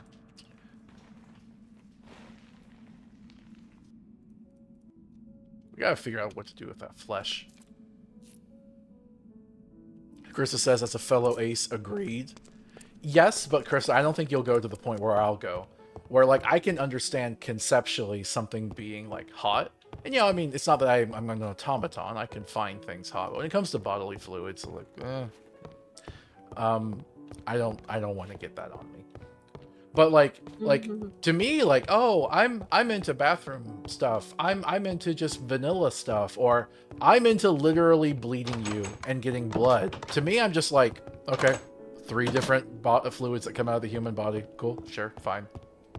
And I should probably stop the subject here before Twitch gets mad at me. Yep. Look, I didn't say anything, and I'm not going around spreading this stuff. All of you allos are kinksters to me.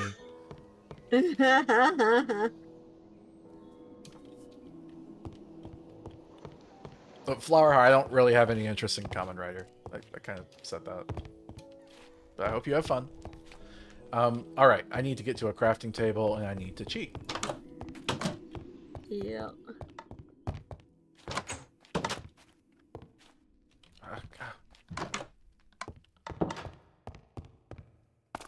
Okay.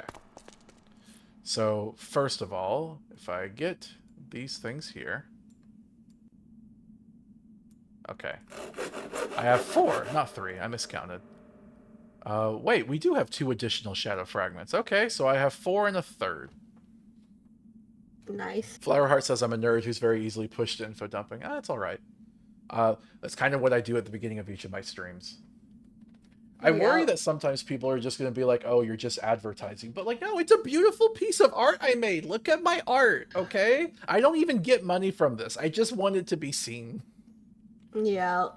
I guess there is YouTube ad money, but that's almost nothing. Yeah. Definitely not relying on that to survive. Ooh, buckets. Ooh, what's buckets? Oh, we gotta do that while we're here. Oh, so many buckets. Okay. Oh, but I need name tags. Okay. Hold on. How many? Okay. So we have 5 of these. 6 of these. Okay, so we have a lot of chickens here. Sweetie, do we have to name the chickens? Depends on what kind they are. Log chickens. We shouldn't have to name them. All the sand chickens seem to stay there. Okay, so that mod we don't have to worry about. Yeah. Okay, but I know we have to name the bee girl. And then we have this hog I found. So I need 2 name tags. All right. So I need names for a bee girl, a cute bee girl, and I need a name for a spotted hog. All right.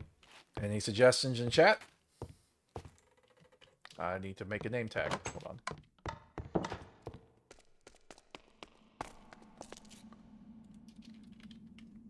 We got 2. Awesome. Don't even have to make any.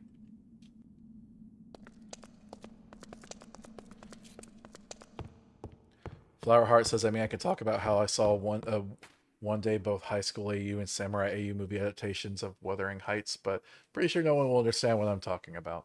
I mean, I know what Wuthering Heights is. Wuthering Heights. But yeah, not the other stuff. Okay, so let's name some things. Spotted hog names and bee girl names. Anyone in the chat have suggestions?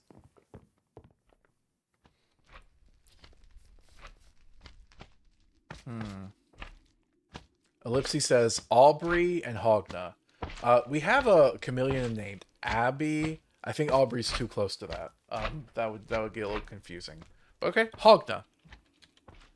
Oh wait, I have to throw it up here. Okay, Hogna. That sounds nice.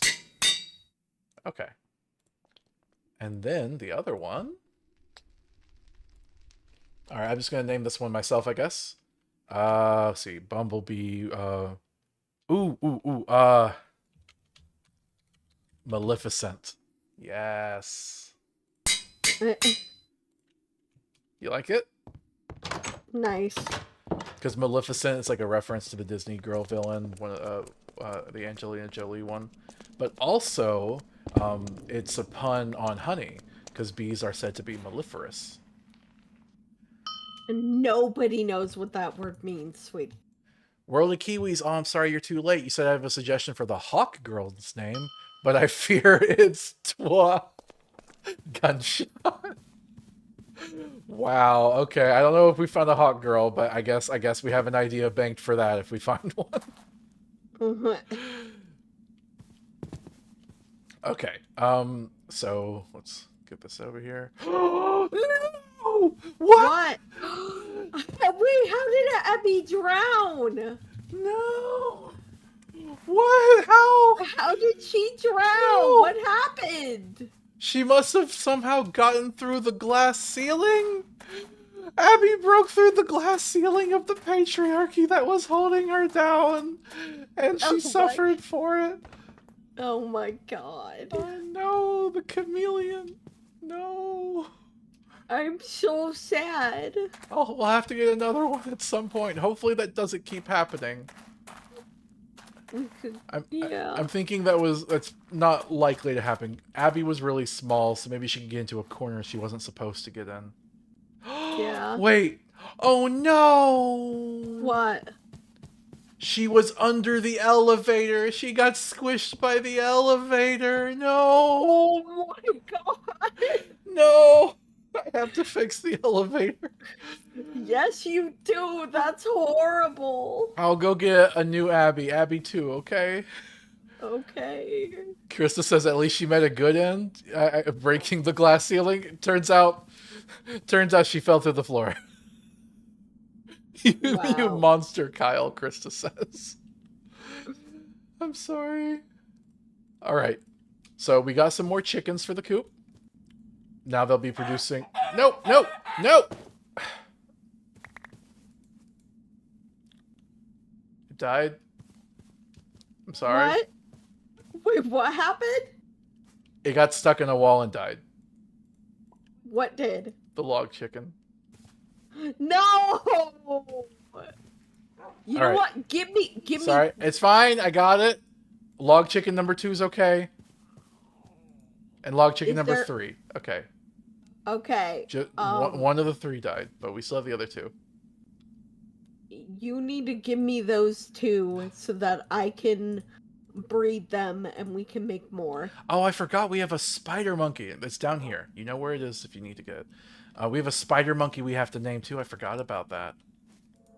All right, there's the bee girl. You know what? Let's put you on the far side because you're a little buzzy. You can be some buzz. All right, and then we gotta give you your name. Maleficent. There you go. All right, and then the hog. Here we go. Your name is Hogna. And then the spider monkey. We need to get another name tag for it. Okay. Do you have one? A name tag? No, I need to get one. Okay. Why, are you making one? Yeah, I'll make one for you. Oh, thank you. Here. Hey, you want to take a bucket and go find a chameleon for me? Fine. I love you. Love you too. Also, wait, you know Wuthering Heights? When did you read the book? I read it in school. Wuthering Heights, I think it was called. Okay, so you gave me a name tag. Good, good. Actually, here, take the Abby name tag as well. Okay. I appreciate you doing that, sweetie. You have her name tag? I recovered it. That is so sad. All right, so we need to get a name for the spider monkey. Any suggestions? How about Kira? You come up with this one. Oh, It's a little spider black monkey. What? A spider monkey. Yeah, it's a little black monkey. Okay. Crap. All right, I'll just do it. Mayhem.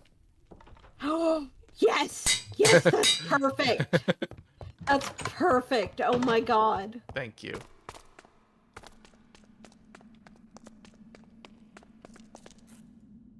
Yeah, I need to do some safety regulations for this elevator. It's already had one casualty. Alright, let's move it off just in case. Okay, no one's here. That's fine. Alright, come back. Hey, I can't believe I squished her. Wait, what? Oh, they're sleeping. Oh. They look dead, but they're just sleeping. Okay. I think we're good. I think everyone's alright. Are the log chickens still around? There's one. There's two. Okay. We're good. We are good.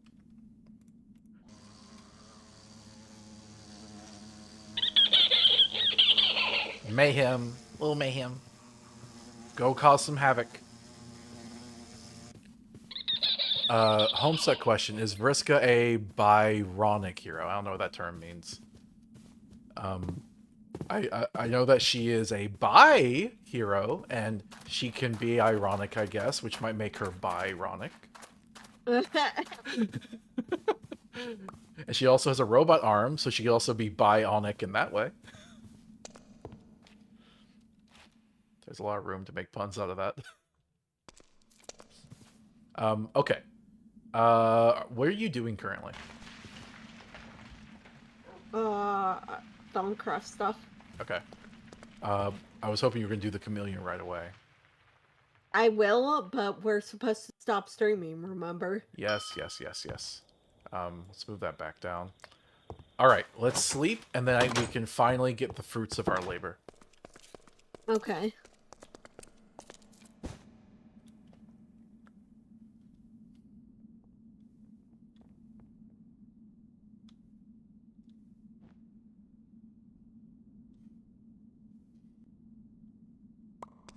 Okay. So, we have 4 shards, 2 fragments. I'm going to cheat in the rest of the shards, just because it's kind of ridiculous how much you're expected to farm here. We need, I think, 8? Crap, I forgot to check. Whatever, I'll just get a bunch. I deserve it.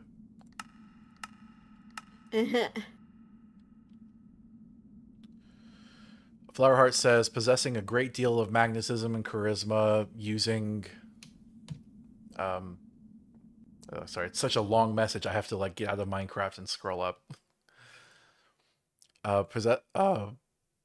Using these abilities to achieve social and romantic dominance. One mark against him personality-wise, however, is a struggle with his own personal integrity. He's very intelligent, perceptive. This doesn't sound like a real term to me. This sounds like a fandom thing. Let me look. Oh, no, it's like a character archetype thing. Okay, that's on Wikipedia. Very intelligent, sophisticated, cunning, adaptable, self-centered, emotionally... Okay, this is an archetype I am not familiar with. Named after the English romantic poet Lord Byron. Yeah, I'm not going to make an evaluation on a trope I'm not even aware of.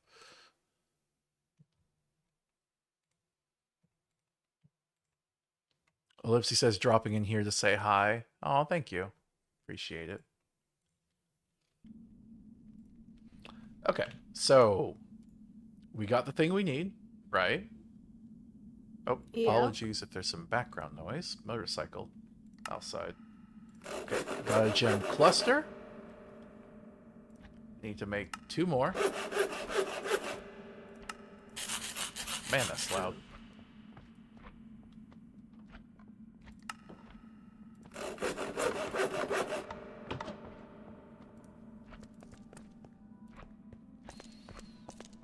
Alright, and I should be able to just smelt this.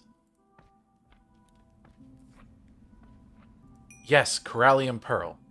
It's mostly a jokey question. Yeah, sorry, it's just not a subject I'm familiar with.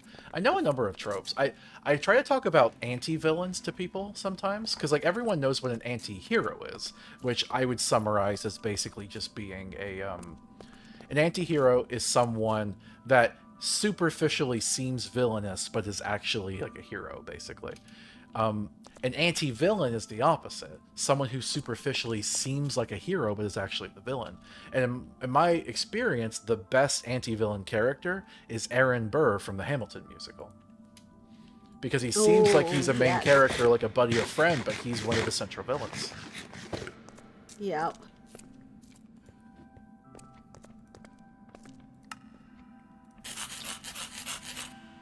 Is the motorcycle going to leave yet? Alright, so I got the big shadow gem, and I got the Corallium Pearl.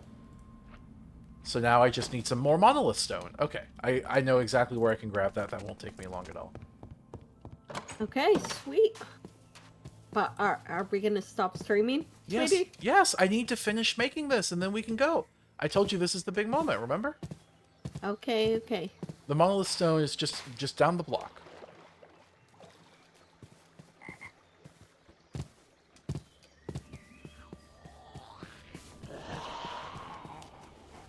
No, come on, really?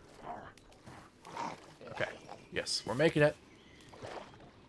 Ellipsy says one of my characters is an anti-villain / just a villain, depending on the arc. Alright, cool. Flowerheart says, I jokingly call my OCA Byronic Hero sometimes. I don't think she is. Just, I joke because I was listening to something to your doorstep while making her. Yeah, sorry. Yeah, it's just I don't know certain things. That's fine. Okay. Here we go. Oh, I passed it. Alright.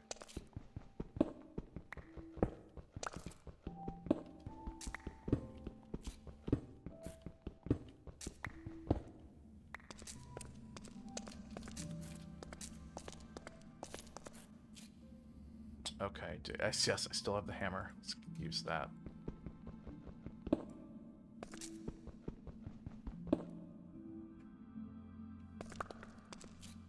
Come on. I don't know why that one stayed up. Okay, it's a glitch. There we go. Alright, how many I got? 19? That should be more than enough. Lipsy says, he's also sometimes a hero if there's an even bigger bad around to fight. I don't know if that necessarily changes the archetype. Maybe contextually. Because, like, I know, like what, Bowser from Mario is a big bad guy, but he'll still team up against a bigger threat. It's a common thing in stories. And it's a fun thing. It's one of those tropes, but, like, it's a fun trope. Alright. So, I need to go back down to the crafting table. I came up here too early. Whoopsie.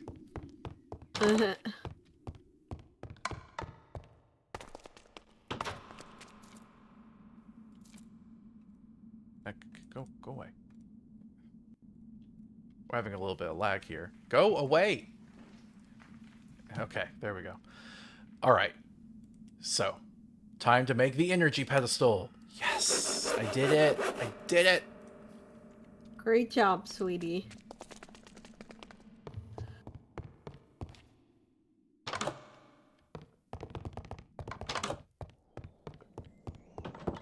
Okay, so we have the energy thing here. Now, if I look at the Necronomicon... okay. So the collectors need to be placed on the yellow, so with a 2-block gap between it and the statue.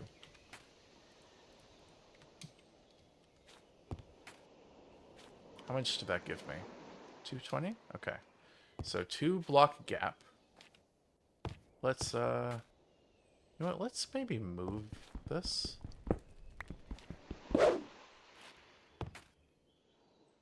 Okay. Let's put it on the corner here. And let's put the statue here. And then 2 blocks down. Another monolith block. And the collector? Or, crap, wait. No, it's just a collector. I don't need a monolith block for this one, do I? Oh, wait, that was working. Okay. Will it still work if I just do like that? Or wait, was that just going after me? Oh, it was just going after me. Okay, let me... Sweetie. What? What? I'm busy. Wait. Come here. No, I'm busy. It's important. What? Oh, you got a new Abby. Thank you. Oh, she's back. Yes. This is the first one. Nothing ever happened. Got it? Got it? Got it? Understood. Got it? Okay. Understood. Okay. I love you. I love you too. Okay. This definitely does not seem to be working. Let me look at the Necronomicon. Collectors need to be placed in the yellow frame with a 2-block gap. When placed on a monolith stone pillar block, the statue's range can be increased up to 2 blocks. Okay, so within the yellow range, they're on it. But, oh, it's also working on the block. So it seems like the block might be optional.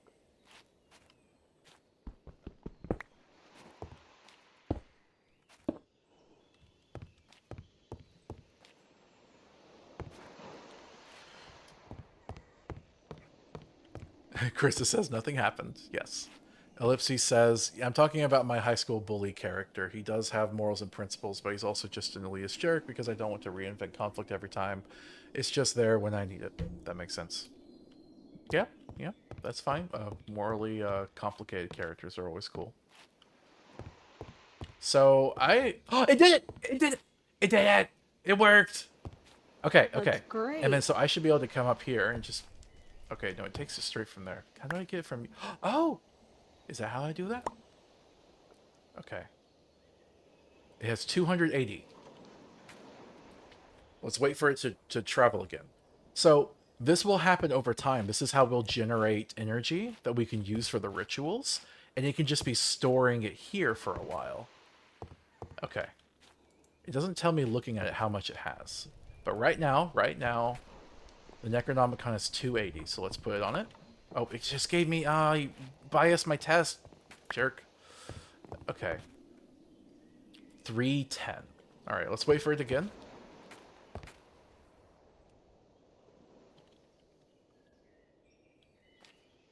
Okay, it just did it.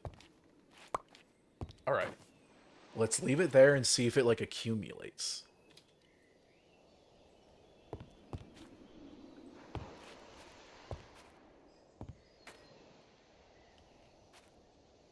Come on.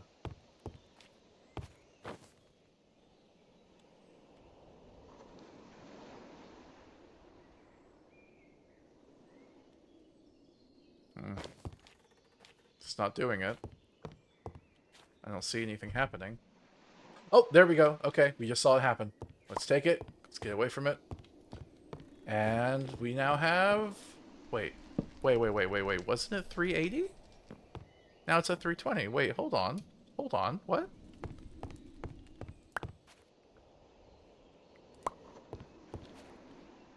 Now it's at 330. Okay, I guess I must have just miscounted or something. But, it must have been 280. Okay, okay. Alright. So we now have a system of energy. Sweetie, hey, come here. Look, look, look. Yeah? So the Cthulhu statue generates, was it potential energy? The evil eldritch energy? It then takes it to this collector where it charges the Necronomicon, and then we'll be able to use it to make rituals. That sounds awesome. It's a little slow going, so we might want to have like some type of chunk loader thing to keep this place running, you know? Uh-huh. But otherwise, yeah, it seems pretty cool, right? Yeah. We'll look into accelerating it. Alright. Well, it's been fun. We're going to be done now. We've been went a bit long, but hope you guys enjoyed. Make sure to like the stream if you haven't already. We need to sleep, sweetie. Okay. And this area is chunk loaded, so we're all good. Oh, appreciate it. And if you guys have any expendable money and might be willing to donate to the GoFundMe that's pinned to the tops of the chats, that would be really nice. The Nazi Zombies games have a fun like gameplay loop, and I would like to revisit those if at all possible. The games are expensive. Thank you everyone for your time, and hope you enjoyed the stream. All right.